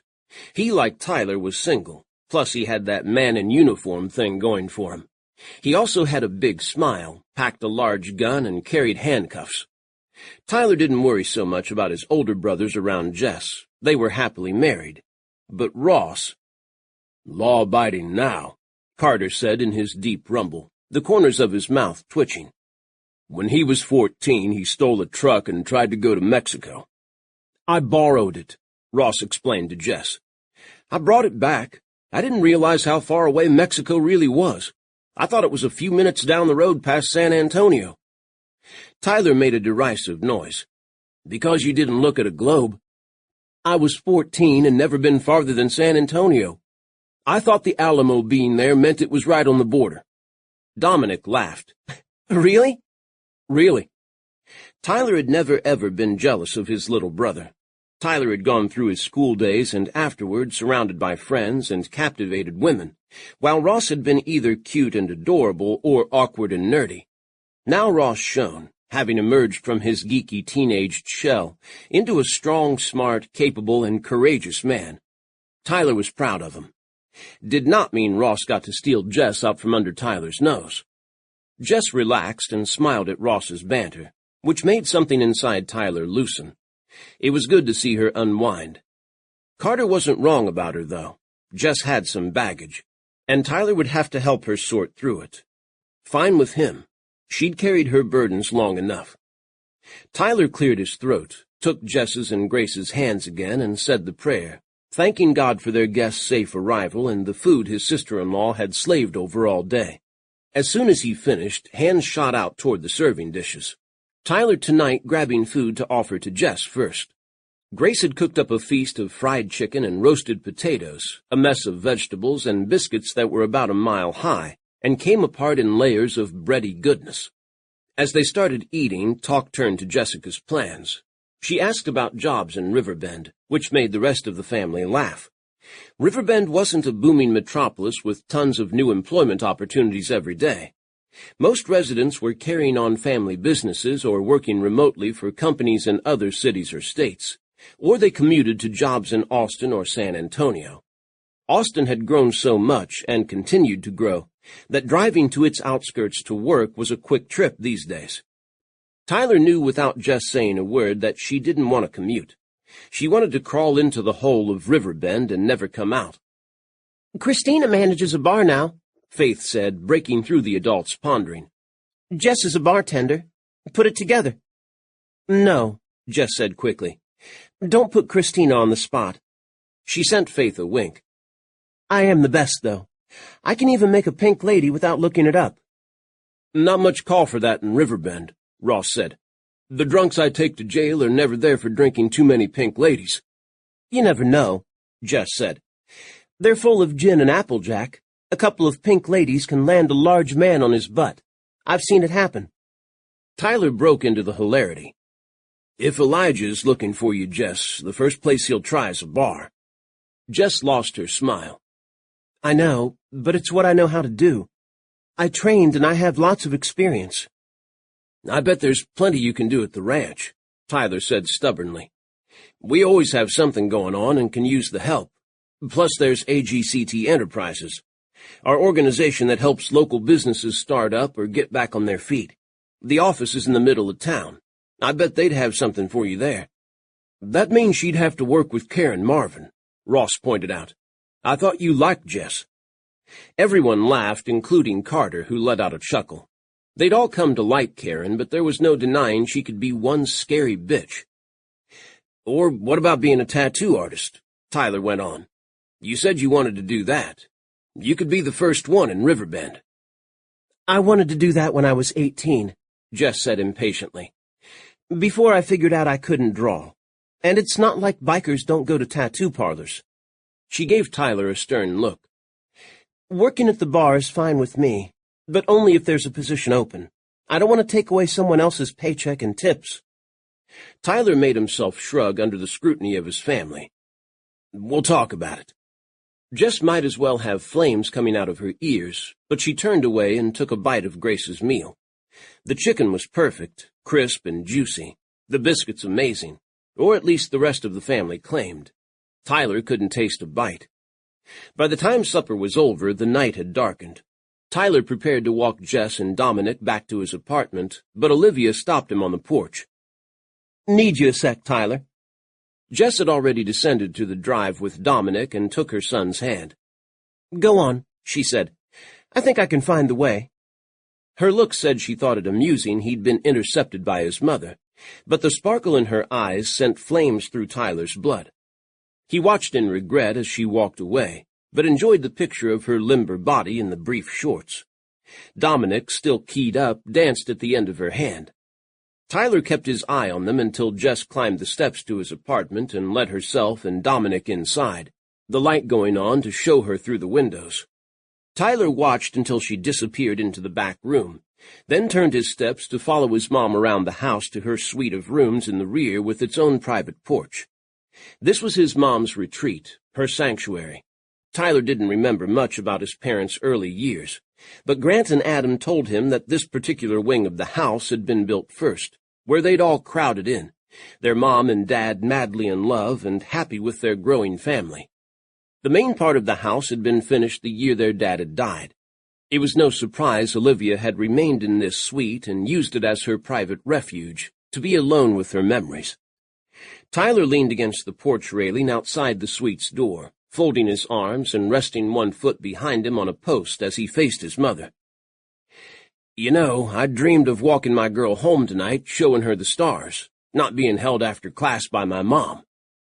He kept his voice light, but Olivia only gazed at him unblinkingly. "Tyler," she said in her straightforward way, "she isn't yours." Chapter 12. Tyler knew what his mother meant, but he kept the banter in his voice. "I'm not stepping aside for Ross. He can't have everything just because he's the baby." "Not my point." Tyler gave up. He turned to gaze at the rolling hills behind the ranch, the sky dark blue with dusk. "You mean I should let her live her own life," he said, and shook his head.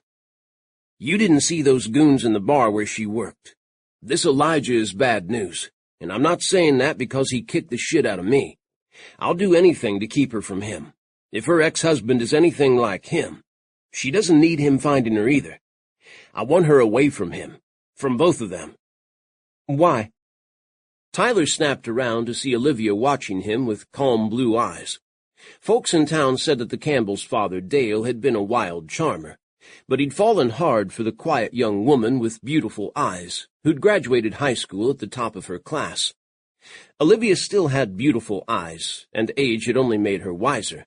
She'd thrown herself into raising her boys and helping troubled teens. Everyone speculated she did so to keep her mind off her grief at losing her husband. But Tyler knew that this was just who she was. She'd loved his dad to distraction, but Olivia Campbell was her own woman. "What do you mean, why?" Tyler asked. "I'm worried about her. Just like you worry about the kids who come out here to work with horses and escape their pasts." "Not the same, and you know it." Olivia gave him a severe look. "You can't smother her, Tyler. That's part of what she's trying to escape. We can offer her help and support, but ultimately it's her decision. You have to let her make it." "You mean stop being a high-handed dick?" Tyler usually wouldn't use rough language around his mother, but the subject was too touchy for restraint. Olivia didn't flinch, used to working with teens who liked the F word. "Exactly. She's terrified, and with good reason. Let her calm down and settle in before you frighten her with your well-meaning intentions. And you didn't answer the question." His mom's quiet look unnerved him. "Which question?" Tyler pointed at her. "See, this is why we're scared to talk to you. We always have to figure out what you mean." "You know exactly what I mean. Why are you so concerned about her? A lot of people you meet have problems. Are you going to let them all move into your apartment and get them jobs at the ranch?" "Why do you think?" Tyler jammed his arms across his chest. "She's hot." His mom wasn't having that. "Your one-night stands are famous, Tyler. I've never yelled at you about them, because I understand grief and pulling away. It's a hard thing to feel, a hard thing to get past. I know you well enough to see that the way you look at this woman is different. And I like her. But you can't force it. If you try to grab onto her, she'll go. It's the old saying, if you hold a butterfly in your fist, you'll destroy it. You have to let it sit on your open hand and enjoy its beauty." "For however long it lets me," Tyler answered, subdued. "I'm afraid so, sweetie." Tyler released a long breath. "You sure I'm not all worried about her because she's hot?" Olivia gave him one of her warm, rare smiles. "I'm pretty sure. So are you." Tyler knew she was right. Shit. He folded his arms over his chest, tightening in on himself. "Don't tell my brothers." His mother patted his arm. "They already know, dear." Jess didn't like how ecstatic she was that Tyler came to the apartment to say good night, though her elation dimmed when he remained at the bottom of the stairs and waited for them to come out. Dominic jumped happily down to Tyler, thanked him enthusiastically for letting them stay, then ran upstairs to enjoy the novelty of sleeping on a bed that came out of a sofa. "Call the main house if you need anything," Tyler said to Jess, his expression guarded. He'd planted himself 5 feet from the bottom step Jess was on, his arms folded, shutting her out. "Hell, just yell out the window. Someone will come running."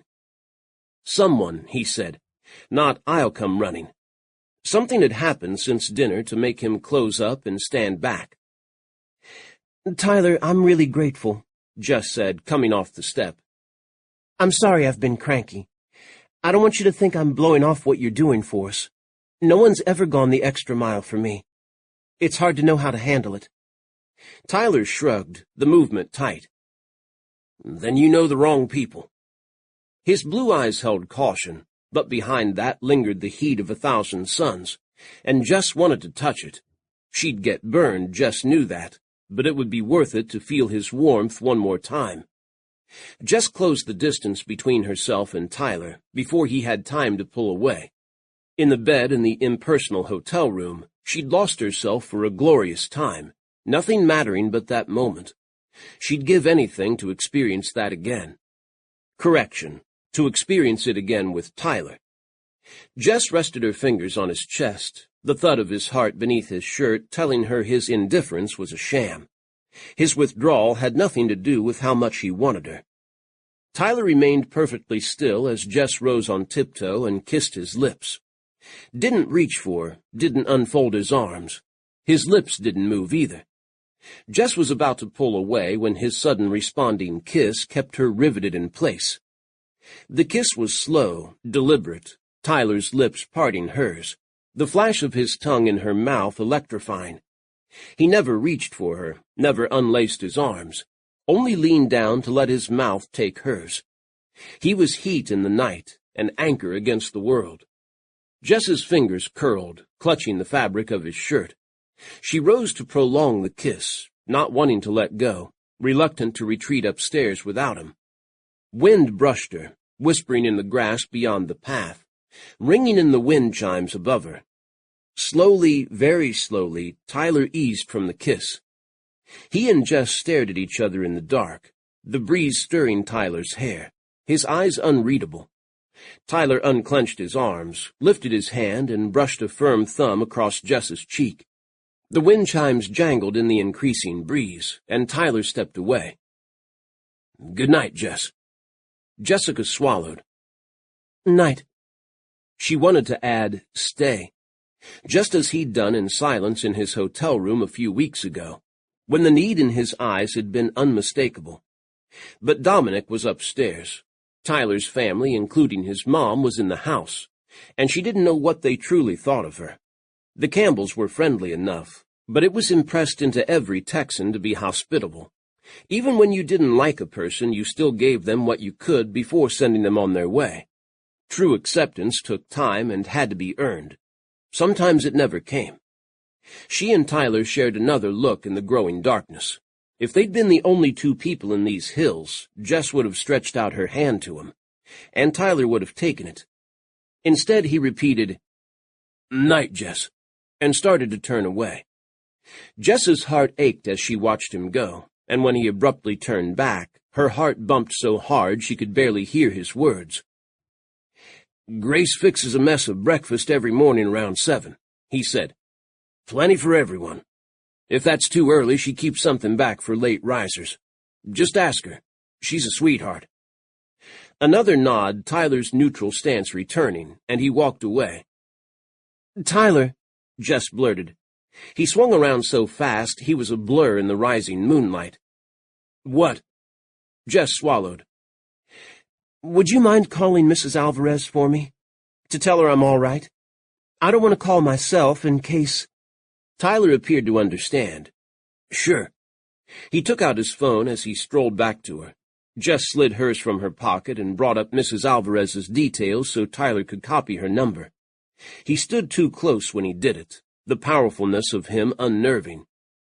"Tell you what," Tyler said when he was finished. I'll ask my mom to call. I have a feeling those two will get along fine. Fixing the lives of everyone around them? Something like that. Tyler's grin flashed. His smile tempted Jess to let her inhibitions take flight. Tyler was a man any woman would want to hug. Holding on to him, listening to his voice, his laughter, made everything bad go away.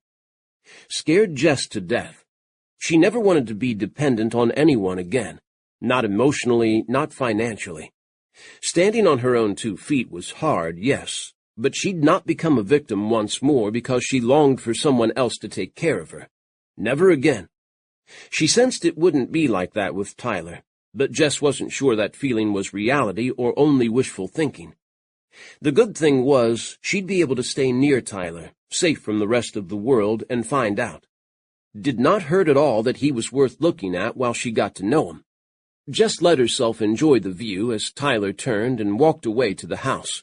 His long, tall body and fine ass was a sight to see. Nope, didn't hurt at all.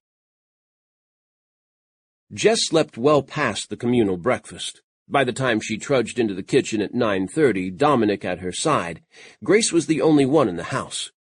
Grace looked around from the stove when Jess entered from the dining room and beamed her and Dominic a wide smile. "Good morning," she said. "I figured you'd want to sleep, so I made sure the mob didn't eat all the food. I have migas in this casserole, easy to heat, or traditional bacon and eggs if you want. Plenty of juice and, of course, coffee. You just let me know." Grace looked like a beauty queen, one whose hot husband had knocked her up. She had dark hair and green eyes and a fine-boned face. Her body was swollen with her pregnancy, but the way she rested her hand on her abdomen made Jess's heart squeeze. She remembered the feeling with Dominic, a love and protectiveness she'd never lost. Grace was kind, too, from what Jess had seen, one of those women who were lovely all the way through. You couldn't hate them as much as you wanted to because you knew they weren't hateable. They were just nice. "Thanks," Jess said. "I'll take the migas if you don't mind. Mrs. Alvarez makes those." "Hers are awesome," Dominic put in. "Mrs. Alvarez can seriously cook." Grace gave him an amused look as she took a casserole dish out of the refrigerator and popped it into the oven. "Let's hope mine live up to it." They did. The migas, eggs, fried tortilla strips, tomatoes and peppers, onions and cheese, were warm, flavorful, and satisfying. Grace continued to cook while Jess and Dominic devoured the food.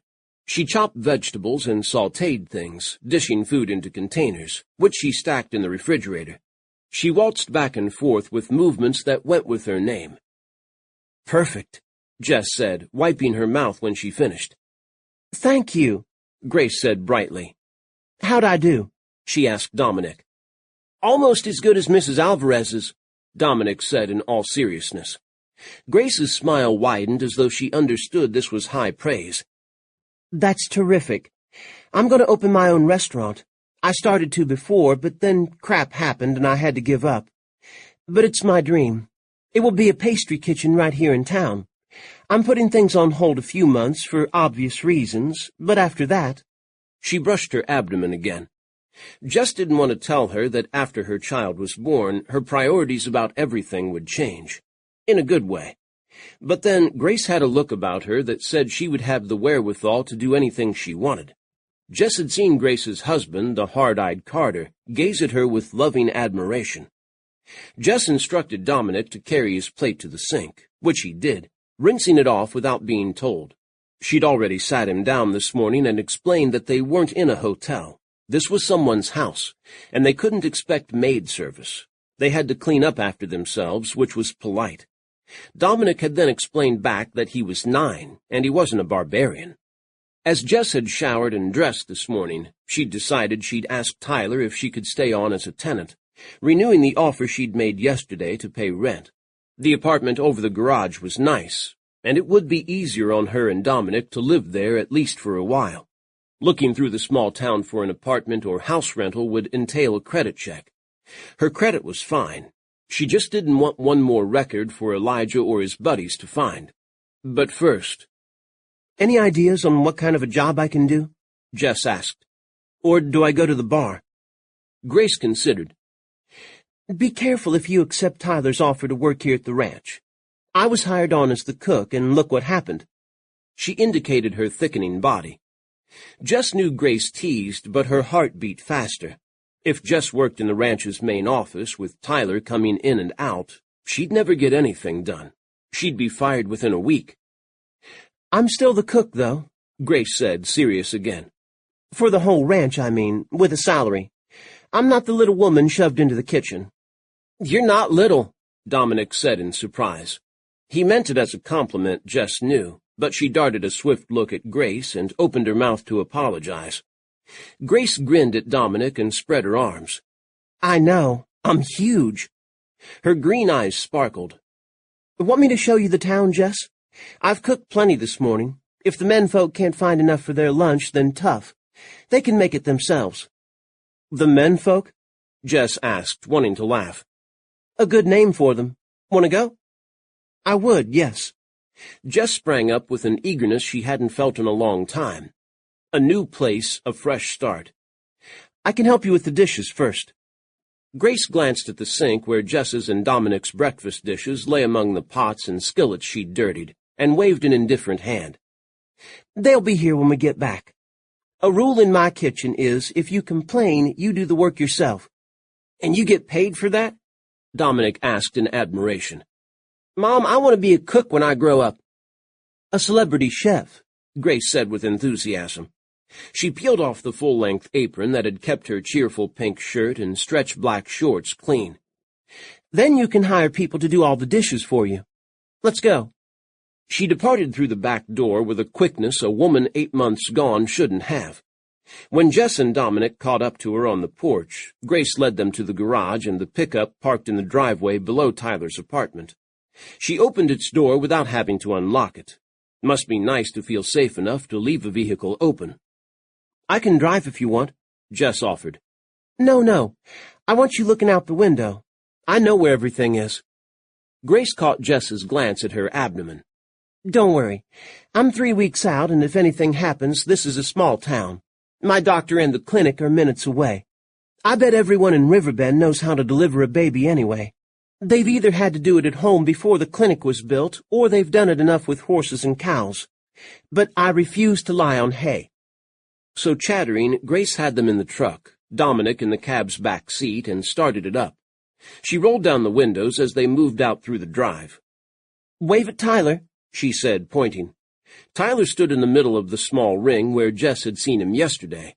At the moment, he was holding the end of a very long rope while a horse at the other end galloped around him. Dominic waved enthusiastically, as did Grace.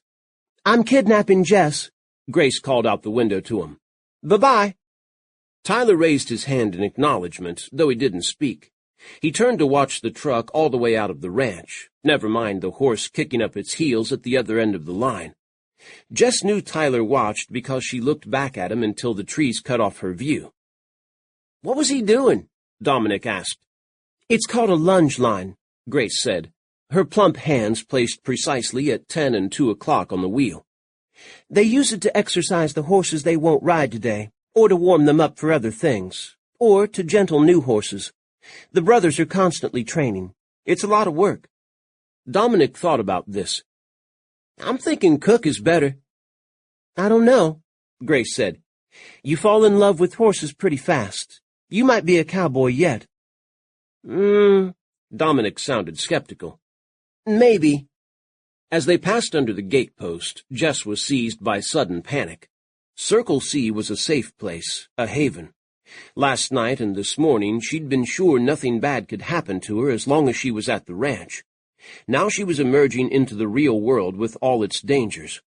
Her mouth went dry, her pulse beating hard as Grace slowed to a halt at the end of the drive. Jess half expected to see a line of motorcycles strung across the grasslands waiting for her, Elijah in their lead. What confronted her was an empty 2-lane road, its black asphalt faded by the Texas sun. One pickup raced by them, and Grace pulled onto the road behind it. Oblivious to Jess's tension, she kept up her conversation. "The ranch is within Riverbend's town limits, but just barely. The rest of the metropolis is over the rise." "We were at a gas station yesterday," Dominic told her. "The gas station," Grace said. Good. Then you've seen most of Riverbend already. I'll show you the rest, then we'll go to the diner. It's the heart of the town. Or maybe its stomach. Jess's hands began to unclench as Grace drove on. She saw no sign of Elijah and his men, very few bikers at all. This was ranch country. Most of the vehicles were pickups and SUVs built for hauling loads of hay or pulling trailers. Dallas, for all its big city might, was surrounded by farms and ranch land, so Jess was used to horse trailers and trucks full of hay bales. Absent in Riverbend were slick cars and businessmen in suits, high-rises, coffee houses on every corner, and chain restaurants, strip malls, and big retail stores. "This is downtown," Grace said, as she passed the gas station and drove around a square with a large courthouse in the middle. "The shops in this area are all owned by locals. Carter and his brothers help small businesses set up here, instead of letting in the chains. AGCT has been running a year, and so far it has been very successful." She didn't bother to keep the pride from her voice. "Where's the school?" Dominic asked. "Not in Riverbend. The elementary school is in White Fork, and the high school is in between the two towns. I went to both, as did the Campbells.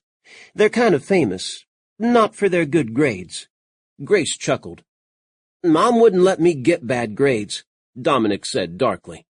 "That's smart of her," Grace said. Jessica didn't like that the school was in another town, which meant she'd have to send Dominic off on a bus. Either that or drive him there and back and worry about him all day. Then again, maybe she could get a job at the school. She could work in the office or maybe be a cafeteria lady. She bit back a laugh, picturing herself in an apron with a plastic hairnet, but then she sobered. She'd do it if it meant a paycheck and the ability to watch over Dominic.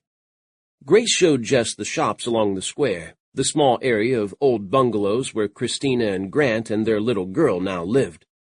Adam and Bailey had built a house down the road from the ranch. Ross had an apartment over the shops on the square near the sheriff's office where he worked. "None of the Campbells ever wanted to move far from home. Isn't that sweet?" Grace headed the big truck toward the gas station and the diner beyond. "I have no room to talk. My family's ranch is down that road." She pointed to a turnoff beyond the square. "I moved a whole 10 miles. "You love it," Jess said with conviction. "It shows." Grace shrugged. "I'd never live anywhere else. I like going to Austin to shop and have fun, but it's crazy. So much traffic, development everywhere, crime. Riverbend has its share of crimes, but nothing like the cities." Grace gave her a sideways glance. "Oh, but you know that. You're from Dallas. No offense."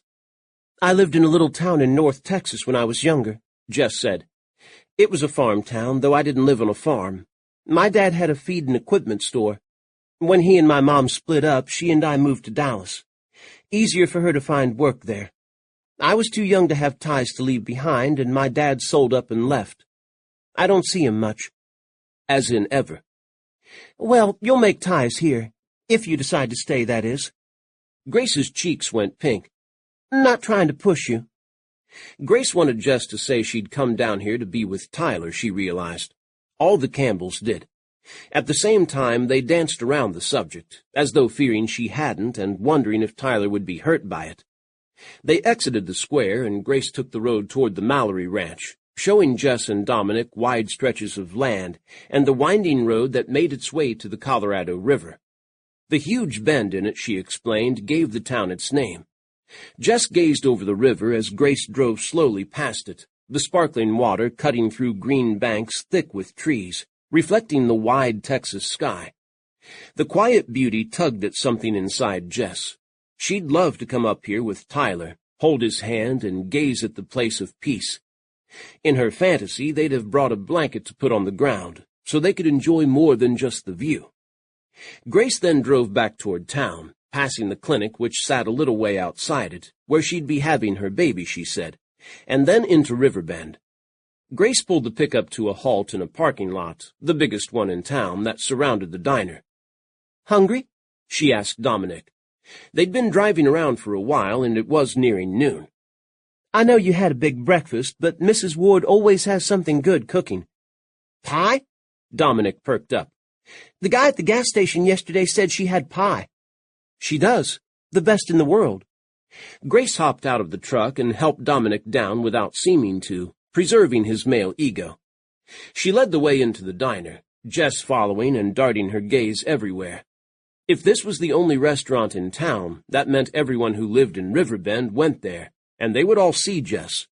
They'd spread the word that there was a new girl in town from Dallas, with her 9-year-old son, staying with the Campbells.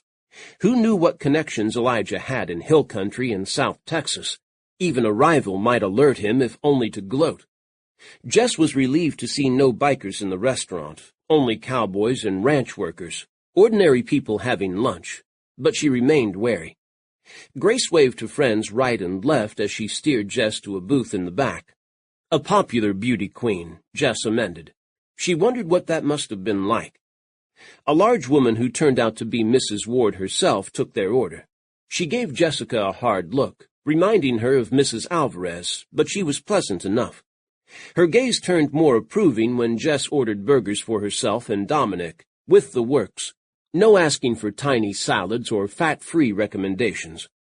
Grace had a chicken sandwich and plenty of fries to go with it. Enjoying it now, she explained. After the baby is born, everyone will bug me to lose weight. You look fine, Jess said in surprise. Grace wrinkled her nose. Oh, I like you. Dominic, your mom is wonderful. As they waited for the meal and then ate, the juiciest, freshest burgers Jess had tasted in a long while, Grace told her about the Campbells, how they got started in the stunt business as teenagers, how Adam had run off to Hollywood at age 18 to make big movies. The other brothers had remained home, but were hired for commercials, TV shows, and movies made locally and in New Mexico, plus live performances. They took their stunt show on the road in the summer, and trained horses for themselves and others the rest of the time. Each brother had his specialty in the business. Adam coordinated with movie studios and used his experience to direct the stunts. Carter focused on the money side, and Grant and Tyler trained horses and dealt with the people who hired them. Grant is the charmer, Tyler is the show-off, Grace said. That's why Tyler does PR for both their businesses. Tyler can make stunt riding look easy.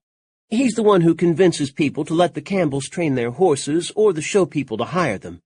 Grant keeps them happy through the process. But the two of them aren't just sweet talkers. They understand what they're doing. Grace spoke with the conviction of one in the know. Jess believed her. She'd gathered something of Tyler's effervescence and Carter's hard-headed business sense. Adam had quit the movies, Grace said, for the most part, returning home after an accident involving a car stunt. That explained the burn scars on his face. Good conversation, Jess asking interested questions about the family and the town, made the meal go by quickly. Dominic, having cleaned his plate, now wanted his reward of pie. Grace said she'd take him to the counter and show him how many kinds they had. Mrs. Ward would let him have a taste before he decided. Jess watched them go, warming at the way Dominic reached for Grace's hand. Grace, a few years younger than Jess, had the air of someone who could take care of the world. Grace had told her all the Campbells' ages. Tyler was the same as Grace, 27, which put him 2 years younger than Jess. Something else to think about. Jess's view of Grace and Dominic was cut off when a woman slid into the booth in Grace's seat.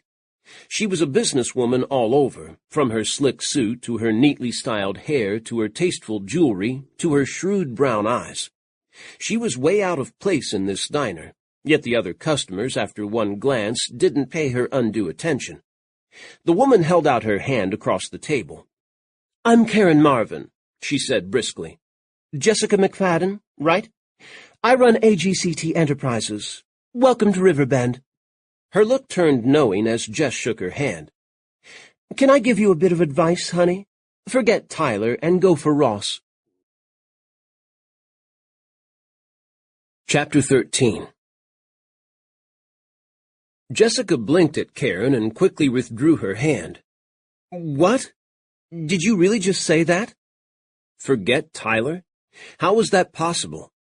Karen nodded, not the least perturbed. "Ross is a sweetheart and doesn't have as many issues as Tyler.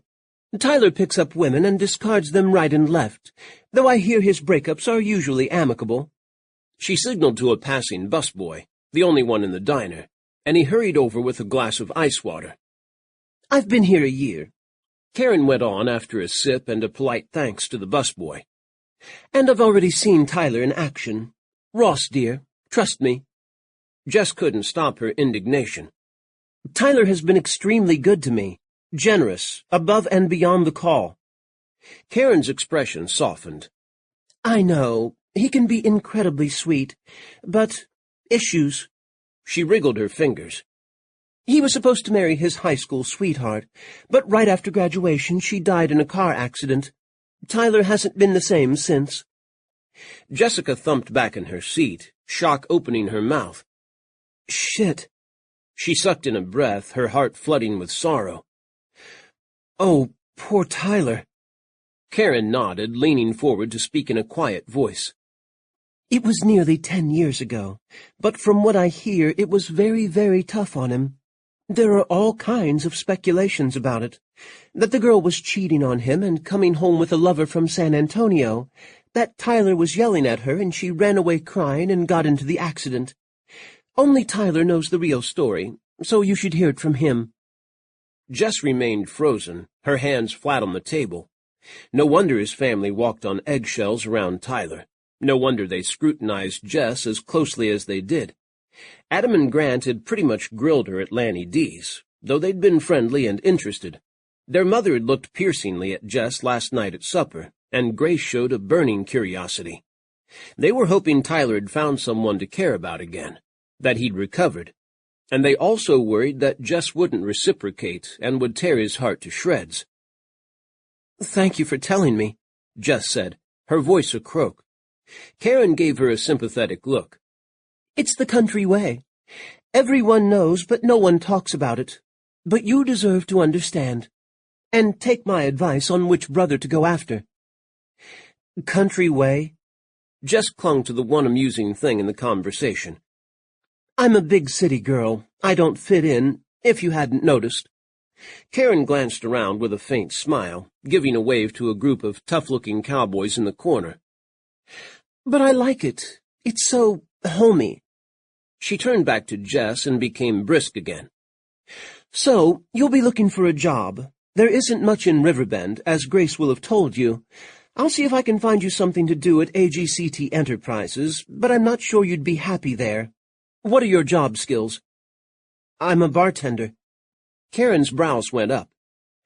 "Then why did Tyler call me about employing you at AGCT?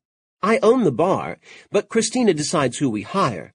I'm sure she can find you something there, even fill-in work."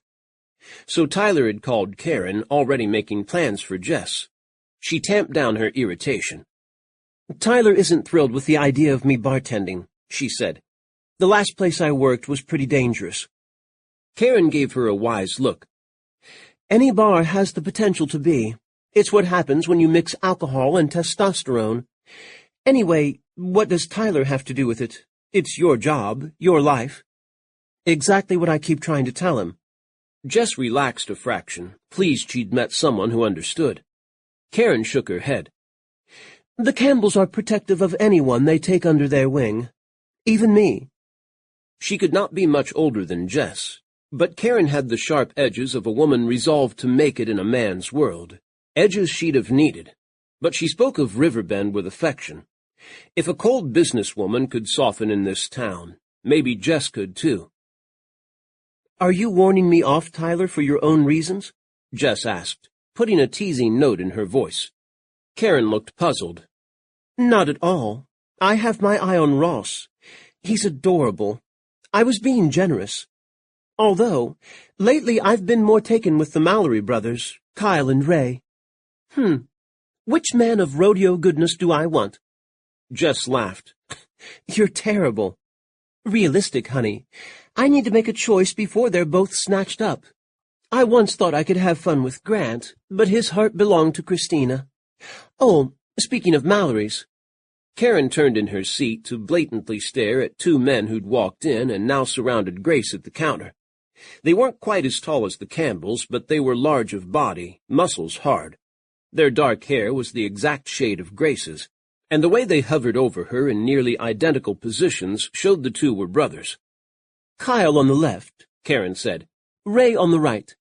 Champion bull riders. You'd do all right with one of them, too." "As long as I leave you the other," Jess said. Karen flashed her gleaming smile. "Well, of course." Grace pivoted and came back to the table with Dominic, the brothers following her like protective pit bulls. "I picked out pie for everyone," Grace was saying. "Hey, Karen, how are you? Jess, these louts are my brothers Ray and Kyle." She flapped a hand at each one in turn. The Mallory men were much alike, but Kyle was a bit younger than Ray, while Ray had a few more muscular pounds on him and more wisdom etched into his face. Their eyes were green like Grace's. Karen wasn't wrong that they were good-looking. If Jess hadn't seen Tyler first, she might be staring long and hard. "Welcome to Riverbend," Kyle said, extending a hand to Jess. Everyone was polite here. "Hope you stay a good long while. You need anything, you just let us know." He squeezed Jess's hand before releasing it. Ray's hand, big and calloused, was right there as soon as Kyle's disappeared. "Anything at all," Ray said. "I'll be around to fix it for you." "Such sweethearts." Karen beamed a smile at both brothers. It tickled Jess to watch Ray and Kyle back up a nervous step. They knew a predatory woman when they saw one. "Do you really ride bulls?" Dominic asked them. "Yep." Kyle ruffled his hair, which Jess could warn him Dominic didn't like. Dominic put up with it, looking enthralled with the two big men. "Why?" he asked in genuine curiosity. Both Kyle and Ray burst out laughing, filling the diner with a deep, warm sound. "The challenge, I guess," Kyle said. "It's fun." "Money and fame," Karen put in, nodding at Ray. Ray flushed. "More like we're crazy, but it's what we do." "All right, you two, you've ogled her," Grace said. "Go have lunch." She gave Jess a sage look as Karen vacated her seat and Grace sat down. "They usually have lunch at home, but I foolishly told them I'd be here. I only asked if they wanted me to bring them any pie, but they figured out I was showing you around and had to barge in." Kyle quickly raised his hands. "No, we didn't. The pie just sounded too good to wait for." Karen linked one arm around Kyle's and the other around Ray's. "Since you boys are here, why don't I treat you to lunch? No strings. Well, unless I think of some." So saying, she herded the Mallory brothers away. They gracefully and politely didn't flee, but looked a bit pale as they let Karen escort them to another table. Grace didn't hide her mirth. "They were nosy, and they paid for it." "Does everyone in town know I'm here?" Jess asked, the ever-gnawing worry lurking. "I'd hoped to fly under the radar." "Of course everyone knows. You can't keep a secret in a small town. On the other hand, it stays in town. No one will talk about you to outsiders." They wouldn't mean to, Jess knew, but someone might mention it to a friend in Dallas who might know a biker, who might know Elijah or one of his cronies. Jess shut down the thoughts. She was tired of fear. Dallas was a huge city, and Elijah didn't know every single person in it, as much as he pretended to. Maybe this time Jess really could be free. "More nosiness," Grace said at the same time a man crowded into the booth beside Jess. Jess's body heated instantly and Dominic's face lit up. "Tyler!" he cried. Tyler smelled good, like soap and shaving cream. He must have showered and changed. He was no longer covered with the dust the horse had stirred up in the ring. Grace's eyes twinkled. "What are you doing here, Tyler? Come for pie?" Tyler shrugged, his arm brushing Jess's. "It's lunchtime. What do you think I'm doing here?" "I left plenty of food in the fridge." Tyler gave her an innocent look. "Which your husband and everyone who works at Circle C devoured while I was cleaning up. Thought I could go for a burger." "And pie," Dominic said. "I'm having apple." He cut off with a squeak of delight as Mrs. Ward and another waitress set 4 huge slices of pie on the table. "I figured you'd want some, too," Mrs. Ward said as she slid the biggest piece in front of Tyler.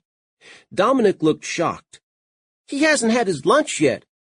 Tyler lifted the fork the waitress had set down and plunged it through the mountain of whipped cream to the slab of pie underneath.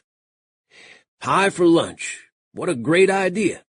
He winked at Dominic. Don't tell your mom, though. Dominic grinned. He jabbed his fork into his pie the exact way Tyler had and tried to take as big a bite. The two of them made a game of what kind of noises they could make as they tore apart their pieces and stuffed them into their mouths. Tyler was funny, fun, and good with Dominic. Jess had feared he'd change in her eyes when she saw him again, in light of what Karen had told her about the death of his high school girlfriend. But he didn't. He was the same charming, handsome, hot Tyler he'd been before she'd known about his tragedy. The promising look Tyler slanted Jess as he curled cream into his mouth from his fork held nothing of grief.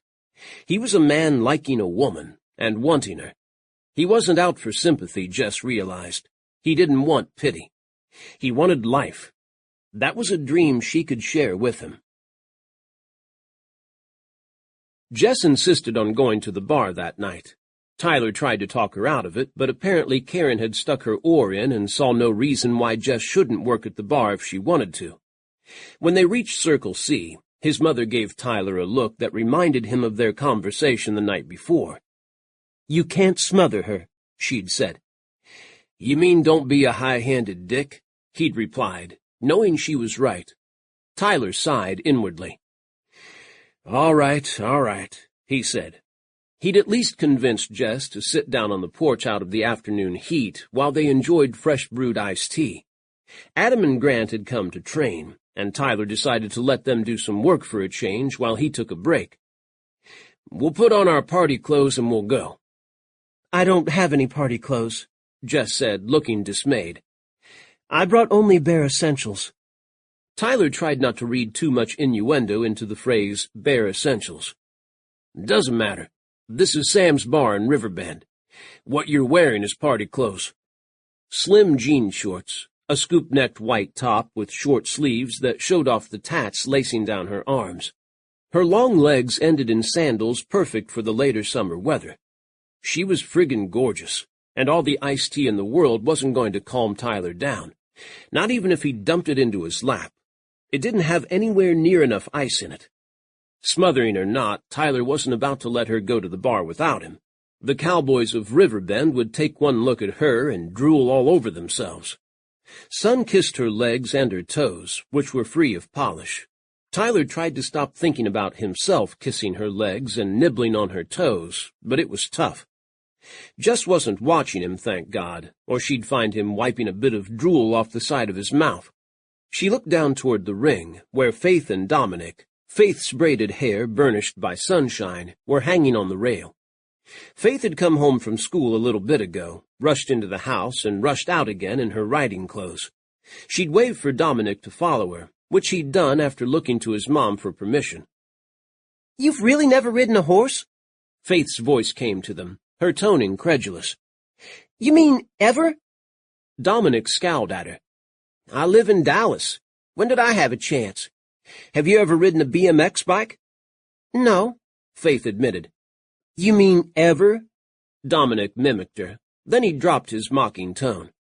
"It's really fun. I have a BMX that I race at a track. Used to, anyway. If we stay here, I'll start doing it again. I'll teach you how to ride a course." Faith pondered this. "My dad might say no, but I can teach you to ride a horse. Want me to?" Dominic studied the tall horses wandering the corral, his back stiffening. There was no shame in being afraid to ride horses, Tyler wanted to tell him. The animals were big and could be dangerous. Faith knew what she was doing, though, and her horse Dodie was docile and good with kids. "Okay," Dominic said, as though having weighed his options. "But don't laugh at me if I fall off." Jess looked alarmed and set her iced tea aside. Tyler put his hand on hers to keep her from leaping up and running down to the ring. "Faith won't let him fall," he said in a low voice. "She teaches kids younger than she is, and Carter's down there. He'll keep an eye out.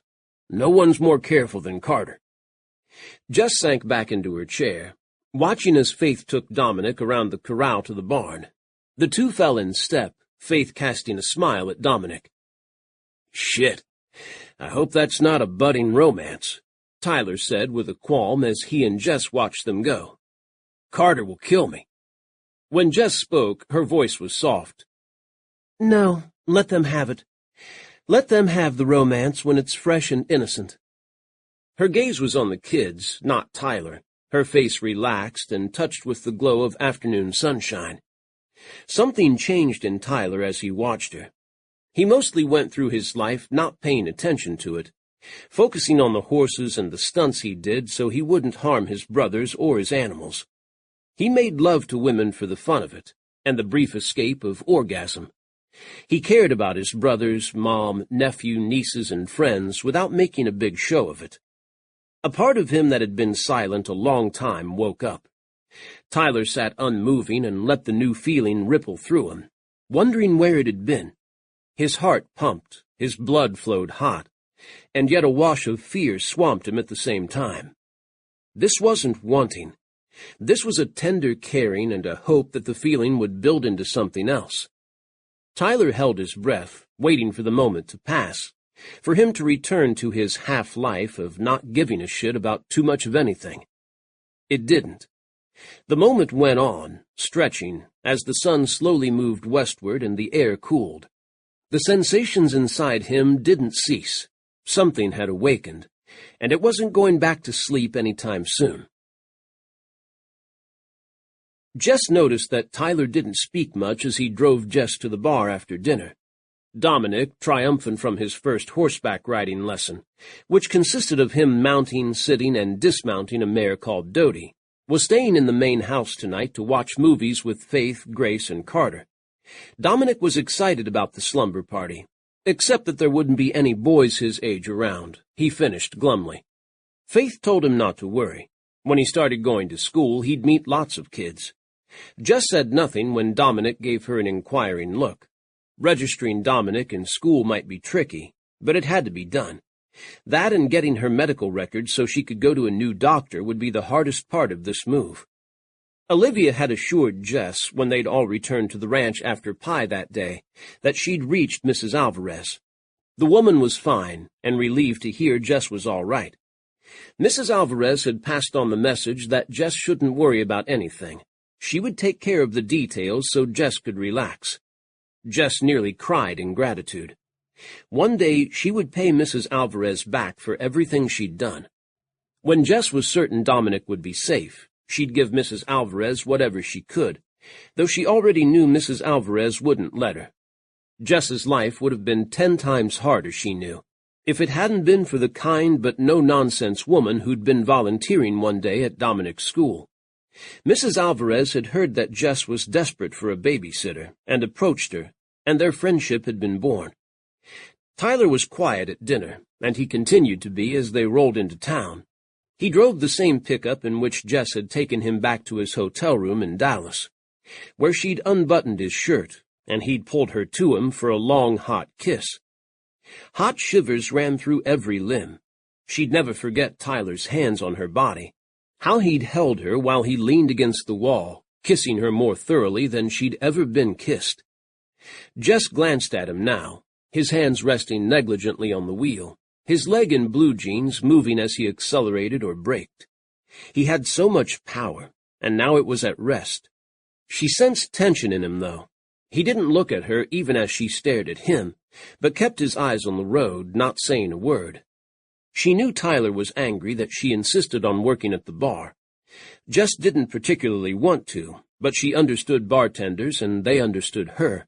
Even if she didn't get a job there, she could ask them for suggestions about where would be a good place to look for employment. Karen had mentioned AGCT Enterprises, saying she didn't think Jess would be happy there, but Jess would have to convince her otherwise. She wasn't afraid of work or boredom, or Karen herself. She just needed a paycheck. The drive wasn't long, and Tyler pulled into the parking lot that bordered the diner and killed the engine.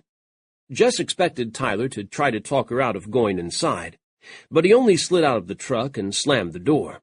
Before she could get out herself, Tyler was at the passenger door, opening it and handing her down like an old-fashioned gentleman.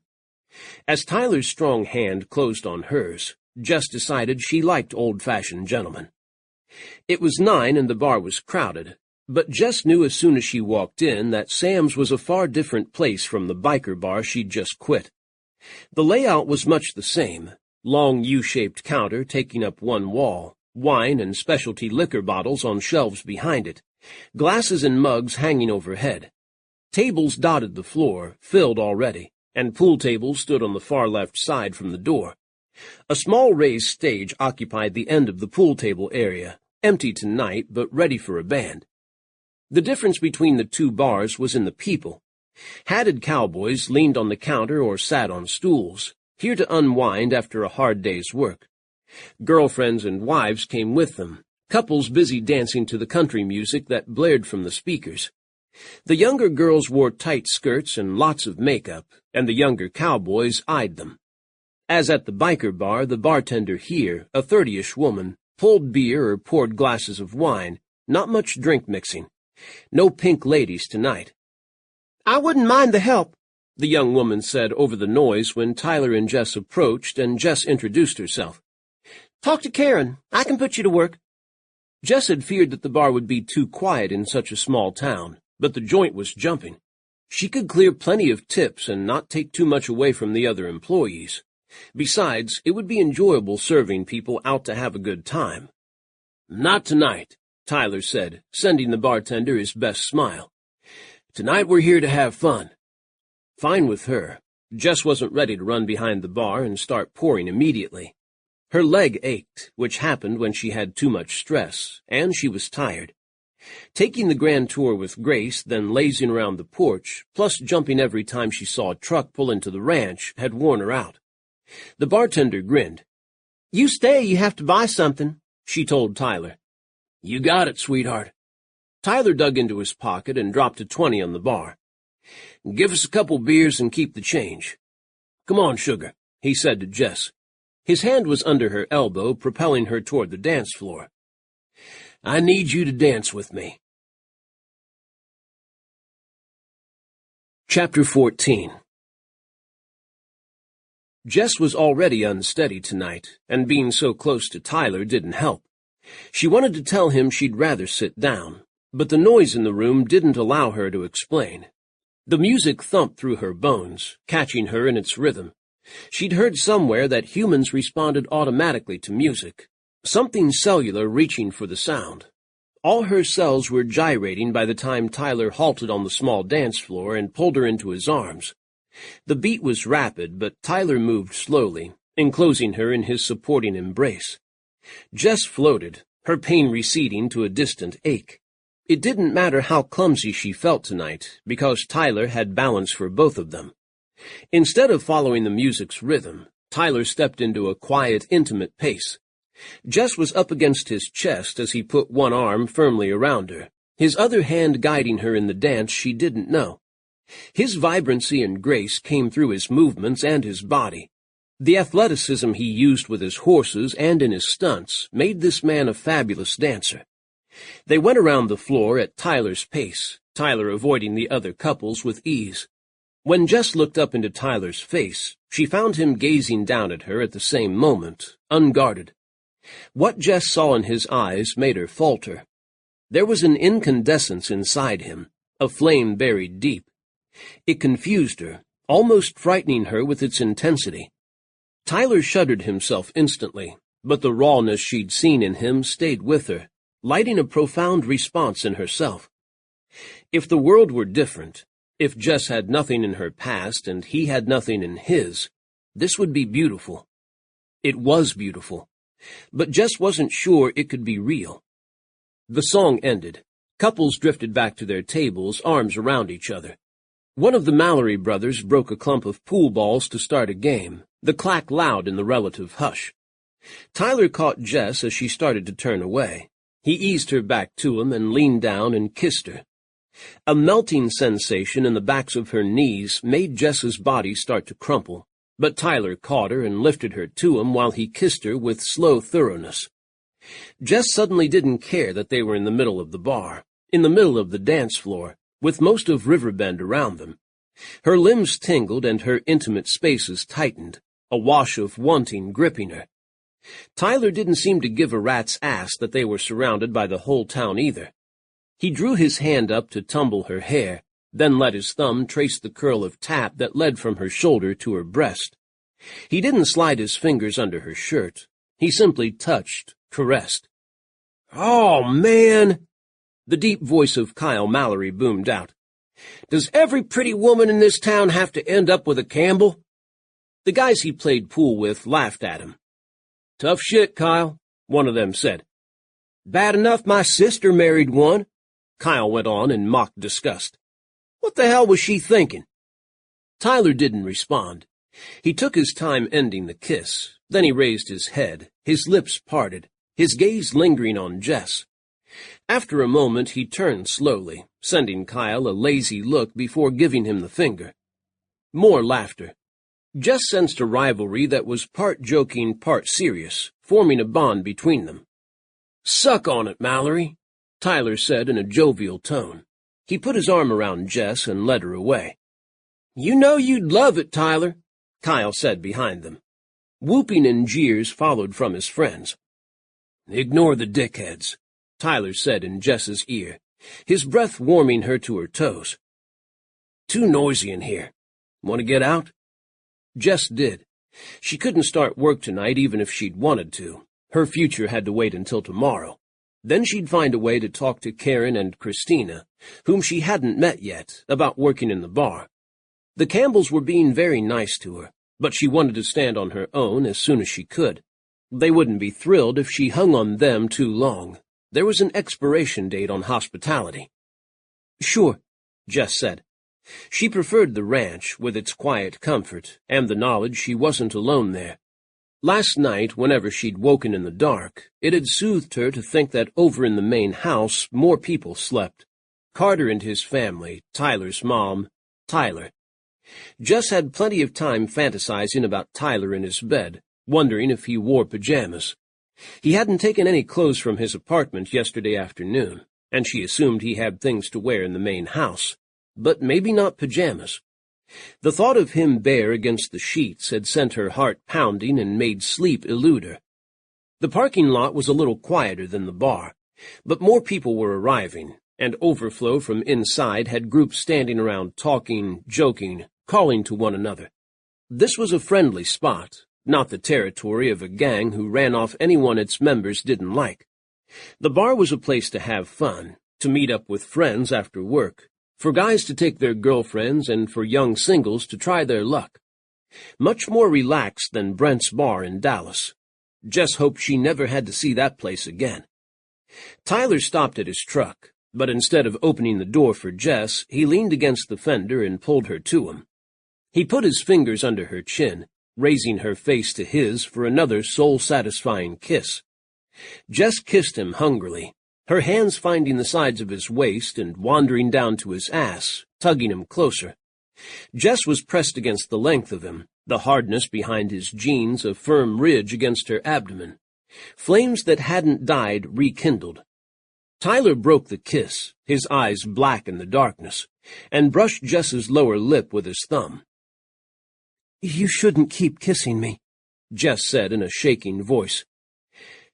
"People will think we're together." "They can think whatever the hell they want." Tyler lowered his hand, taking his heat away, but his body was still tight to hers, his desire for her obvious. "They hope we are a couple," Jess said. "They want us to be."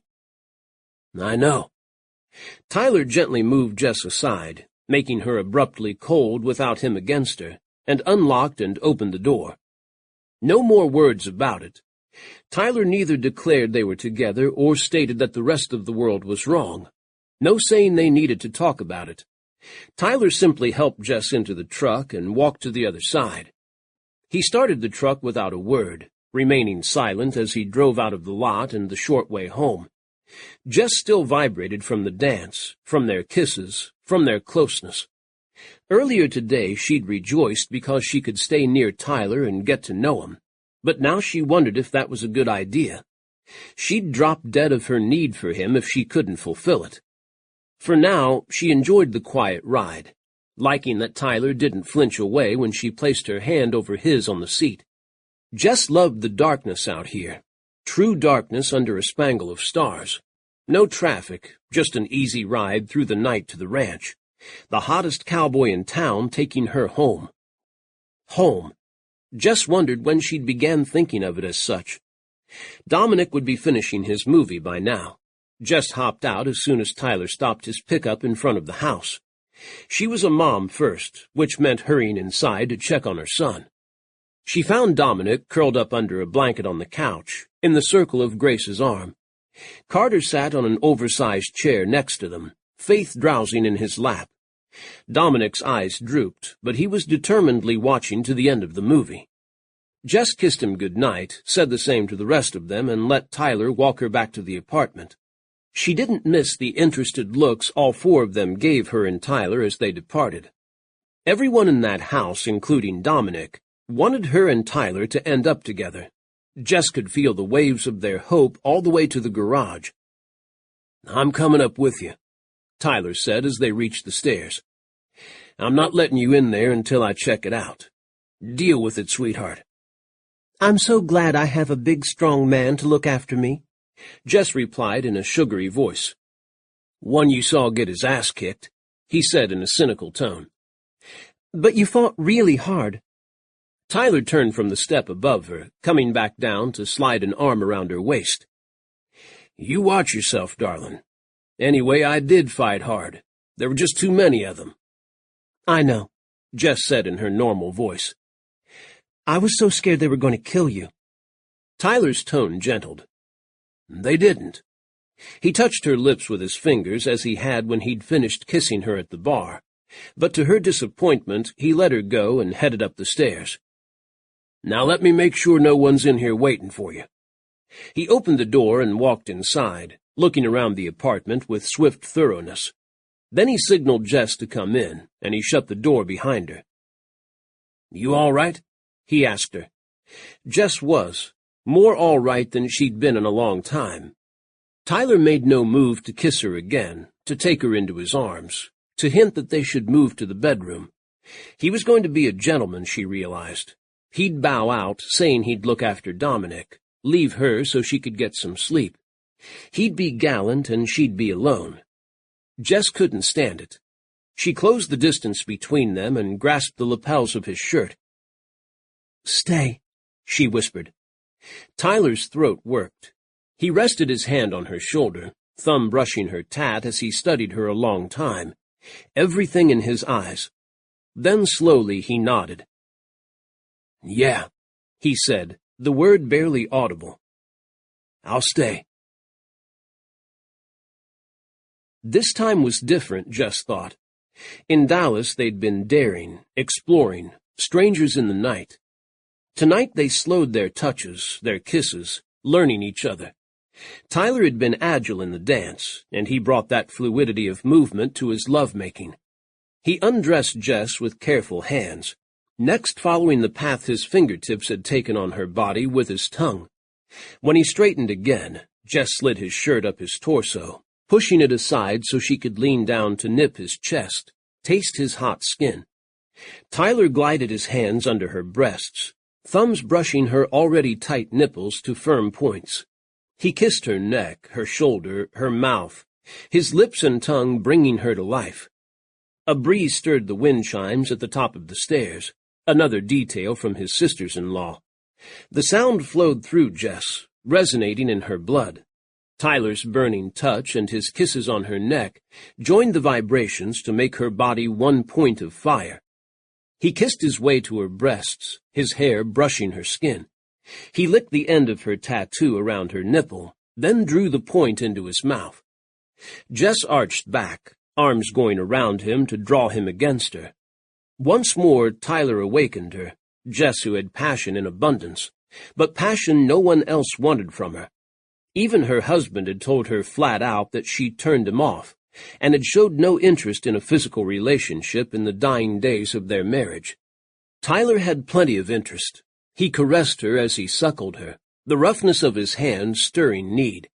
The pull of his mouth on her breast made Jess shift her legs open, her craving for him escalating into something raw. He didn't make her wait long. Tyler opened her waistband and slid her jeans down her hips, his skilled hands removing her underwear in the next stroke. Jess kicked jeans and underwear away, impatient to be bare. She started to speak, but was silenced when he slid his hand between her legs. Jess let out a moan, her feet moving farther apart, her hips rocking, her body wanting the crazed sensations he stirred. Her bad knee started to buckle, but Tyler caught her and held her in the curve of his arm, his kiss hard as he began to stroke her. Not fair. Jess fumbled with his belt, finally popping it open at the same time he slid a long finger inside her. She gasped with it, but still worked to squeeze her fingers between herself and Tyler to unbutton his jeans and open his zipper. She managed to get her hand inside his underwear, closing it around his hot, stiff cock. Tyler groaned in his throat, but he didn't break the kiss. His fingers moved on Jessica, stirring her to climax, until she was gripping his cock hard, stroking him through her fist. Tyler's hips moved with her rhythm, letting her make love to him with her hand, as he made her crazy with his. They held each other in the middle of the room, both making noises of pleasure as they each found ways to excite the other. It wasn't long before Jess cried out, the white-hot sensation of his fingers inside her taking her over the top. She no longer remembered where she was or how she got there. All she knew was that she stood in the arms of a cowboy who made her body sing. Tyler finally tugged her hand from his cock, lifting her to carry her swiftly to the bedroom. They more or less fell to the bed, Tyler landing on top of her. Before Jess could draw a breath, he thrust himself inside her, the firm length of his cock taking the place of his fingers, renewing her frenzied need. She cried out, unable to stop herself, dimly hoping no one was below to hear them. Tyler caught her cries with his kisses, but his own voice soon joined hers as he rocked into her, his thrusts accelerating. A hard-muscled, hot-bodied man was making love to her with skill but a natural wildness that kept it from being rehearsed. Jess remembered the raw look she'd seen in his eyes at the bar, and that strength came to her now as he drove into her, his face set, eyes fixed on her. He had grace, but he had power as well. As Jess came apart once more, Tyler rode her faster, finally giving one last thrust as his own climax hit him. The world dissolved into a wash of color as Jess wrapped legs and arms around this beautiful, beautiful man. Tyler continued to love her, his movements quieting until they fell together, breathless and smiling, in the patch of moonlight that flooded the bed. Tyler woke with his face pressed to Jess's shoulder. She lay on her stomach, her head turned from him, her breathing even. Her tats were smooth beneath Tyler's lips, lined sharp in the morning sunlight. Tyler thought over all she'd told him since she'd arrived in Riverbend, her ex Elijah, her fears for Mrs. Alvarez. Jess had so much love in her, for Dominic, for Mrs. Alvarez, and interest in her fellow beings, like Grace and Tyler's brothers and niece. She shouldn't have to struggle to survive. Tyler had so much. When he'd lost Lindsay and thought he would die, his family was there to hold him up, to take care of him until he was able to go on. Not move on, because Tyler had learned you never really got over losing someone. They were always a part of you. But you could continue and laugh again, and live your life. Elijah wasn't letting Jess move on, or live. He'd cornered her and was using her, in whatever game he'd decided to play. Tyler knew a man like that would not give up. He'd keep hunting for Jess until he cornered her again. Tyler would never let that happen. He had brothers to help him protect her. Ross was already looking at Elijah and Cade's records and seeing what he could do about keeping both of them out of River County, and maybe locked away, far from Jess. Tyler could do something himself. It was obvious what the first step should be. Jess woke. Tyler heard the change in her breathing, which was followed by a little groan. She rolled over, shading her eyes from the sunshine that streamed through an open slat in the shutters. "Is it morning already?" she mumbled in surprise. "Afraid so. Any second now my brothers will be yelling at me to get my ass down to the ring." "Oh, damn."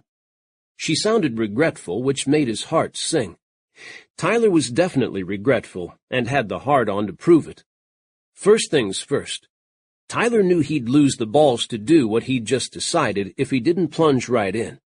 He touched Jess's cheek, drew a quick breath, and said, "Marry me, Jess."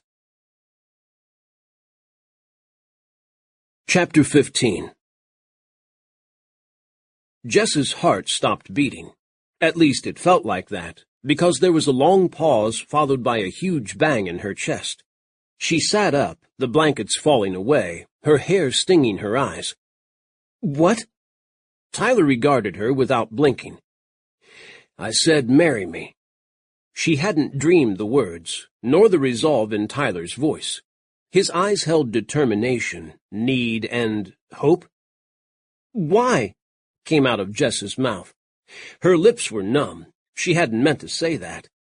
Tyler's half-smile vanished. "What do you mean, why? I have plenty in my life, and I want to give it to you. We can live here, or we can find our own house. Our own place, I think. Dominic will need more room.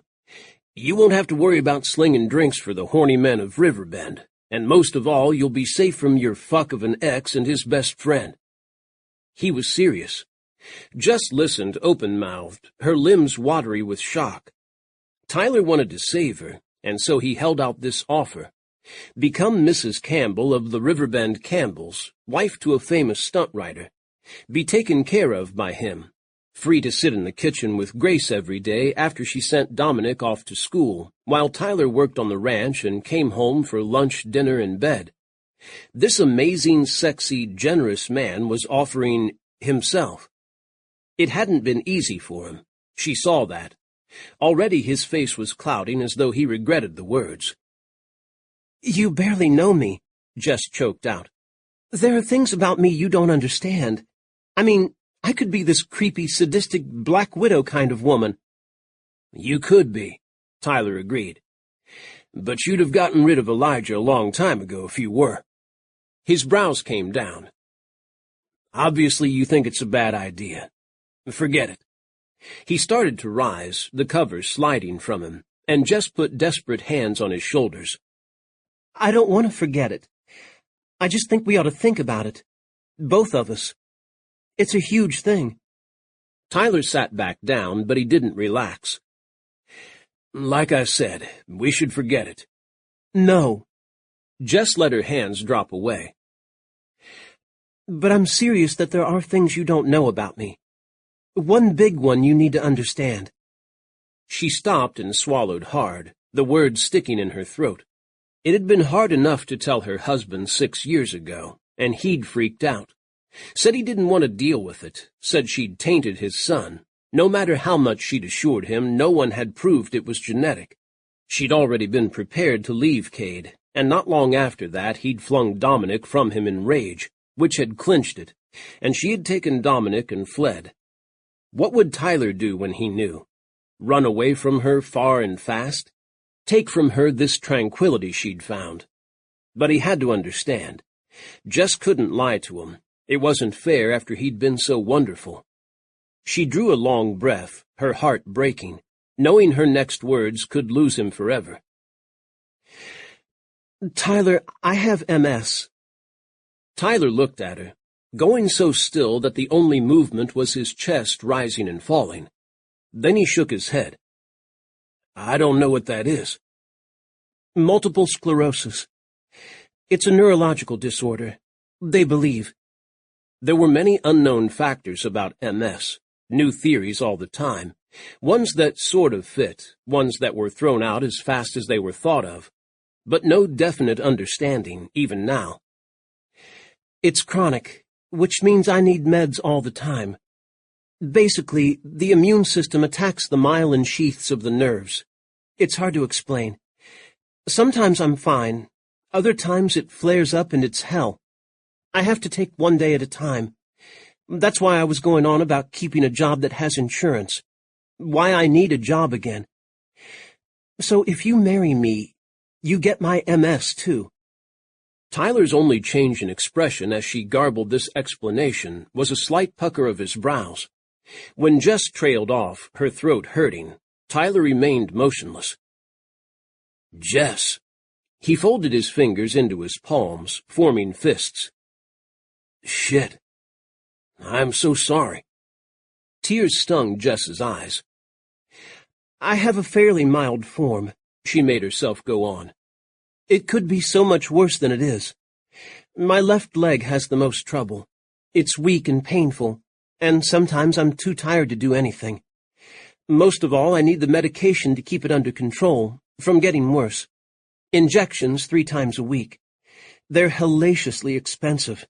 I have enough for another week, and Mrs. Alvarez is authorized to pick up the next batch and get them to me. But then that's it. That's the last. I'll run out at the end of September.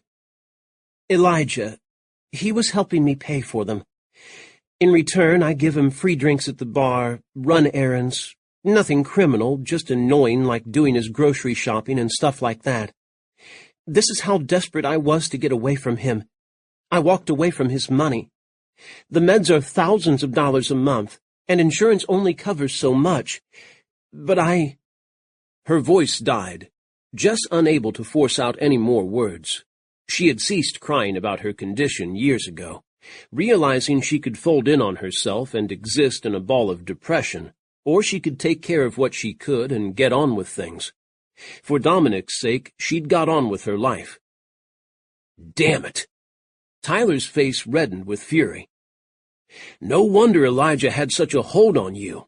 The mofo! If he so much as comes near Riverbend, I'll kill him. I didn't want to tell you.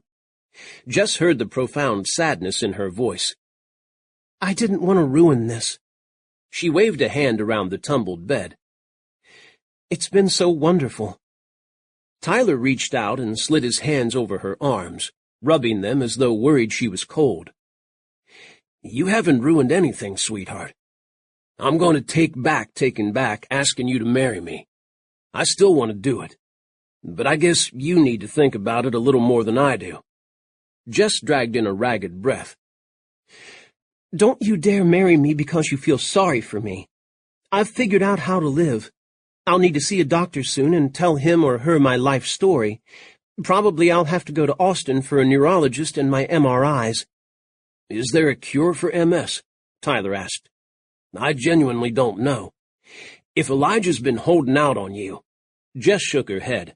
Not so far. It's still not a well-understood thing. It's like arthritis or lupus. Not exactly like those, but something ongoing you just have to manage. You've been so damned nice to me. But I'm not going to marry you and dump my problems on you. And I won't let you marry me out of pity. Tyler's eyes narrowed. If it's okay with you, I can feel bad for you and want to marry you at the same time. When I asked you 10 minutes ago, I didn't know all this. Knowing hasn't made me want to change my mind. But I don't— Son of a bitch, Jess. Tyler released her and sat up straight, stark naked, fists balled, like a god readying himself to fight an enemy. I'm not going to let you refuse me because you're scared, or let you think I'll toss you out on your ass for having something wrong with you. Hell, if being perfect was a requirement for living at Circle C, we'd all be homeless. If your husband gave you hell for it, I'll kill him too. Jess said nothing, but Tyler must have read the truth in her eyes. That's it, he growled. He's a dead man. He opened his hand, his touch incredibly gentle as he cupped Jess's cheek. So I've proposed. The ball is in your court. You said you'd think about it, so promise me you'll think, and not just say no because you feel sorry for me. I'm fucked up too, but I can take care of myself.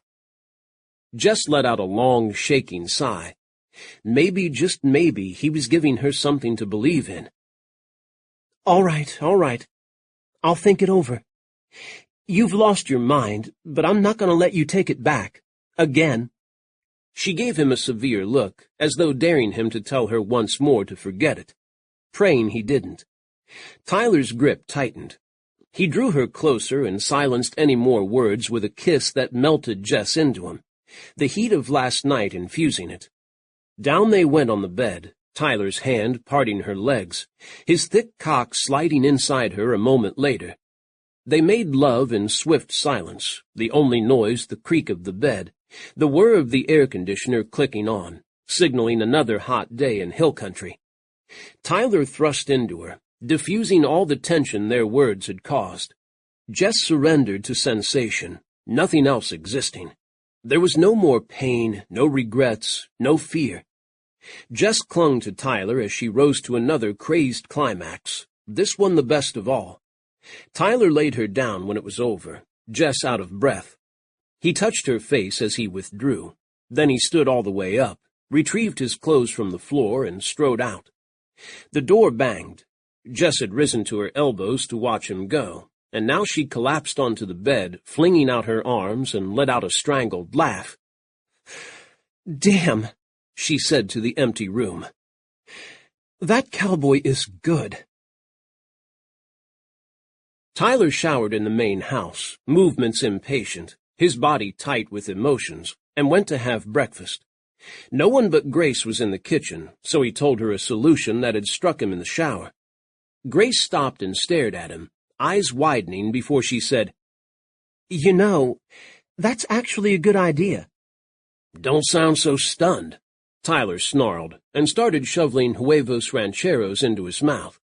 Dominic came out and sat down, saying he was waiting for Faith, who would give him his second writing lesson in the hour before she left for school. It was cooler in the mornings. Grace closed her mouth over questions and returned to cooking, looking thoughtful. Tyler's mood lightened slightly as Dominic questioned him on the basics of horses. "How do you steer? Do you fall off a lot?" Tyler gave him pointers, then slid his plate away and left for the stables. He liked talking to Dominic, though. He'd do a lot more of that if he became the little guy's stepdad. Tyler enjoyed the thought. His brief respite with Dominic didn't last, his anger returning as he tramped down to the ring where Grant waited with a new horse. Tyler was mad at himself for springing the proposal on Jess, mad at her for not telling him how much of a hold Elijah had on her, mad at her for thinking he gave a crap about her disorder, or whatever it was. Adam had burned himself all to hell and bore the scars, but he was still Adam. And Tyler was furious with Jess's ex-husband for putting that certainty in her eyes that Tyler would reject her. He'd proposed not out of pity, but because Tyler thought he knew how to fix everything. He always thought that, but in his defense, he was usually right. No, that wasn't it entirely. Tyler had proposed because he wanted Jess in his life, the whole package of her. Tyler stopped in his tracks halfway to the ring as realization hit him. He wanted her in his life, never wanted her out of it. He hadn't meant for this to happen. Jess had never been a one-night stand to him. He'd known that from the start. With her, there was no emptiness, no acknowledgement that their encounter would be temporary, no shrugging it off, no walking away. A sweetness and a lightness had settled in his heart, a gladness that flared whenever Jess looked at him, when she spoke to him, hell, when she walked into a room. The moment she left Tyler's sight, he looked forward to seeing her again. This had never happened before, not even when he'd been 17 and engaged to Lindsay. He and Lindsay had been together for more than 2 years, and it was accepted by both their families, not to mention the whole town, that they'd marry. What no one had known was that underneath, Lindsay had wanted out. She'd hated Riverbend and hadn't wanted to marry a rancher. She'd already had someone else lined up to take her away, but she'd been too scared to tell anyone, including Tyler. Until one night. Tyler shut down that thought, but strangely it didn't haunt him as much as it used to. He'd used sex and short relationships to keep himself from thinking too much soon after she'd died, and then it had become a habit. Jess wasn't a palliative. She was real, astounding all the way through, and Tyler loved her. But what the hell had he been thinking? Of course Jess wouldn't want to jump into a marriage again, never mind the MS. Look at the crap that happened to her the last time. She was gun-shy. Tyler should take it slow with her, like he would with a nervous horse, getting to know her, teaching her to trust and like him. He'd jumped ahead, scaring the shit out of her. Tyler knew he'd blurted out the proposal because he'd been worried he wouldn't have the opportunity to do it later. Jess wouldn't want to stay confined to Circle C. She'd find a job, leave the ranch, and start her life over, and Tyler would have missed his chance. Her shock had made him feel like a dumb fuck. What had he expected she'd say?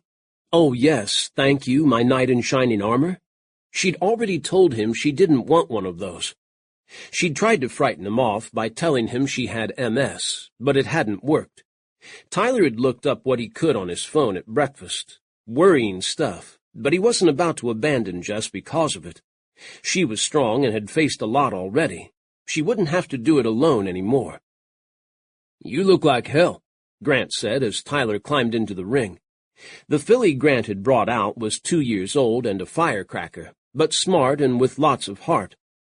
"Whatever," was all Tyler could think of to say. Grant peered more closely at him and rumbled a laugh. "Sex hangover. I know the look." Yeah. Tyler took the lunge line and snapped it onto the filly's halter. "Did you come to work or to be a wise ass?" "She's a sweet woman," Grant said. "I know you know that. Don't fuck it up with her." "Too late," Tyler said under his breath.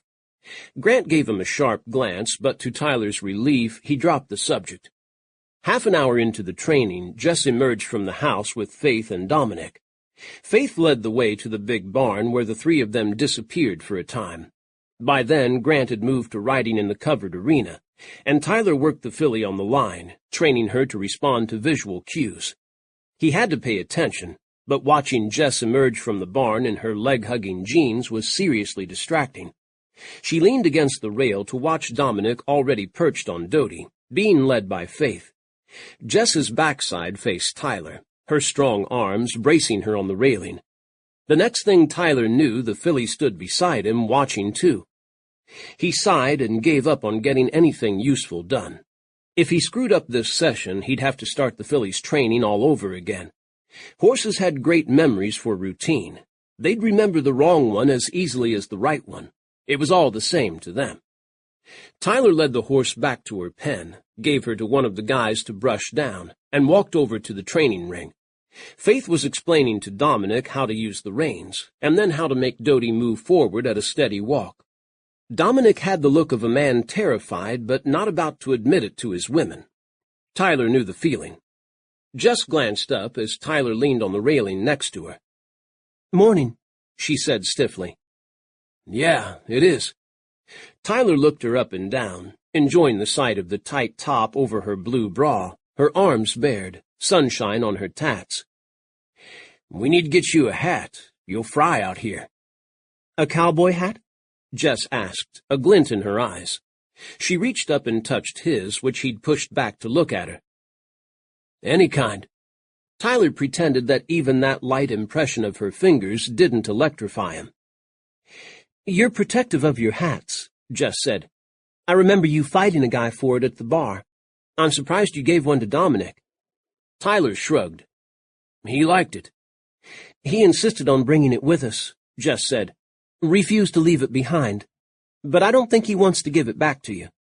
"That's fine. He'll grow into it." Jess was silent as they watched Dominic and Faith.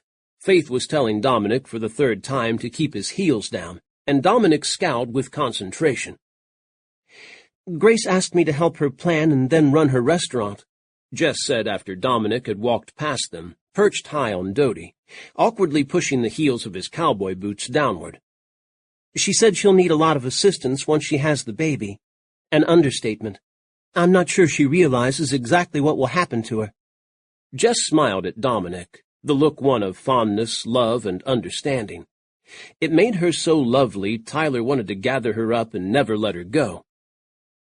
"Grace has been planning that restaurant a long time," he said, just for something to say.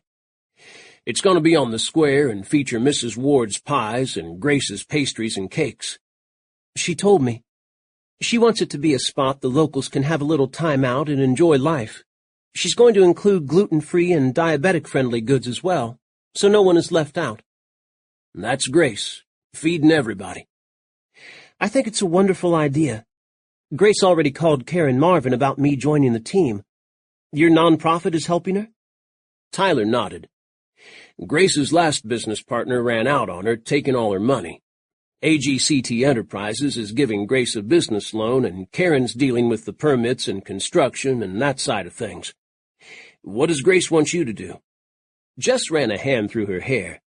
"Management. Hire people, make sure everything's stocked. The grunt work so Grace can be in the kitchen and raise 2 kids at the same time." Another smile. "I also think she wants me to run interference with Karen, so Karen doesn't take over. Grace didn't say that, but after meeting Karen, I'm deducing." "Yeah, Karen is a force of nature." Tyler couldn't stop his shudder.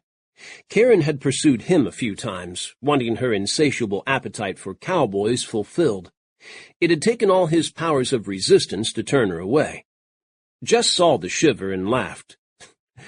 "I like Karen, a woman who knows what she wants. When she's eyeing me like I'm a choice steak on a spit, it's not so funny." Jess didn't lose her amusement. "Now you know what it feels like." "Hey, I never looked at you like that. You're gorgeous, and I want to have as much sex with you as I possibly can, but you're not a piece of meat." "Aw, how sweet. I didn't mean you. I meant guys in general, especially in bars. I told Grace I'd be thrilled to work for her. I probably won't be groped every second in a pastry and coffee shop. Possibly, sure, but not as often." "Good." Tyler let out a breath, relaxing. "Glad you're on board with it."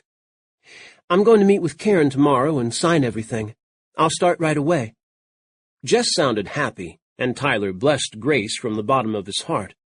This was the idea Tyler had approached Grace with at breakfast, realizing it was the perfect answer. It kept Jess away from bars and had her working with AGCT, which would also provide her health insurance, but preserved Jess's pride about taking charity from Tyler and all the Campbells. Grace truly needed the help, and had been worried about postponing her dream after she had the baby. "Means you'll be sticking around Riverbend," Tyler said, trying to sound nonchalant. "I plan to stick around here anyway," Jess said. "No matter what." "Good. Gives you time to do all your thinking." Jess flushed. "And you?" "I already thought about it. I decided I want to marry you." Tyler pinned her with a hard gaze. "So, like I said, the ball's in your court." Tyler knew how to keep her craving him. He stood close, the long, tall Texan Jess had first seen in the Dallas bar, with his charming smile and deep blue eyes, who'd softened her up in a heartbeat. The fact that Jess had made love to him that very night, and now was with him on his beautiful ranch, was like a fairy tale. His T-shirt bared his tight arms, his hat shading his handsome and now dusty face. Jess touched his wrist, liking the sun-kissed warmth of his skin, and the fact that she could reach for him and he was there. Tyler looked at her with desire in his eyes, but something more shone behind that. He was lonely, Jess realized with a jolt. In the middle of his big, loving family and his ranch full of people and horses, there was no one solely for Tyler. She remembered Karen telling her about Tyler and his issues, the girlfriend who'd died. Tyler hadn't related the story, but Jess could be patient. He would tell her when he wanted her to know it. Tyler covered Jess's hand where it rested on his arm. The spark that jumped through her brought her close to leaping against him and bellowing yes to his proposal. She'd do it, she knew that. But first she had to— Dominic rode by again, bravely taking his hand from the saddle's horn to wave. "Mom, look! I'm jogging!" Dodie was moving at a very slow trot, barely bumping Dominic in the saddle. Dominic glowed, elated, while Faith watched with the look of a critical but encouraging teacher. The adult expression on a face so young made Jess want to laugh, her heart lightening. Tyler's phone buzzed. He frowned at it, then answered. "Grace? What's up?" Whoa, slow down, honey. I'll find him. Don't you worry. You just sit down. Here, talk to Jess." Tyler thrust the smartphone into Jess's hands, then turned from the fence and cupped his hands around his mouth. "Carter! Where the hell are you? Grant, find Carter. Grace is having their baby. Right now." Chapter 16. Jess had to admire Grace's poise. She barely remembered her own terrifying drive to the hospital when she'd gone into labor with Dominic. Cade both worried as hell and enraged at her for not quietly giving birth without interrupting his drinking with his friends. Grace was much calmer. She was a little white about the eyes when Jess reached the kitchen, but seemed more unhappy that she'd messed up the kitchen floor than anything else. Jess read the fear underneath, though. The baby was coming a few weeks earlier than expected, which could mean any number of things, or nothing at all. Babies arrived when they were ready, setting the precedent for the rest of their lives. Jess sat with Grace on the porch, trying to keep her excited and not afraid, and watched Tyler be amazing. Tyler took over with intense efficiency. He had Grant and the rest of the ranch hands out looking for Carter, who'd ridden off on a horse earlier and must be out of cell phone range. He got Dominic dismounted and Dodie given over to be unsaddled and rubbed down so Faith could hurry to the porch to be with Grace. He had everyone else in the family contacted rapidly. His mom, Adam and Bailey, Ross, Christina. And he got his truck ready and pulled in front of the house so he could drive Grace to the clinic if Carter didn't show up in the next 5 minutes. Carter did, racing up on his horse, dust flying from its hooves. He leapt to the ground before the horse stopped, as though doing one of his stunt routines, and sprinted to the porch. He was out of breath and looking wild, his dust-caked hair a mess, hazel eyes wide. Faith hovered uncertainly, but Tyler had that covered too. As Carter half-carried, half-supported Grace to Tyler's pickup, too agitated to go for his own, Tyler lifted Faith in his arms. "Why don't you stay with us, baby?" he said. "No need to go to school. When Grace is settled in, we'll head over and see her. Kids can take a long time to get born." Carter looked over his shoulder, nodding in gratitude. "I'll call you first thing," he said to Faith. "Promise, sweetheart." Carter eased Grace into the passenger seat. When he approached the driver's side, Tyler called, "Grant, drive them. Carter won't be able to see the road, and that's my truck. Bring it back in one piece, all right?" Grant grinned at Tyler, shoved Carter through the driver's side, and told him to scoot over. Grant climbed in after him, put the truck in gear, and gunned it down the drive. Dust rose in a thick white cloud, drifting into the light blue sky. Jess's heart was pounding both in fear and delight. Grace was a sweetheart, having her first baby. She hoped everything would be all right. Faith looked scared. Tyler hugged her hard and kissed her cheek.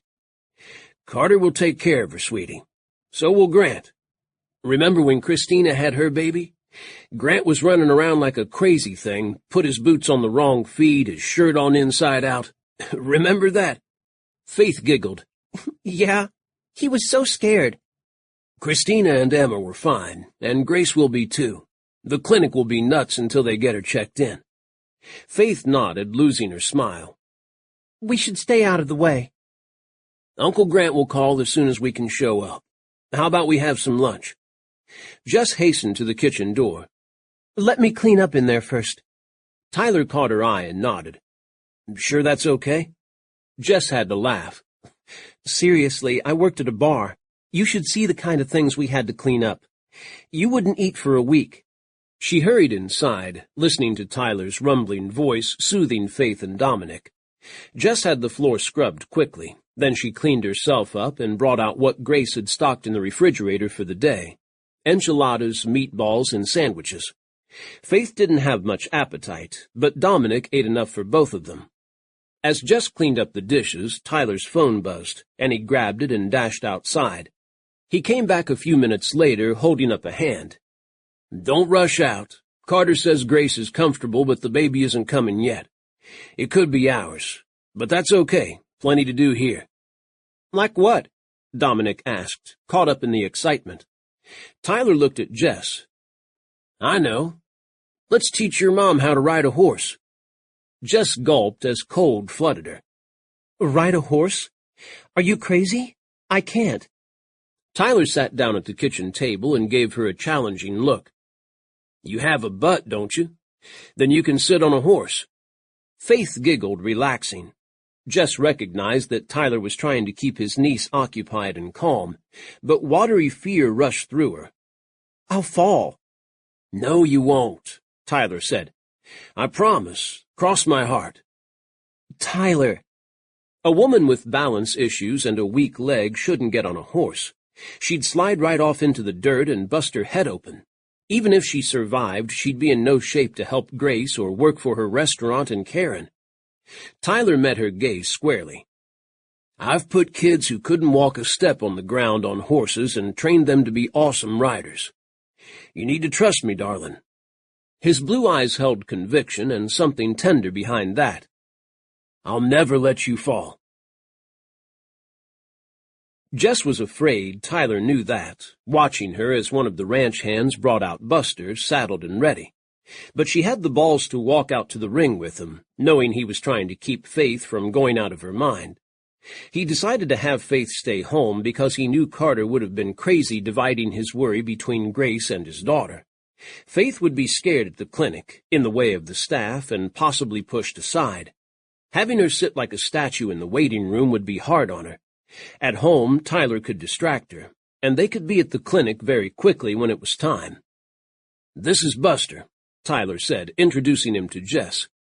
He's a total shit on the ground, but once you're on him, he's a total pro. He won't let you fall either.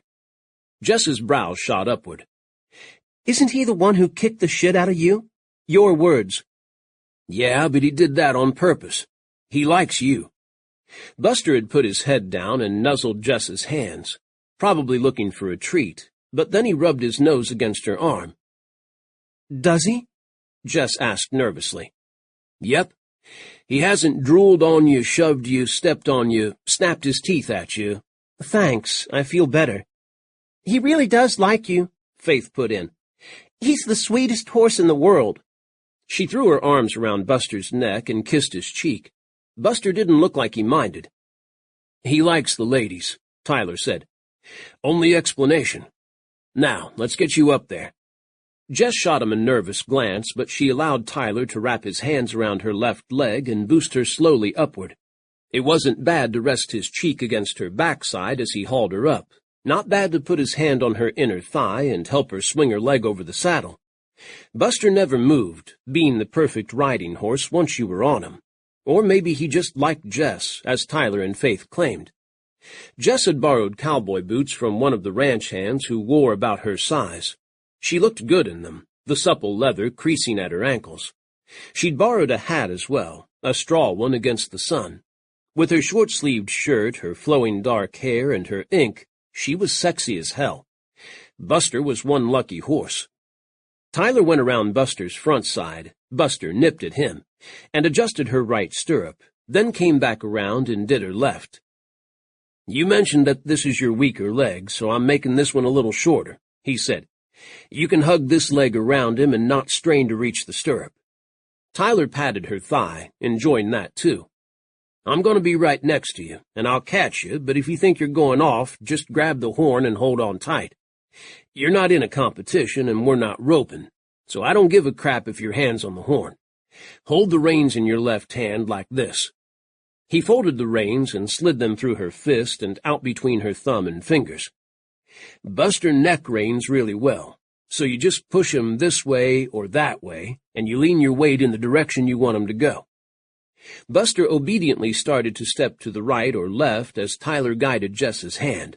She froze when he moved, but gulped again and tried to relax. I'm going to hold the rein at the bit, Tyler said, and we'll walk forward. Squeeze him a little with your lower legs, keeping your heels down. That's it. Buster's ears pricked as he felt the faint command to walk, and he moved forward, Tyler right beside him. Buster seemed to understand that he was to be at his gentlest, because he moved quietly and not too fast. You can do it, Mom, Dominic said from where he and Faith watched at the rail. I did it. He's a quick learner, Faith said generously.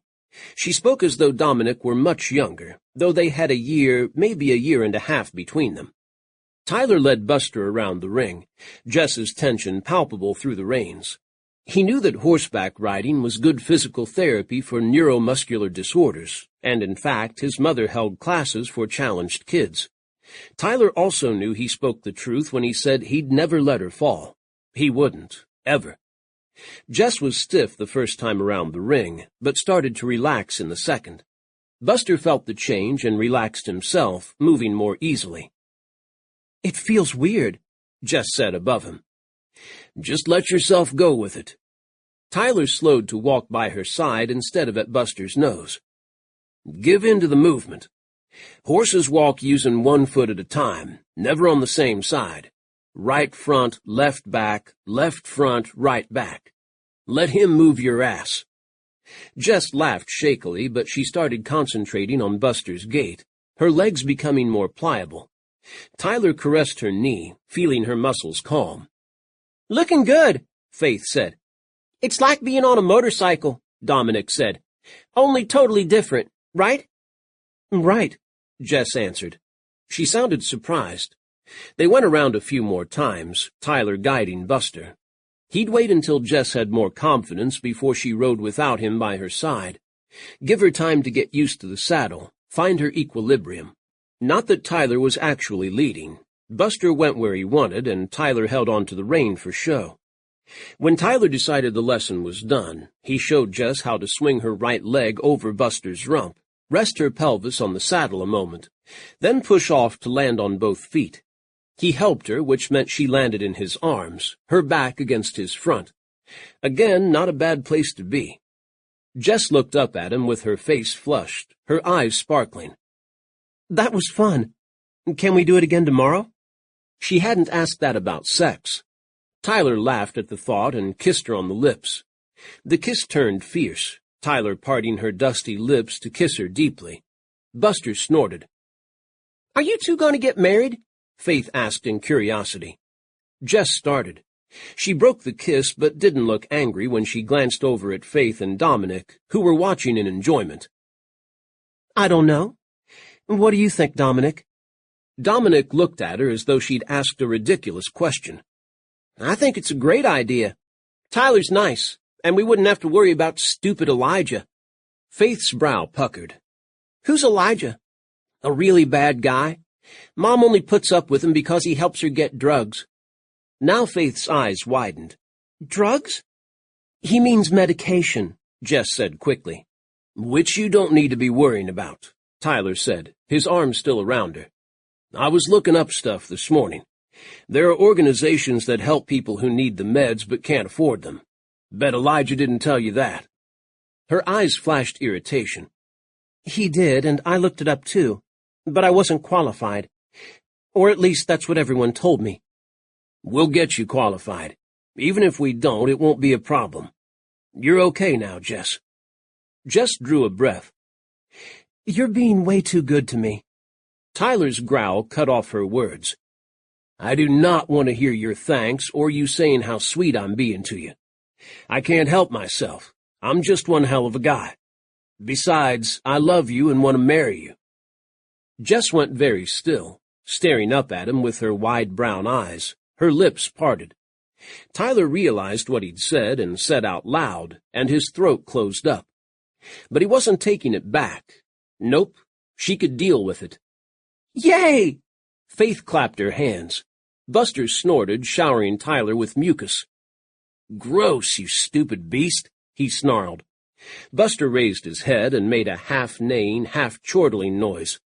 Jess jumped, startled out of her daze. He really does laugh, she said. Yeah, he's hilarious. Come on, let's go in so I can take another shower. Tyler continued to be amazing throughout the long day and into the evening. Jess was still reeling from his declaration. Besides, I love you and want to marry you. He'd tried to say it like it was no big deal, but she'd seen the tightness around his eyes, the near panic deep inside him. Her world had stopped, then started again in a flash. Tyler Campbell had actually said he loved her. She wanted to stick around and make sure he said it again. Tyler and Jess made dinner, warming up Grace's stocked meals, and Tyler thought of games to keep the kids occupied. Carter called every hour to update them. Nothing yet. Olivia was at the clinic, there to keep Carter calmed down. At least, that was Tyler's opinion. Carter would never admit that over the speakerphone, especially with his daughter listening, he said. They were in the middle of working a jigsaw puzzle on the living room coffee table when Christina and Bailey arrived with their little ones. Faith flew at her aunts and her cousins, a look of joy on her face. More distractions for all of them. Both babies were about 6 months old. Dale, named after his grandfather, was Adam and Bailey's son. He had a shock of dark hair, blue eyes, and a wide smile. The girl was Emma, belonging to Christina and Grant. She too had dark hair, but brown eyes and a look that said she was going to do and be whatever she wanted. Faith sat down and held one baby on each knee. Dominic plopped next to her, studying the two children in fascination. He hadn't had much chance before this to be near babies. Christina and Bailey both hugged Jess as though they were old friends. Christina and Bailey were sisters, Christina with a roguish look and short curly hair, Bailey quieter but with the strength of steel. "So," Christina said to Jess when the hugging was over, "how did you two meet?" Jess slanted Tyler a glance, her heart warming, noting that he looked suddenly nervous. "I picked him up outside a bar," she said. "Literally." Christina and Bailey, who must have heard the story from Adam and Grant, laughed uproariously. Tyler rolled his eyes and said, Yeah. But he didn't look as embarrassed as he pretended to be. The Farrell girls, as Tyler called them, soon had Jess sitting on a sofa between them. They wanted to know everything about her and her relationship with Tyler, why she'd decided to come to Riverbend, and what she was going to do now. Christina asked most of the questions, but Bailey backed her up, watching Jess with a wise look. Bailey and Christina liked Jess's honest answers, thought it was fantastic that she'd be working on Grace's restaurant, and laughed loudly about anything involving Tyler. He left them and went to kiss the babies, Jess's heart speeding as she watched how gentle he was with them. She also enjoyed studying his nice behind as he bent over the kids. In the middle of laughter and teasing, Tyler's phone rang. There was an instant hush, all attention riveting on Tyler as he answered. The call was short. Tyler thumbed off the phone and then threw up his fists and shouted, "There's a new Sullivan in the house." Faith burst into tears. She hugged her cousins close, sobbing against them while they looked bewildered. Dominic patted her shoulder, trying to comfort her. Bailey and Christina squished Jess between them in a group hug, then dove apart when Tyler grabbed Jess and hauled her to her feet. He hugged her tight, then danced her around the living room. He twirled her, never letting her lose her balance, and then pulled her against him and kissed her hard on the lips. "I'll never let you fall," he'd promised her, and his kiss sealed the bargain. Tyler released Jess but pulled her into the circle of his arm and faced the others who were watching them in delight. "All right, folks," he said. "Let's go say hi to the newest member of this crazy family." Tyler hated hospitals, having visited so many for all his injuries, but when he walked into the River County Clinic, he realized its advantages. The doctors had delivered Grace's baby safe and sound, and both mom and child were doing fine, or so Olivia told them when she met them as they came off the elevators, happiness flushing her face. They entered Grace's room to find Carter sitting beside his wife's bed, a look of profound peace on his face, and a tiny bundle in his arms. Grace watched them both fondly, if tiredly, Carter's eyes focused on his new baby. The bundle had a shock of dark hair, a red face, and eyes squeezed tightly shut. Carter raised his head when he heard Tyler lead in the troops. Quietly, the nurses had warned them. Carter's hazel eyes held something Tyler hadn't seen in them before. Complete happiness, the shadows of his past gone forever. Grace had erased most of those shadows, and now the last of them had disappeared. Grant and Adam were already there, the brothers moving forward to surround their wives and respective kids. Olivia resumed a chair on Grace's other side, happy in her place as matriarch. Jess pressed her fingers to her lips as she took in the scene. "Oh, he's beautiful," she said softly. She glanced at Grace for confirmation. "He, right?" Grace nodded. "Zachary Campbell Sullivan," she said. "Zach for short." "We wanted a Campbell in there somewhere," Carter rumbled. Even his voice had changed, assuming a gentleness Tyler had never heard in him. The hard-eyed, cynical youth who'd been sent to Circle C Ranch for rehabilitation had vanished. In his place was a man who was raising a sweet-as-honey daughter, had married the girl of his dreams, and now held his firstborn son. Tyler's eyes stung. Carter held out one hand for Faith. "Come and meet your brother, sweetheart." Faith approached without hesitation, giving Grace a big smile before she rose on tiptoe to peer at the small face against Carter's big arm. "Oh, he's so cute," she crooned. "Hi, Zach." Her voice was as gentle as Carter's. "I'm your big sister. I'm going to help take care of you." Now Tyler's eyes were unashamedly wet. Jess turned to him, tears on her own lashes, and Tyler opened his arms to her. Jess came right to him, and he gathered her close, the happiness in the room embracing them all.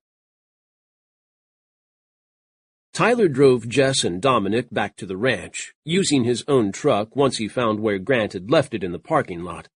Faith remained with Carter, Grace, and Olivia, while Adam and Grant took their families back to Circle C to celebrate. The only Campbell who hadn't made it to the clinic was Ross, who was on duty at the sheriff's department. But his absence bothered Tyler. Ross would have made an excuse to come. Carter was his favorite brother. The two had always been very close. Ross not arriving when he heard about Grace having the baby, and in this town he'd have heard in seconds, meant something was wrong, and Tyler didn't like that. Jess, on the other hand, sighed contentedly as they pulled onto the straight road that led back to Riverbend. "That was wonderful. Thanks for letting me come." "I didn't let you do anything. It's family." Jess didn't appear to hear him. "I'm so happy for them. Grace deserves the best." "Huh. She deserves a medal for changing Carter into a human being. Remind me to show you the battle scars from when we were kids." Jess snuggled into the corner of her seat. "When you first talked about Carter, I was mad at him for being mean to you. Now I understand better." "About what Carter is like, or are you saying I asked for it?" Jess laughed, a free and easy sound. "Both." Dominic leaned forward from the back seat. "You guys were crying in there," he said. "I saw you." "So were you, hotshot," Jess countered. Dominic looked chagrined. "Okay, maybe a little, but only because everyone else was." He paused, then said hesitantly, "Faith is cute." Jess grinned. "I noticed you noticing her." Tyler glanced back at him. "She is, but keep that to yourself for about, 10 years. 10 years? Dominic looked aghast. "We'll be old by then." "Decrepit," Tyler said. "But you'll be big enough to stand up to Carter when you tell him you like his daughter." Dominic considered this. "Good point," he said, and vanished into the back seat again. Jess sent Tyler a smile, then they were quiet until they hit the town limits. Tyler slowed and turned his truck along the square. It was about 10, everything dark except the bar across the way. "Mind if I stop in at the sheriff's office?" Tyler asked. "I just want to make sure Ross got the news. He didn't answer his phone when I called at the clinic." "Is something wrong?" Jess asked. She was attuned to danger, too used to it, and she was picking up on Tyler's uneasiness. "Probably not. He's likely out on a call, carting drunk drivers to jail. I'll leave him a message. Of course, this is Riverbend. The dispatchers have probably already told half the county about Zach by now, with all the details." Tyler spoke jovially, but he couldn't ease his trepidation. He pulled around the back of the sheriff's department and parked. They all went inside together, Tyler not wanting Jess and Dominic to wait in the truck alone. Tyler would take no chances until he had the Elijah problem resolved. The moment they stepped into the foyer, the sergeant at the front desk called out, "Congratulations, Uncle Tyler." Yep, everyone knew. The sheriff's department had a long counter just inside the entrance with a small waiting room out front. A half door in the counter led to the processing area in the back and kept the arrested riffraff away from any elderly ladies looking for lost dogs in the front. Anyone too dangerous, drug sellers or those taking bar fights to the violent extreme, would be locked in the cells downstairs. Before Tyler could ask if Ross was around, the sergeant said, "Glad you stopped by. Ross is going crazy trying to calm down some people looking for your girlfriend." "What?" Jess's face went sheet white, her eyes dilating with fear. Dominic shrank close to her, hands gripping her blue-jeaned legs. "What people?" Tyler demanded. "If it's a guy named Elijah, arrest him now. He's dangerous and probably wanted all over Texas." No. The sergeant looked puzzled. "Nothing like that. Well, I'll let him tell you." Ross emerged from behind a heavy door in the back wall as the sergeant spoke, saw Tyler, and made a swift path to the counter. "Tyler, what the hell? Is Jess with you?" He noticed Jess and drew a breath. "Good. Before he could continue, the heavy door opened again, and a large woman with black hair and a colorful blouse and jeans charged through. "Jess, there you are. Will you tell this idiota to listen to me?" Mrs. Alvarez. Behind her came 3 more women of the same age, forming a group behind her, all of them looking mad as hell. Chapter 17. Jess's heart pounded as Mrs. Alvarez rushed around desks and out through the door in the counter, catching Jess in a fervent embrace. Jess hugged her hard, then pulled back. "What happened?" Mrs. Alvarez's words tumbled out over hers. "I'm so sorry, Jessica. Elijah found me. I went to pick up your prescription, and he was there waiting. He must have thought you'd go back for it, but he was happy to grab me instead. He's flaming mad and is after you. Are you all right?" Jess asked worriedly. Mrs. Alvarez didn't have any obvious bruises, but Elijah could hurt a person so it didn't show. Yes, he didn't touch me. My friends were with me, and we got away from him. He chased us, but we lost him. No one knows the streets of Dallas like me," Mrs. Alvarez finished proudly. "I would have called you, but I didn't want to stop a single second. And I wanted to tell what passes for the police in this town to shut the gates to Elijah. But, honey, he's searching for you. And I have to tell you, your ex-husband is out and back in Dallas. He wasn't with Elijah, but Elijah yelled after us that Cade was waiting for you at home. I'm so sorry."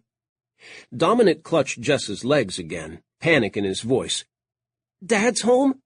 He used to beat up Mom and me." Before Jess could answer, Tyler leaned down to Dominic. "He won't ever again, son. I promise you that." Mrs. Alvarez turned hard eyes on Ross. "What are you going to do?" she demanded. "Jessica needs to be kept safe from this man. What are you doing about it?" Ross made a placating gesture. "First, we all calm down and take this somewhere quieter. You don't need to worry, Mrs. Alvarez. Jess is under our protection." "For how long?"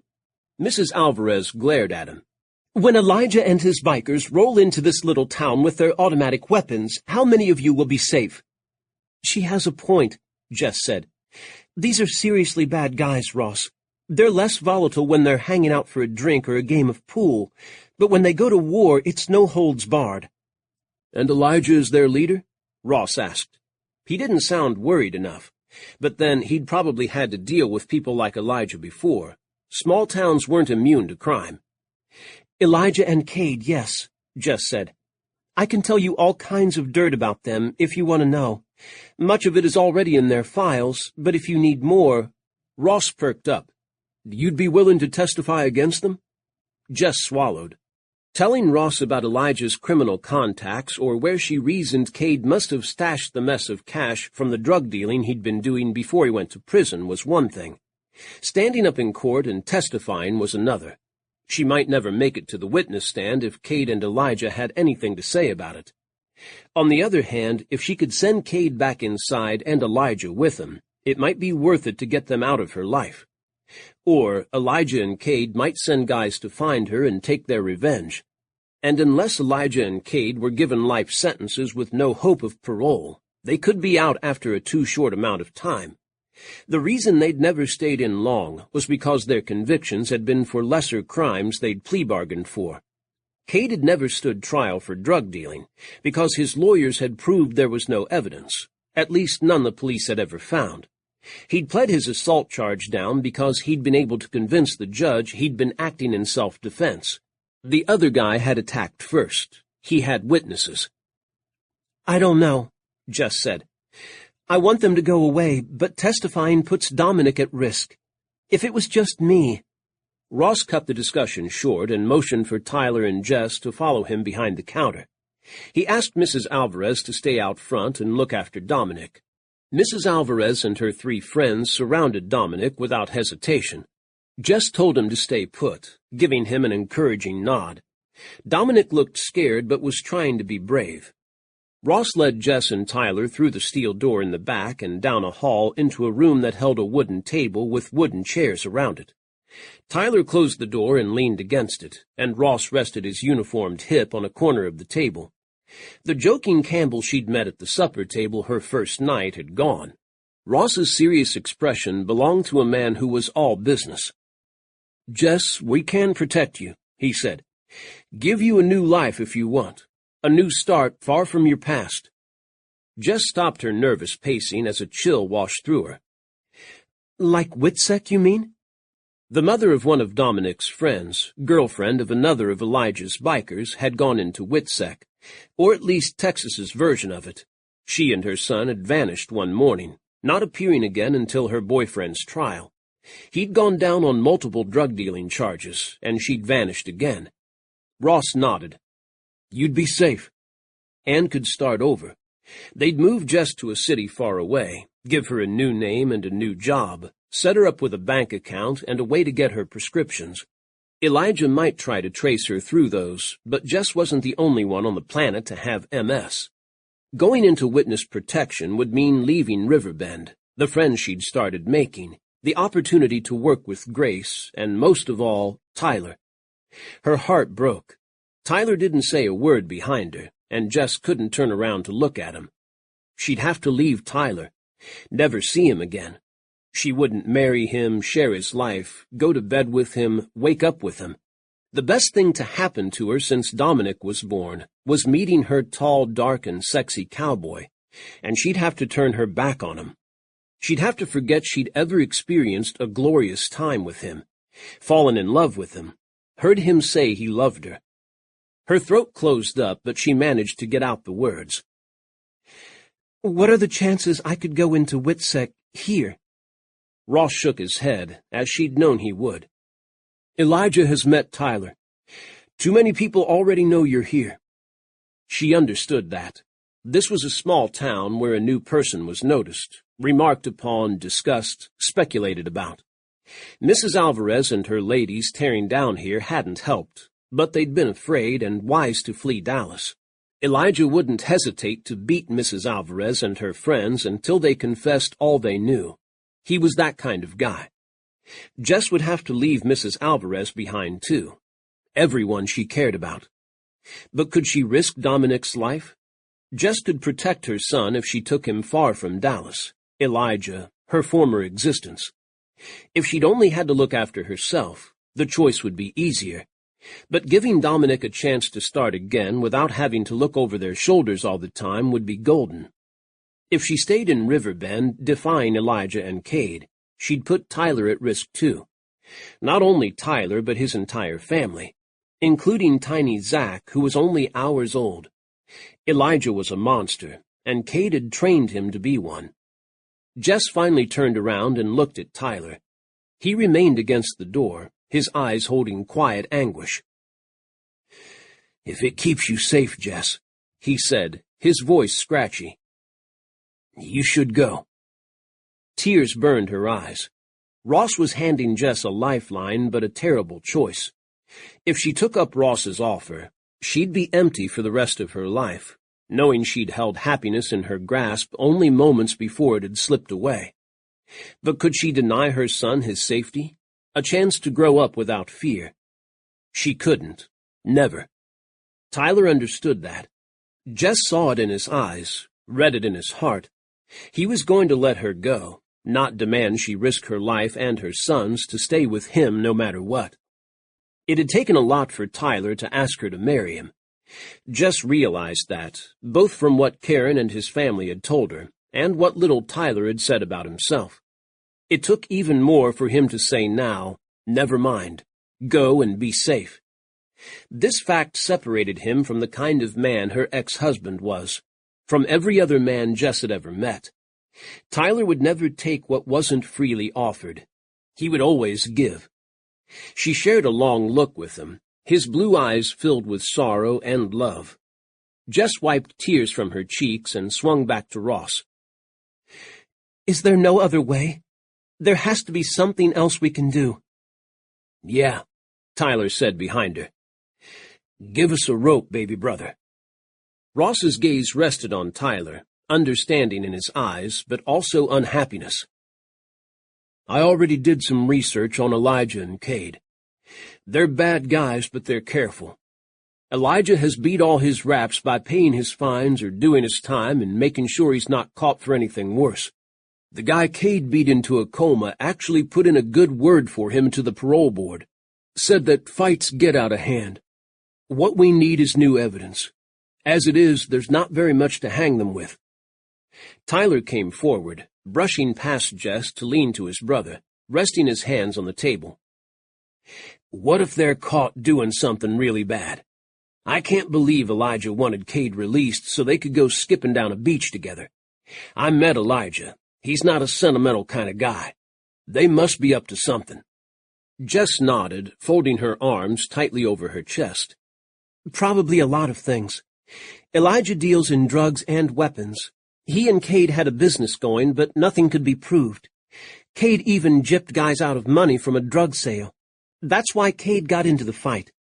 But there was no evidence for the dealing, not enough to bring to a prosecutor anyway, let alone a jury.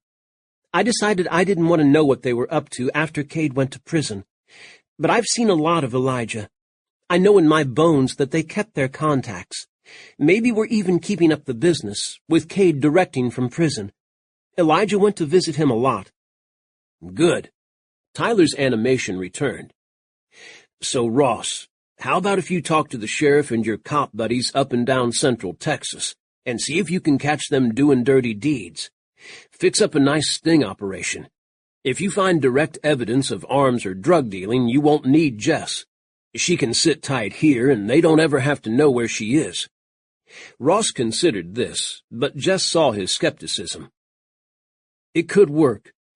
I'm thinking one reason the prison system let Cade go is so they can catch him going right back to his old business. If this were a movie, it would be the perfect solution. But what if Cade and Elijah know that and decide to stay quiet for 2 years, 3 more? Like I said, they're careful. Make them an offer they can't refuse? Tyler asked. Set up something irresistible? And then you have to be careful about entrapment, Ross said. Defense attorneys can tear apart a great sting if cops get too impatient. Jess joined Tyler at the table. Ross watched them calmly, an experienced man for his age of 25. Like I said, I might know where Cade's stash is, Jess told him. You could set up someone to watch it until he comes to get it. Good idea, Ross said. And we will. Again, he might wait 2 years. Jess deflated. She'd have to leave Riverbend to find it anyway. She had an idea where Cade had hidden money and possibly weapons, based on past experience, but she couldn't point to the place on a map. She'd have to ride there and check it out in person to make sure she remembered right. She'd not tried to look for his money once he'd gone to prison, wanting to have nothing to do with anything he touched, and she wouldn't feel right not simply handing it over to the police. She hadn't felt certain enough to lead the police to it, and Elijah would have killed her for doing so. He watched her all the time. Besides, nothing might be there. Elijah could have moved the money for Cade while he was inside, or the two of them might have spent it already. Unless we motivate him to go get it. Tyler moved closer to Jess, his warmth bolstering her. Make him worry it's gone, or make him need it. Cade was greedy, that was true. Wherever he'd put the money, he might rush to grab it if he worried he'd lose it. Jess began to feel more optimistic, made easier by Tyler so near, and his brother with the same strength in his eyes. I could meet with Cade, she offered. Not something she wanted to do, but anything to get him busted again. Tell him I want to go back to him, but of course we need money. That I'm willing to help. No, Tyler broke in, tone savage. You're not going anywhere near the guy. Jess turned to him, her whole body tense. He doesn't think I'm very smart, or strong. If he believes I'm willing to be under his thumb again, he'll be generous. He's like that. He didn't dump me when he found out about my MS because I was his. Didn't matter whether he wanted to sleep with me or not. He didn't want me or Dominic away from his control. He'd jump at the chance to have it back again. She didn't know whether Tyler had told anyone else in his family about her MS, but she didn't care if Ross heard. No more hiding. Tyler's eyes were quiet. "Not only no," he said, "but fuck no." "Gotta go with Tyler on this one," Ross put in. "Way too dangerous. You might never get away from him again, no matter how many cops we have following you." Jess faced them both, planting her hands on her hips. "You two have any better ideas?" "Yes," Tyler said. "I go to him. Make him think I already know where his stash is. Taunt him. Make him run to it and check." "Or he'll just kill you," Jess said. "Are you crazy?" "I'd take muscle," Tyler answered, as though this was reasonable. "Carter knows guys who look like killers, and they'll do anything for him. I even had one of them keeping an eye on you at the bar. Did you know that?" Jess stilled. She remembered the biker who didn't talk much to the others, but drank his beer and didn't mess with anyone either. He'd been the one out in the parking lot having a smoke when Elijah had confronted her, the one who'd politely held the door for her when she'd gone back inside. "You—" she spluttered. Tyler broke in. "We can argue about it later. I wasn't about to leave you alone and unprotected, Jess. I won't do that now either. Ross could go with me undercover, and he's got plenty of training to make sure we don't get killed. I could wear a button mic or something. Our cousin Maddox up in Montana knows a guy who messes with all kinds of gadgets. Maddox sends us stuff in case it's useful in our shows or for protecting our horses on the road." "I'd have to get this authorized," Ross said, "and that will take time. I warn you, shit like this can take forever to set up." "Don't worry about making it official then," Tyler said. "I'll go with Carter's guys. You wander by an off-duty cop. You see a crime or evidence of a crime, so of course you have to call it in and investigate." Ross started to nod, but Jess swung around. "Tyler." He blinked, his blue eyes holding eagerness, a man ready to rush into battle. "What? I'm a good fighter, Jess. I know you saw me have my ass handed to me, but I was alone and half drunk and distracted. With backup, I'll be fine. Besides, if Elijah's as careful as Ross says, he won't kill me in front of witnesses who can get him dragged off to prison. I promise I won't go anywhere alone with him or Cade. I'll be surrounded by backup all the time." "That's not the point." Jess's voice rang out, resonating on the flimsy fluorescent lights. "I don't want to go into witness protection because I don't want to lose you. I don't want you to confront Elijah and Cade because I don't want to lose you. See a pattern?" "Jess," she kept going. "So yes, I'll marry you, Tyler Campbell, because I don't want to lose you. Do you have that through your thick cowboy head? I want to marry you because I love you." Chapter 18. For a moment, Tyler couldn't breathe. A buzzing in his ears drowned all other sound, and he didn't think he'd heard right.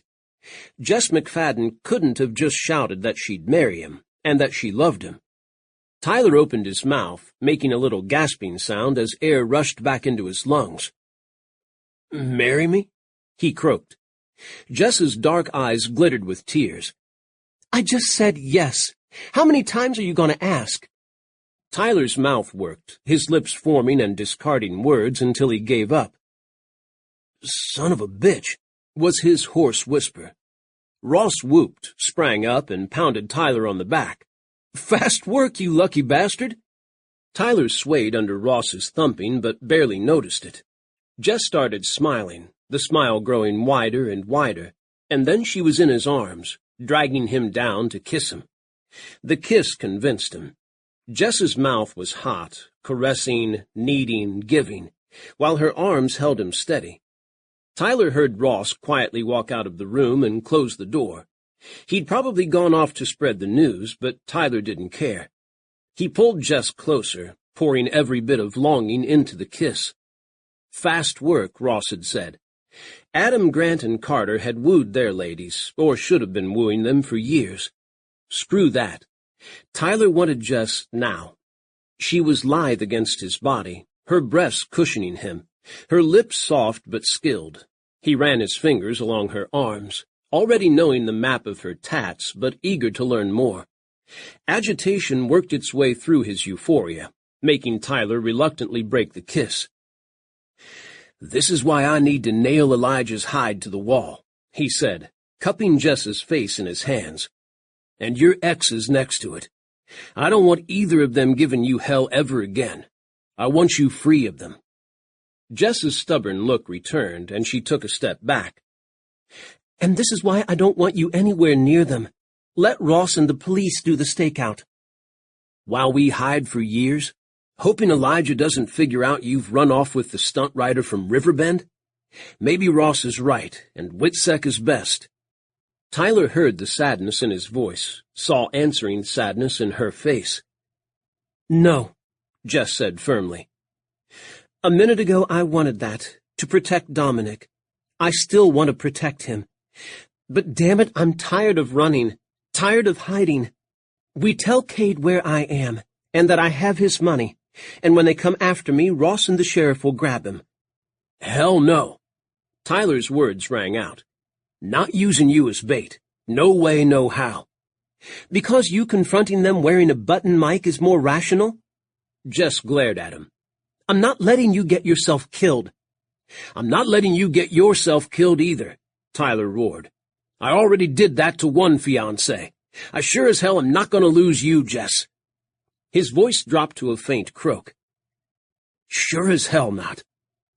He hadn't told Jess the entire story about Lindsay, but she would have heard enough in this busybody town.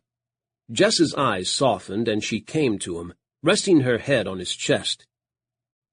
"You won't," she said. "You won't go through it again, I promise." Tyler gathered her close and kissed her hair. He knew he wouldn't go through it again because he would not let Elijah or Cade anywhere near Jess. He'd make sure they were locked away, no matter what he had to do. He caressed Jess's chin and drew her up for another kiss, this one less fervent but just as heartfelt. Standing here kissing her was the best thing that had happened to him all day, apart from waking up with her and having sex with her. Okay, so that had been better. The table that dug into his hip had a wide, sturdy surface. Tyler began to ease Jess down to it, his fingers sliding under the hem of her shirt, finding her warmth. The door behind them banged open. "Is this true, Jessica?" Mrs. Alvarez asked in her stentorian tones. "You're marrying him? I certainly hope so. Take your hand out of her shirt, Mr. Campbell. Dominic is right behind me." Tyler jumped away from Jess. Mrs. Alvarez's friends piled in, shielding the world from indecorousness until Jess and Tyler were upright and standing side by side. Tyler slid his arm around Jess's waist, loving her warmth so close to him. "Yep, it's true. All right with you, Dominic, if I marry your mom?" Dominic stormed in past the ladies and barreled into Tyler's legs, hugging him hard. Then he looked up at them both, his face flushed. "Well, yeah," he said, as though the question hadn't been necessary. "This is awesome. Faith got a new brother today, but I get a new dad." Tyler knew he and Jess wouldn't have any privacy back at Circle C with the massive celebration going on, so he resigned himself to sleeping alone. He walked Jess and Dominic to his apartment after the large after-hours feast and champagne to toast the arrival of Zach and the engagement of Tyler and Jess. Tyler checked to make sure the apartment was safe, then kissed Jess goodnight at the bottom of the steps, regretting his decision to sleep apart from her as soon as their lips touched. He brought his hand up to cup her breast, the darkness shielding them from Dominic, who had already scampered up the stairs. But no, Jess needed to rest. Tyler needed to calm the hell down, and besides, he had plans to put in motion. "Night," he said as the kiss eased to its end. Jess gave him a hungry look that almost crumpled his resolve. Then she nodded, as though as determined as he that they keep calm until things were settled. Once Tyler knew Jess would be safe forever, he would take her to bed and make love to her until they both were unconscious and too weak to move. Tyler cleared his throat. "Night," he said again. "Night," Jess whispered back. Tyler touched her cheek. "Night," he murmured. Jess pulled him close and gave him one hell of a kiss. When she released Tyler, he staggered back a step, his lips raw. Damn, when they let loose, it was going to be monumental. He finally made himself leave her, watching her lips sway every step up to the apartment. His body hated him the moment she closed the door, shutting him out, but he forced himself to turn around and walk away. Tyler took the rest of the night to make a ton of phone calls. Once Adam and Grant and families went home, it was quiet. Carter, Faith, and Tyler's mom had remained at the clinic with Grace and the new baby.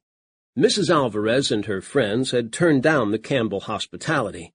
They'd have had to squeeze into 2 rooms if they did, and were staying at a cozy B&B near the river. That left Tyler alone to make calls and plan. His thoughts strayed often to Jess, who would be stretched out in his bed in the apartment, sleep-warm and sexy.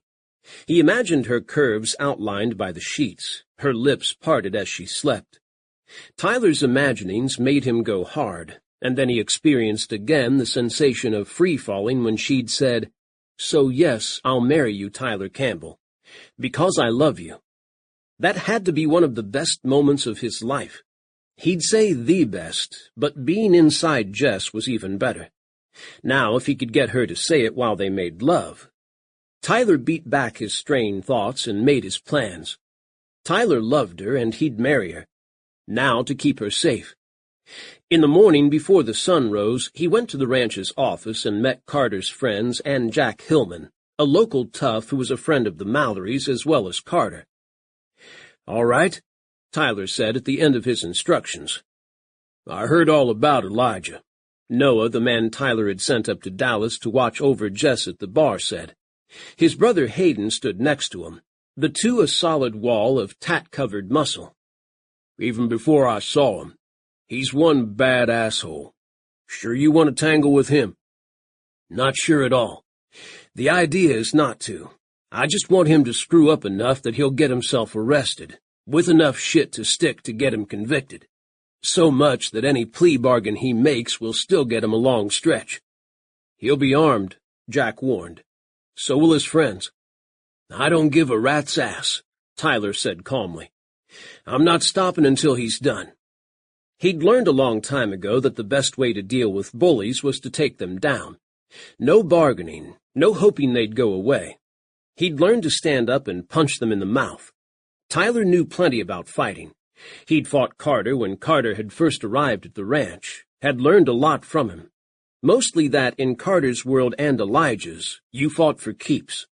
You didn't tangle with someone if you weren't prepared to fight dirty.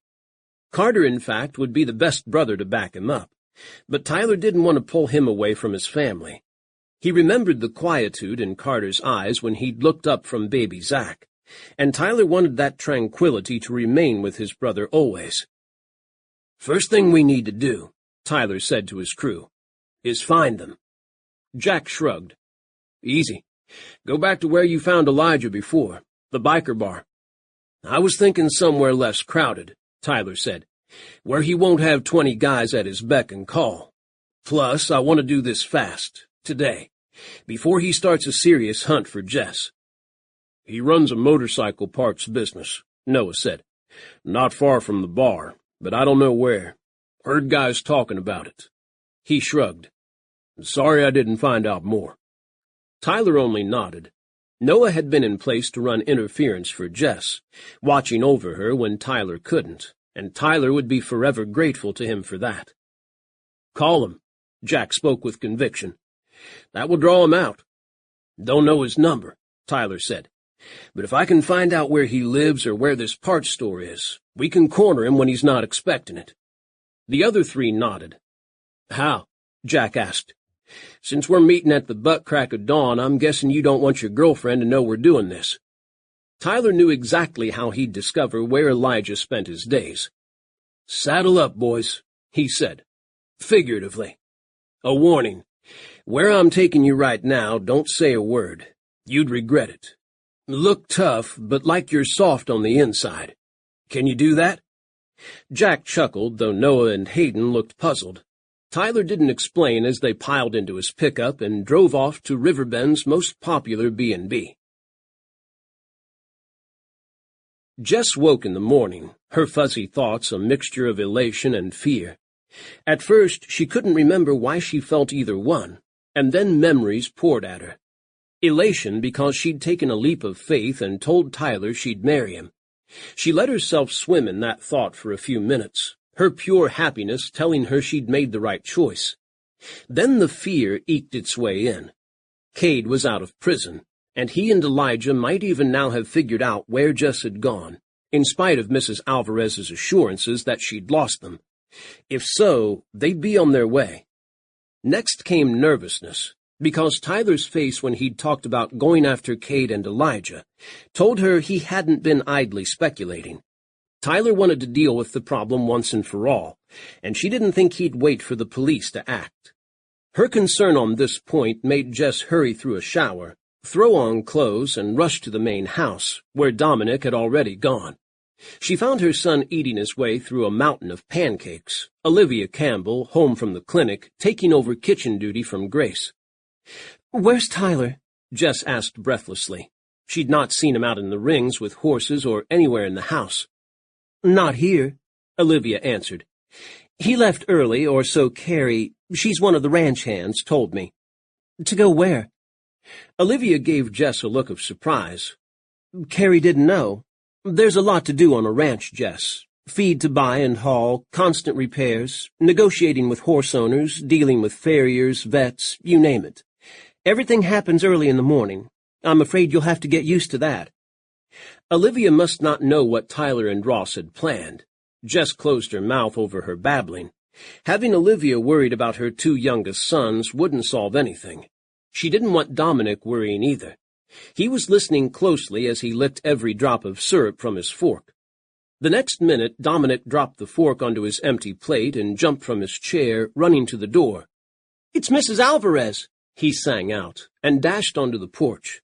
Mrs. Alvarez and her friends, Connie, Maria, and Virginia, had arrived in Mrs. Alvarez's big truck with its enclosed bed. They descended, arguing about something, but Mrs. Alvarez broke off when she saw Jess. "Honey, I'm so happy for you." She enfolded Jess into her warm embrace. "Plus, I have a surprise for you," she said when she released her. "Didn't get a chance to give it to you with all the craziness last night." She took Jess by the hand and led her around the back of the pickup, opening the door of the bed. Inside was Jess's motorcycle, her small Harley gleaming black and chrome. Jess's heart swelled with joy. She reached for the motorcycle, closing her hands around its handlebars as though she embraced an old friend, while Dominic punched the air. "Sweet!" he yelled. "Thank you." Jess turned to Mrs. Alvarez. "I hated leaving it behind. I was so afraid Elijah would take it. I went and got it as soon as I could, so it would be gone when he came to pick you up. I'm just so sorry, honey, that I let him catch me at the pharmacy. I tried to have them deliver your meds to my address temporarily, but they wouldn't. We'll take care of that." Jess started to lift down the bike, and was joined at once by the other 4 ladies. Between the 5 of them, they had it on the ground without mishap. "I'll be starting a new job soon. I need to go see Karen, the woman who will be hiring me today. That is, once I figure out where Tyler went and make sure he's all right." The guilty look Mrs. Alvarez flashed made Jess go still. Mrs. Alvarez tried to hide her face by bending to examine the bike, as though she'd never seen a speedometer before, but Jess knew she hadn't mistaken the expression. Her voice hardened. "Do you know where he is?" Mrs. Alvarez wouldn't look at her, and Virginia, Connie, and Maria turned uneasily, pretending to admire the landscape. "Mrs. Alvarez," Jess said firmly. "Carmina?" Jess never called Mrs. Alvarez by her first name, respecting the woman's wishes, but this was a special circumstance. Mrs. Alvarez at last raised her head, defiance in her dark eyes. "I'm sorry, Jessica. I think he's right. Such men will never stop unless we stop them." She lifted her chin. "Tyler asked me where Elijah lived and where he worked. I told him. Tyler had 3 tough men with him who looked like they could take care of themselves, and take care of Elijah. Fear smacked Jess. She'd suspected when she didn't see Tyler around that he'd gone to confront Elijah. Tyler was decisive and didn't wait long between thought and action. Damn it. Jess balled her fists. Dominic, go back inside and stay with Mrs. Campbell. She moved to the motorcycle as Dominic reluctantly retreated to the porch and swung her leg over the seat, a much more familiar action than climbing on a horse. She'd worried when she was diagnosed that she'd have to give up riding, but she'd not had as much problem as she'd feared. Like many people, she'd had the disease for years before she'd realized it, and she'd been riding so long that her body had learned to adjust when she went out on the bike. She'd never be the best rider in the world, but she could still do it. She thought of how Tyler's hands had steadied her when he'd hoisted her into the saddle, how gentle he'd been with her, knowing she was afraid. She'd do anything to feel his hands around her again, hear his voice comforting her. Mrs. Alvarez grabbed onto the bike as Jess put her key in the ignition. You aren't going after them, she said in agitation. Alone? Don't be foolish. Not alone, Jess answered and let the bike roar to life. The feel of it vibrating beneath her once more gave her confidence. Tyler has a large family. Lots of big, strong brothers who will be happy to help me drag him back home. Stay here and watch over Dominic. Please. Mrs. Alvarez looked stubborn, but finally let go of the handlebar she clung to and stepped back, relenting. You be careful. Go get Tyler if you have to, but you stay out of the way and let the men fight. Don't worry about me, Jess said. I'm good at taking care of myself, and Adam and Grant will be terrific bodyguards. I'll call you when Tyler's safe. Mrs. Alvarez nodded, resigned if not happy. God go with you, honey, she said. Jess plucked her helmet from its place on the back of the bike and slid it onto her head, another familiar action that calmed her further. She was glad that Grace had showed her all over town, because she knew exactly where to go to find help. Counting on it, she said. Then she gunned the motorcycle, lifted her feet, and glided away. Tyler was already inside and waiting when Elijah arrived to open his auto parts shop at 10 in the morning. Tyler and his backup had decided to confront Elijah there, where he wouldn't have neighbors who might defend him, or who might even call the cops. Tyler wanted Elijah going down, not himself and Carter's friends. The shop was on a back Dallas street, surrounded by similar places, older buildings with small businesses in them. A pawn shop, a tattoo parlor, and one that advertised massage, which Tyler was pretty sure didn't mean a spa with massage therapy. Elijah's auto parts shop seemed to contain mostly used bits from junkyards or broken-down motorcycles, though he had new products in stock as well.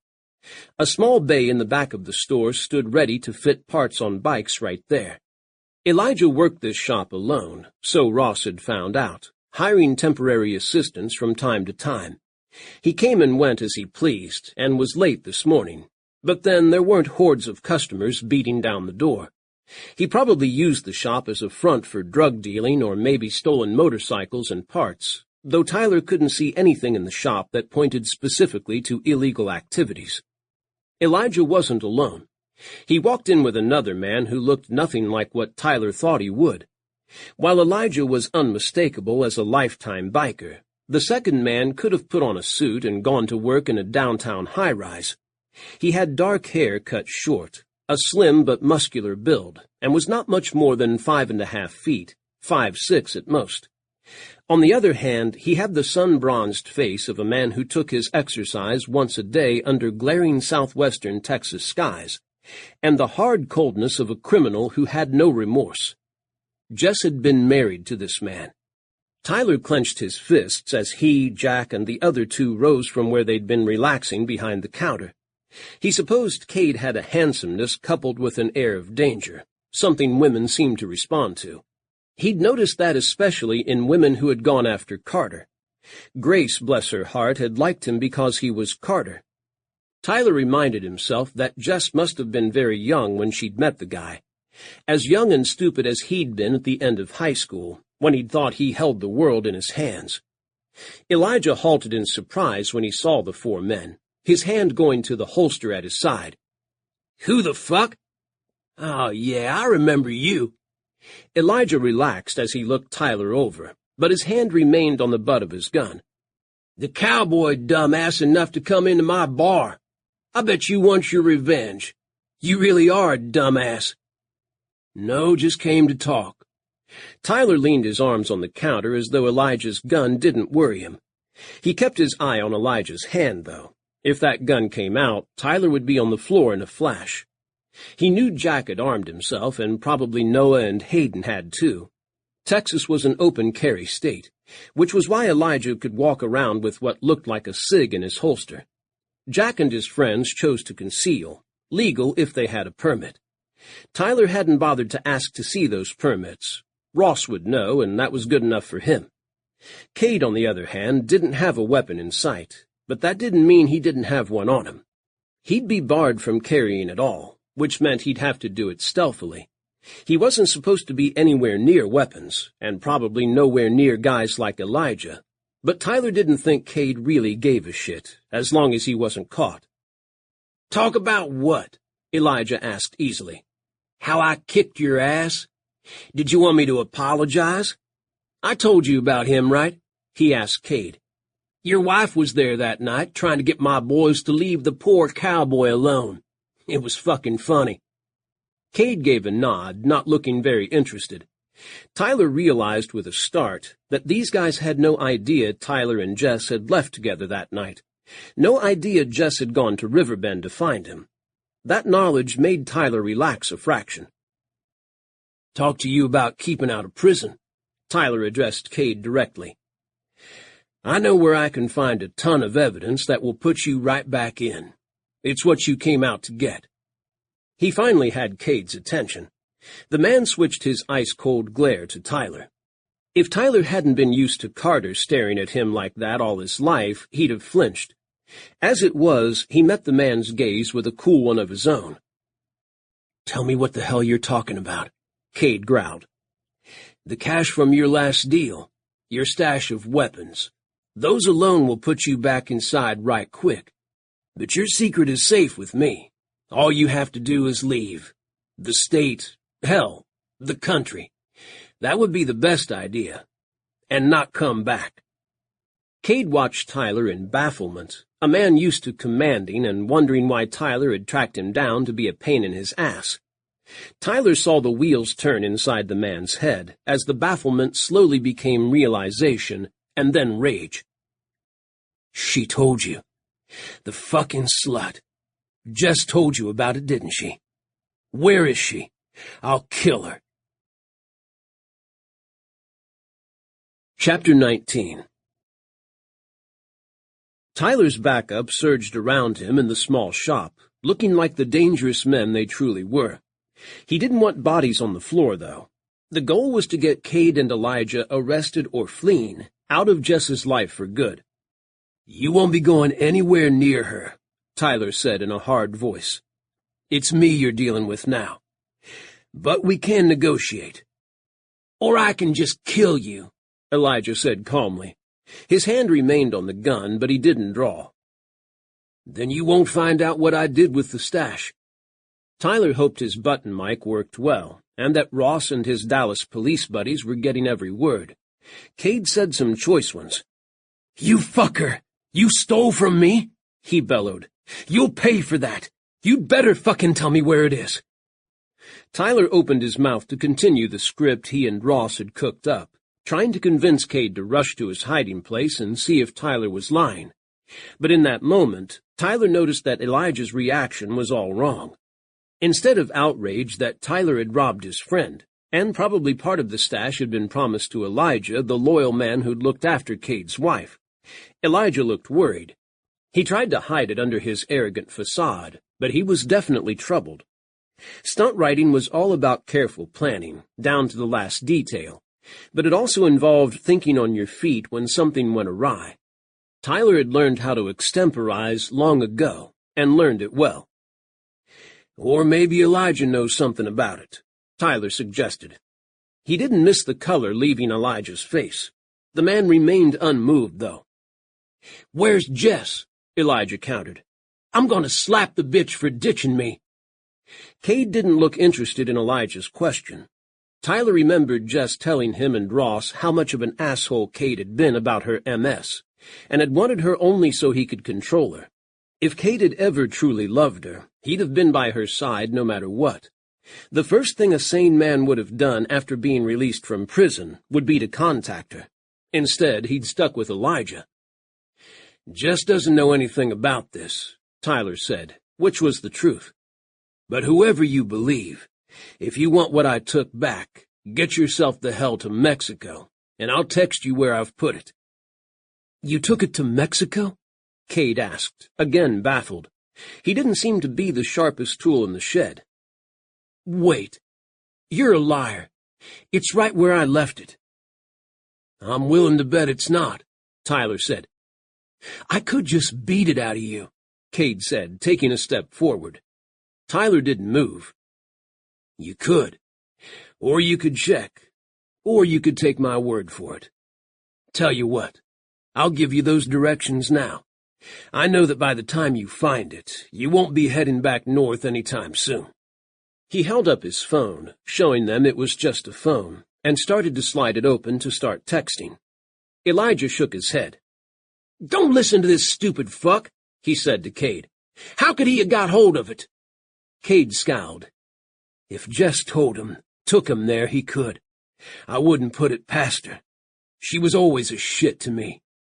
Makes me wonder why Elijah wanted to take such good care of her then," Tyler said to him. "Right? Maybe because she knew where the keys to your kingdom were. Or Elijah didn't want her to find out he'd been helping himself all this time and report it to you. Maybe hoping that if she did find out, since Elijah's been helping her pay for her prescriptions, she'd take his side." Made more sense now. If Cade was done with Jess and didn't seem to care about Dominic, why was Elijah so keen to look after them? Maybe Elijah had wanted Jess to go with him to Cade's release, knowing she would protest and tell the prison's warden exactly why Cade shouldn't be let out. "That's bullshit," Elijah said, his calm gone. The biggest danger was that Elijah would pull out that pistol and shoot everyone in this room to keep his secret. Cade must have realized that too, because he stepped forward and grabbed the gun out of Elijah's holster so fast Elijah had no time to react. "What the fuck?" Elijah asked Cade, wide-eyed. Cade kept the gun pointed downward. "How about we take a ride, Elijah? See who's telling the truth."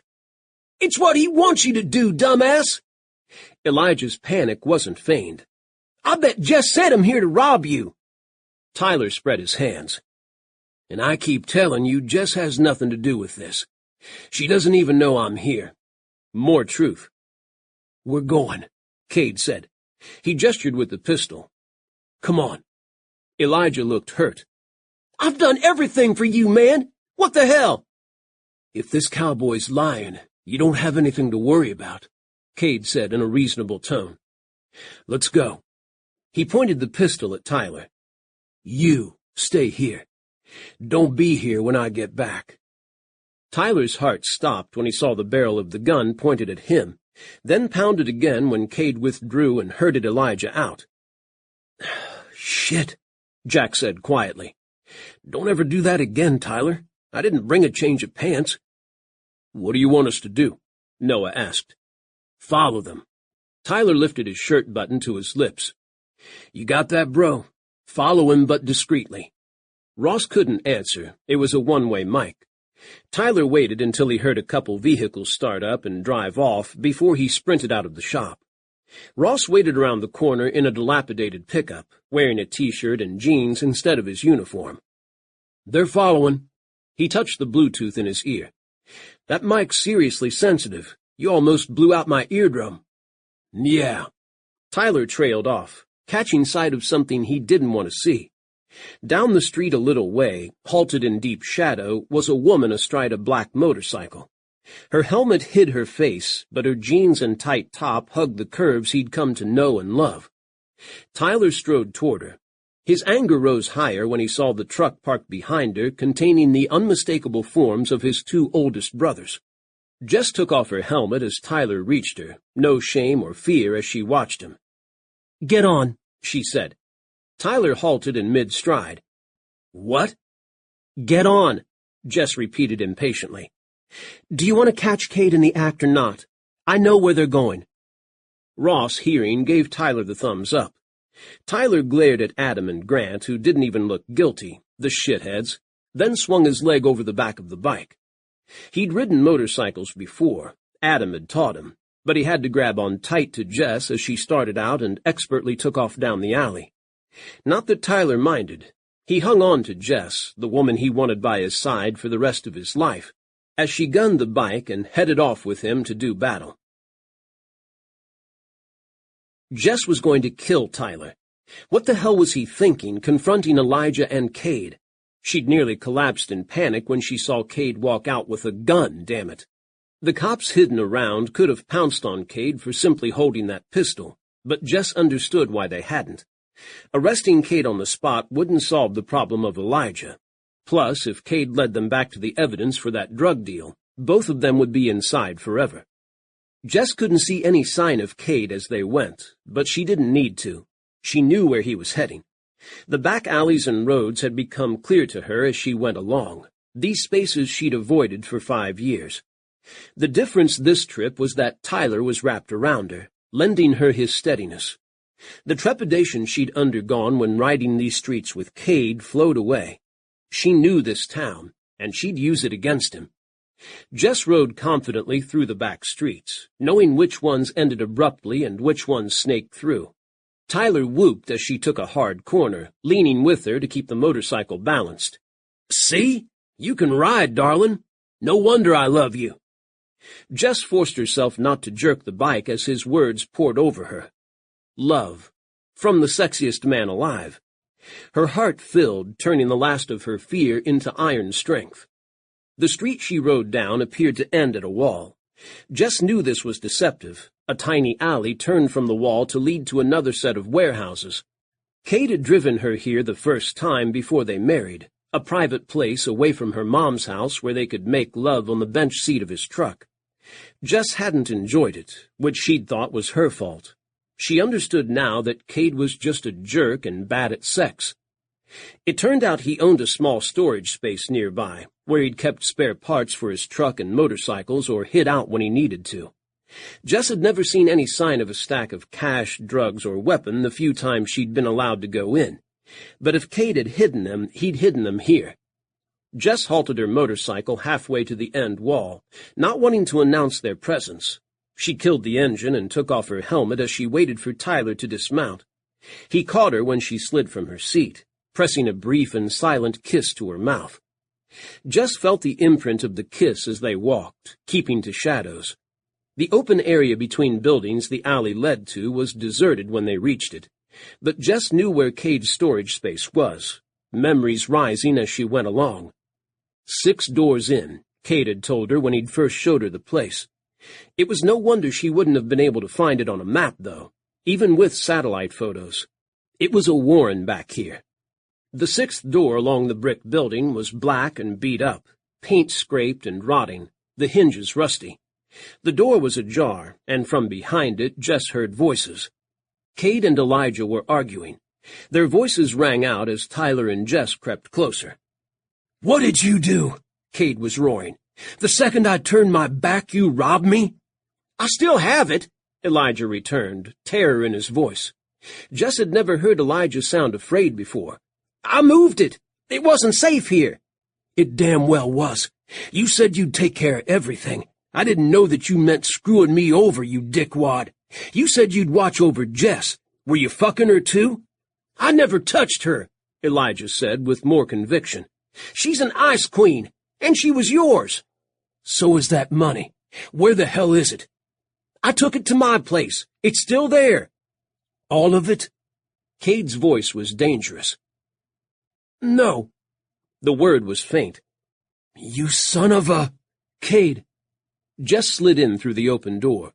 Tyler, after a startled curse, came rapidly after her. "If you kill him, you go right back to prison." Cade upended the pistol in amazement. "Jess? What the hell?" Elijah's hand went to his holster. The movement arrested when he remembered it was empty.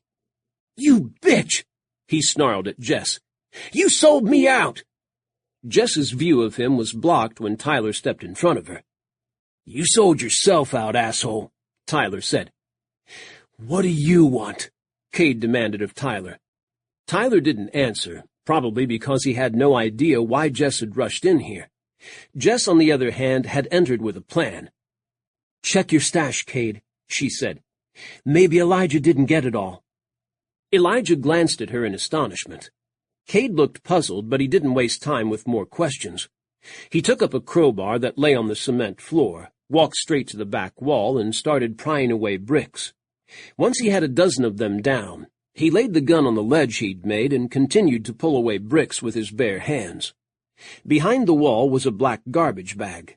Cade reached in and pulled it out, both he and Elijah regarding it in befuddlement. Cade thumped the bag to the ground and yanked it open. "What the fuck? It's all here. At least—" He started counting the wads of cash he pulled out, and then he tugged out a pistol covered with dust. At the same time, the back and front doors of the storage unit burst open, and blue and red lights and shouting blared into the dim interior. Ross, backed by about a dozen cops, trained their guns on Cade and Elijah. "Weapons down!" the Dallas cop with Ross yelled. "On your knees, now!" Cade stared at them, his hands filled with money and a pistol, the shock on his face comical. Elijah had the same look on his face, but he recovered much faster. He swung around and went for the loaded gun Cade had left on the bricks. Tyler moved. Between one heartbeat and the next, he launched himself at Elijah, his boots connecting with the man's side the second before Elijah could close his hand around the pistol. Elijah grunted and went down, Tyler on top of him. Tyler hadn't lied when he'd told Jess that he'd have been able to take Elijah if Elijah hadn't had 20 men with him. Tyler had him down on the ground in about 3 seconds, Ross rushing forward with 4 other cops to take charge of him. A knife flashed in Elijah's hand, but Tyler pulled back and slammed his fist into Elijah's face. Elijah's head snapped back and he went limp. Ross held out a hand to help Tyler up. Tyler grabbed it, coming to his feet with agility, landing with a light touch. He spun around, crossing the floor in swift moves, and swept Jess into an embrace. He lifted her as he went around and around, laughing up at her.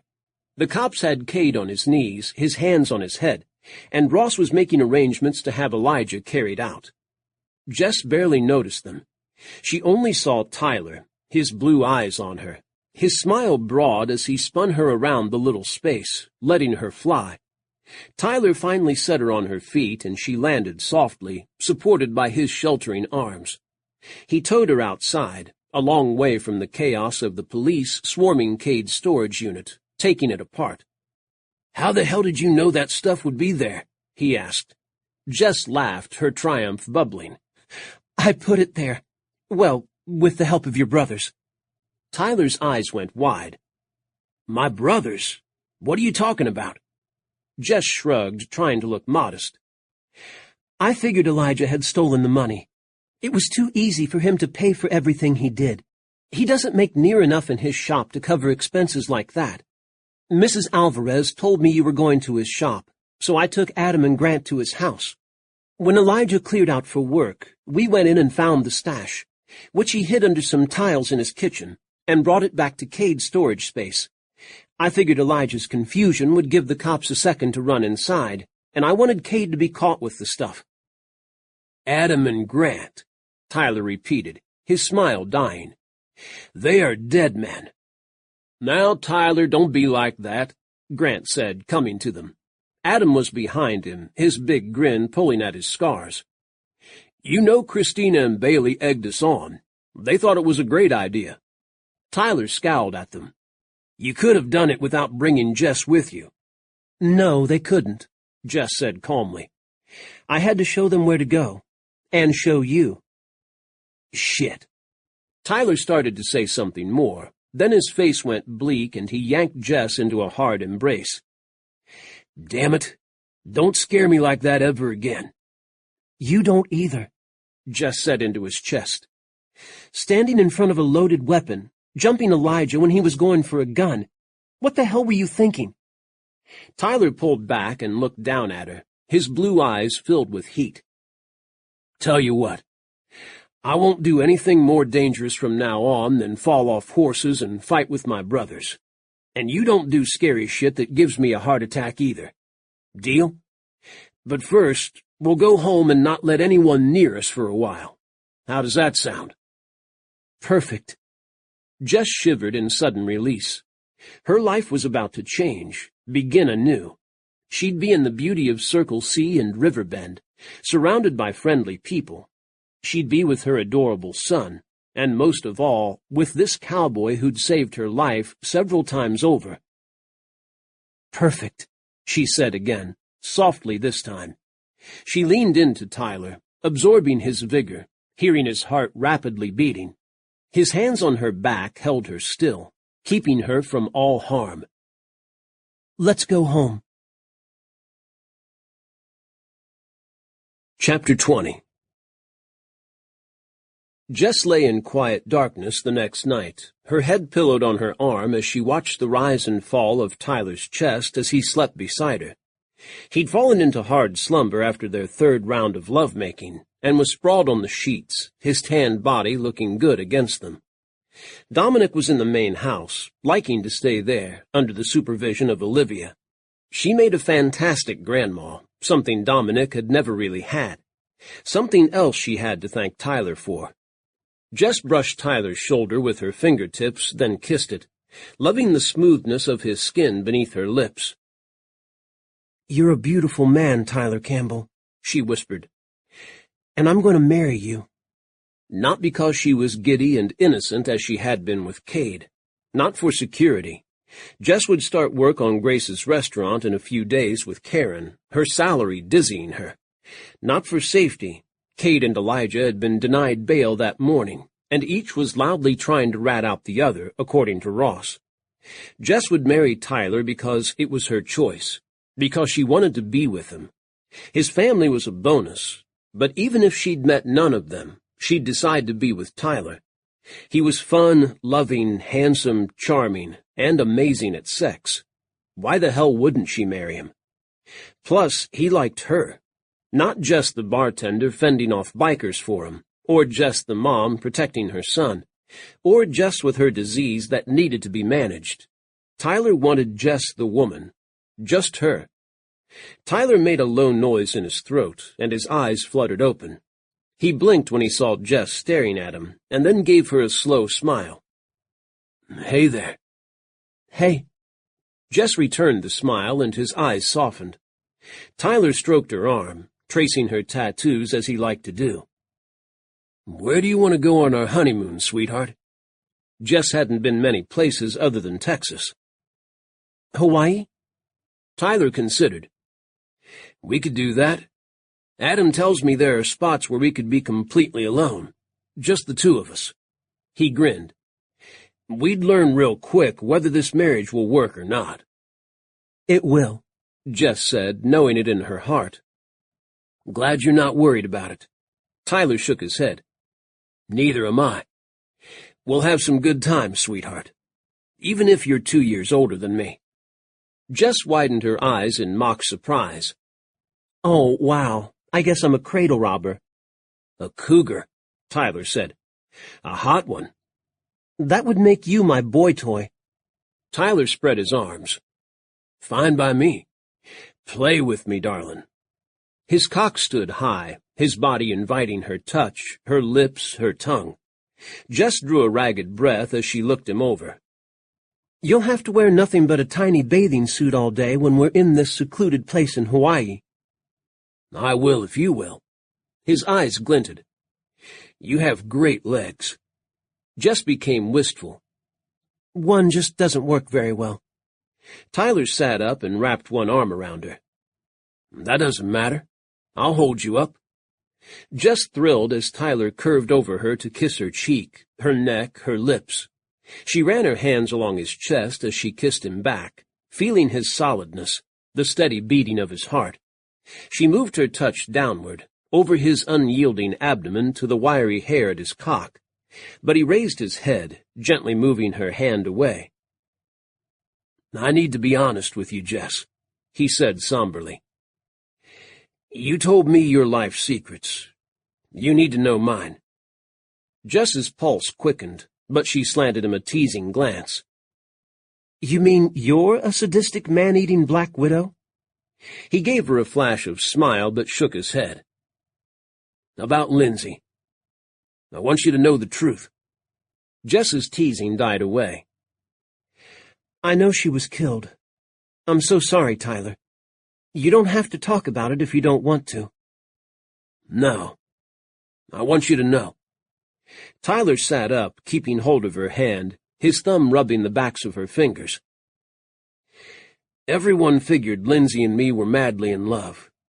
We were, sort of.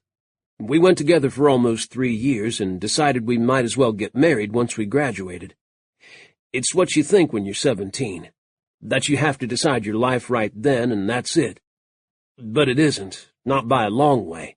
You know that. Lindsay wanted to leave Riverbend. She wanted more. Tyler let out a breath. Except she didn't tell me. I went on about us moving in at the ranch, me working with Adam and Grant. I was so excited. I wouldn't have to worry about finding a wife and settling down. That would all be taken care of by Lindsay, and I could just get on with my life. I was a stupid shit. Focused, Jess said. So was I. I thought Cade would take care of me. I realize now I was looking for someone to replace my dad. Not in a weird way, but someone to watch over me and tell me what to do. It kept me from having to think for myself until it was too late. Tyler nodded. That's what happened to me. I stopped thinking. I just assumed, took her for granted. Then one night she tells me she's leaving with a guy she met in San Antonio, a guy she'd been seeing behind my back for months. They're going to get married. She's going to go to school and learn fashion design. I didn't even know she was interested in fashion design. That's how much we didn't talk. He looked regretful. I was furious. Looking back, I wasn't mad because she cheated on me. We'd been drifting apart, and I couldn't figure out why. I was mad because she hadn't told me. We'd been friends for so long, and she couldn't tell me what she was truly feeling, or ask me how I felt about it, or for my advice. We shouted at each other for about 2 hours, and then she left. Jumped into her truck, raced off, went and picked up her guy who was waiting for her at the diner. They went down a back highway to San Antonio, and a semi swerved into their lane. Jess stilled his lips with her fingers while she laced her arm around him. Shh. Don't go on.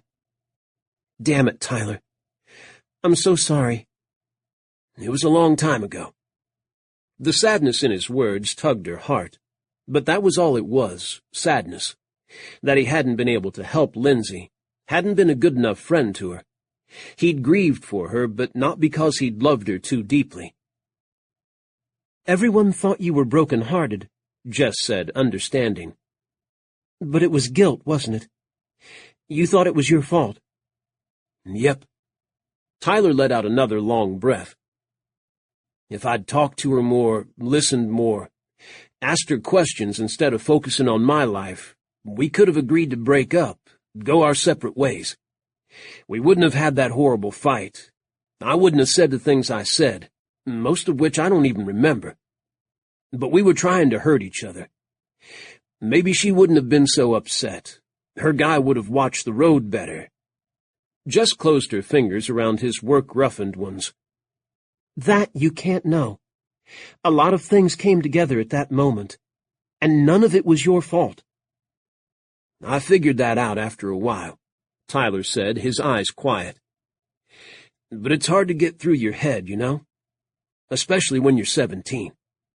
Everyone thought I started chasing women to forget my pain. But the truth was, I thought I sucked so much at connecting, why should I bother to try? So I picked women who didn't want to connect. Short relationships, not much emotion involved. And then you asked me to marry you, Jess said, squeezing his hand. And didn't run when I said yes. I'd say that was progress. Tyler looked into her eyes, his holding calm understanding. Because right that moment, I realized why I never connected with Lindsay and didn't try with other women.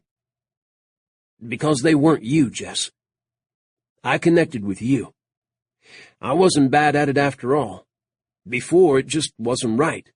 And something inside me knew that. Instinct, I guess. When you find the right one, it's not like settling for someone because they're familiar, or you're going after a sensation to make yourself feel better. You know. You're the one, Jess. So I had to ask you quick before you disappeared out of my life again. Jess touched Tyler's face, putting her heart into her words. I'm not going anywhere. I love you, Tyler Campbell. And damn it, I love you, Jess. He leaned to her, his breath brushing her lips. Thank you for saving my ass. I couldn't fight Elijah's gang very well, Jess said, remembering her struggle to pull the bikers away from Tyler. And you wouldn't let me take you to the hospital. So, for driving you to your hotel and dabbing you with a washcloth, you're welcome. The small curve of his lips into the charming smile turned her inside out. Not what I meant. Jessica could say nothing more. He'd saved her life, too, taking it from bleak and unending and landing her in this brand-new world, with him. Her tall, dark, sexy cowboy drew her into his arms. Tyler's next kiss seared her, sending her back down into the pillows. He licked her mouth, then her throat, then her breast, rolling his tongue along the curled end of her tat. Love you, Jess, he whispered, all pain gone from his voice, his kiss erasing the hurt from her as well. Tyler slid inside her, the love in his eyes opening her. Jess's old fears dissolved in the hill country breeze that danced at the window, rippling the wind chimes. Tyler had set her free. She held on to him, and they rode together in the darkness, surrounded by beauty, the lifeline of family beyond these walls, and love. Epilogue. October. A perfect day for a wedding. October in hill country could be warm and dry, and it was today, with blue sky stretching forever. Tyler turned from the arbor in the backyard, Ross next to him as a very proud best man, to watch Jess walking toward him on Adam's arm. Her white gown hugged her figure, and her shoulders were bare, white flowers in her hair. Jess had debated whether to wear a gown that covered up her tats, but Tyler had persuaded her otherwise. Her ink was part of who she was. The dress she'd chosen with the help of her new sisters-in-law and Karen showed off the colorful sleeve on one arm and the lines that curled up her other arm and around her collarbone, framing her neckline. She held a bouquet of pink roses, which she handed to Grace as Adam delivered her to Tyler and took a step back. The ceremony was short and sweet. The minister spoke the words, and Tyler repeated them, phrases he never thought he'd say. With this ring I thee wed, to have and to hold, all the days of my life. Jess had tears in her eyes as Tyler slid the gold ring onto her finger, the one Ross had guarded with his life all morning. The ring fit her perfectly, shining next to the diamond one Tyler had bought her a few days after she'd said yes. A warm breeze blew around them, sending Jess's skirt dancing, as the minister announced they were man and wife. Tyler snaked his arm around Jess and pulled her up for a long, long kiss. His brothers whooped and applauded, and the guests cheered. Tyler eased back and looked down at his bride. His brown eyes were full of laughter and happiness, the fear and worry she'd carried since he'd met her erased. She was free to simply be Jess. As soon as they turned around, Dominic raced forward and flung his arms around both of them. Tyler bent down and lifted him, resting his new son on his shoulders. Cameras came up to take that picture, and then Tyler led his wife back down the aisle. Photos, hugs, laughter, then a feast under the shade of a white tent, and toasts. Tyler held Jess's hand under the table, as though fearing she would disappear if he let her go. He looked around at his family gathered at the main table, Adam and Bailey with little Dale, Christina and Grant with Emma. No, wait, Grant was now chasing after Emma, who could move with lightning speed. Carter sat very close to Grace, Zach in his arms, Faith hovering protectively over her little brother. Though Zach had been born weeks before he'd been expected, he had thrived and was robust. And damn, the kid had lungs. He was going to be an astonishing man. Jess leaned against Tyler as Ross got to his feet, and everyone looked at him expectantly. Ross raised his glass. "We're here today to celebrate the marriage of my good-for-nothing brother Tyler and his radiant bride Jess." Laughter and applause. Ross turned to Tyler, tipping the glass to him. "But seriously, you're looking at two people made for each other, meant for each other. Took them a while to find each other." A ripple of laughter. "But Tyler was one lucky man. Of all the beer joints in all the world, he had to walk into hers, and got his butt kicked." The laughter grew. "Lucky for him, Jess was on hand to save him. I guess she decided she'd better marry him and keep him out of trouble." Cheers and applause. Ross waited for the crowd to calm. He was the last unmarried Campbell, the little brother who'd idolized Carter when he'd come to live with them, looking for someone to be his dad. Ross had grown into a competent man and a good policeman, ready to take on the world. "To my wild brother Tyler and the gorgeous Jess," Ross went on. "I've seen in the last months that they are crazy in love with each other, but they have enough love left over for their son and their family and everyone else. Long may they know happiness." He lifted his glass higher, the champagne's bubbles dancing. "To Jess and Tyler." "Jess and Tyler!" everyone shouted. Mrs. Alvarez, sitting near the main table with her posse, wiped her eyes. So, to Tyler's surprise, did Karen Marvin, touching a handkerchief delicately to her cheek. She was sitting with Kyle and Ray Mallory, which worried Tyler a bit. Tyler turned and kissed Jess while everyone drank, which brought more noise from the guests. On his other side, Tyler's mother seized his arm and reached up to kiss his cheek. "Thank you, Tyler," she said. Tyler gave Olivia a hard hug and a kiss in return. "You are very welcome." He knew why she thanked him. His mom had been sure when Lindsay died that Tyler would never settle down and lead a normal life, whatever normal was around here. Jess had brought hope and love back to him, trust and happiness. A few well-meaning people had taken Tyler aside and advised him not to marry her because of her MS. She'd have to take care of that all her life, and it could become worse one day. Tyler had told them calmly that it was part of who she was, and he and Jess would deal with it. He wasn't going to abandon her because she wasn't in perfect health. They would live their lives come what may. Together. Jess's smile when Tyler turned back to her told him he had made the right choice. Tomorrow they'd drive to Austin and begin their plane journey to Hawaii, with Dominic, for their honeymoon. Tonight they'd sleep in Tyler's apartment above the garage. Not very romantic, but it was theirs. When they came home, they'd begin building a house on a piece of property adjoining the ranch. For now, they needed to ditch all these people and have some time to themselves. Tyler knew a contingent of his friends would station themselves outside the garage and heckle, and he'd like to get Jess inside and out of sight before that happened. First, they had to endure many toasts, drink, eat, and dance. Jess gave Tyler a look of trepidation when he led her to the middle of the cleared space, the band striking up a dance tune, but he held her competently in his arms. He hadn't been exaggerating when he'd promised he'd never let her fall. It was Kyle Mallory, in fact, who helped them escape. He got everyone going in a dancing contest, the band playing faster and faster to see who could keep to their feet. Everyone plenty lubricated by that time. Mrs. Alvarez so far was winning. The lady had stamina. Kyle tugged Tyler to a flap in the back of the tent and slid them through. "You owe me one, Campbell," Kyle said.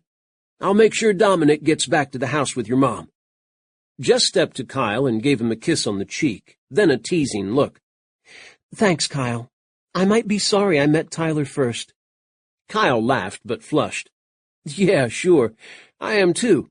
Don't screw this up, Campbell." Instead of giving his traditional rival a derogatory brush-off, Tyler only shook his head. "I never will. I'm not that stupid. You're right, Mallory. I owe you one." He pulled Jess firmly away and off into the darkness.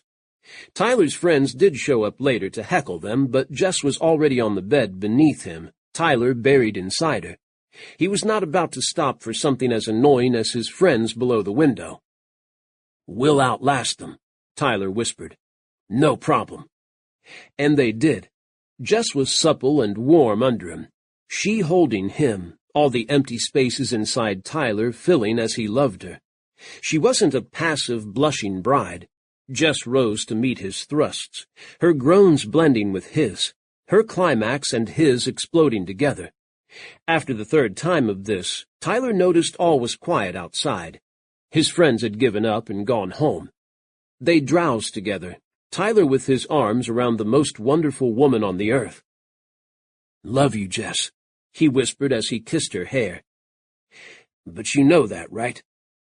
Jess turned to look at him, her lips temptingly near. "I think so, but I don't mind you telling me. Every day, you'll need to remind me." "Have no problem with that." Tyler kissed her mouth. "I love you. That's for tonight." Another kiss. "I love you. That's for in case I forget to say it later." "I love you too." Jess's smile faded. "I'm so happy. I'm afraid to do anything else. I don't want this to go away." "Oh, I can think of something we can do that's just as good." Tyler laughed softly. "This is just the start, darling. I promise you. We'll be off to Maui and our condo and watch Dominic have all kinds of fun. And at night, we'll go to our room and see if we can't have some fun of our own." "That sounds not bad." Jess grinned as Tyler pretended to look hurt. "How do you feel about Dominic having a little brother or sister?" Tyler had thought a lot about it, in truth, ever since Jess had floored him by agreeing to marry him. He'd seen the change in Carter when he'd held his son for the first time, had seen the change in Adam and Grant when their kids came, had seen Carter's deep love for Faith, which had begun as soon as Carter had realized at age 18 that the baby squalling in his arms was his. Carter had become a man at that moment, transforming from troubled teen to protective father in the space of a second. "Well," Tyler said, pretending he hadn't already been hoping and planning, "I guess that would be okay. Is it okay with Dominic?" "I asked him," Jess said. "He said yes, which is a good thing." "Yeah, it is." Tyler stopped, something in her voice making him give her a sharp look. "Wait, what exactly do you mean, a good thing?" Her answering smile took his breath away. "Because next summer he'll have a brother or sister. We'll have to make sure we have enough bedrooms in our house." Tyler stared at her, his mouth open for one heartbeat. Another and another. Then he propelled himself off the bed to land naked in the middle of the carpet, the yell escaping him, rattling the windows. "Son of a bitch!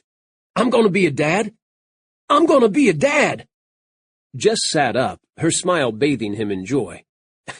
"If those guys are still out there, they'll tell the whole town. Or wait, they probably heard you at the house." "I do not give a shit." Tyler jumped into a handstand, then pushed off to his feet again, springing from the floor onto the bed.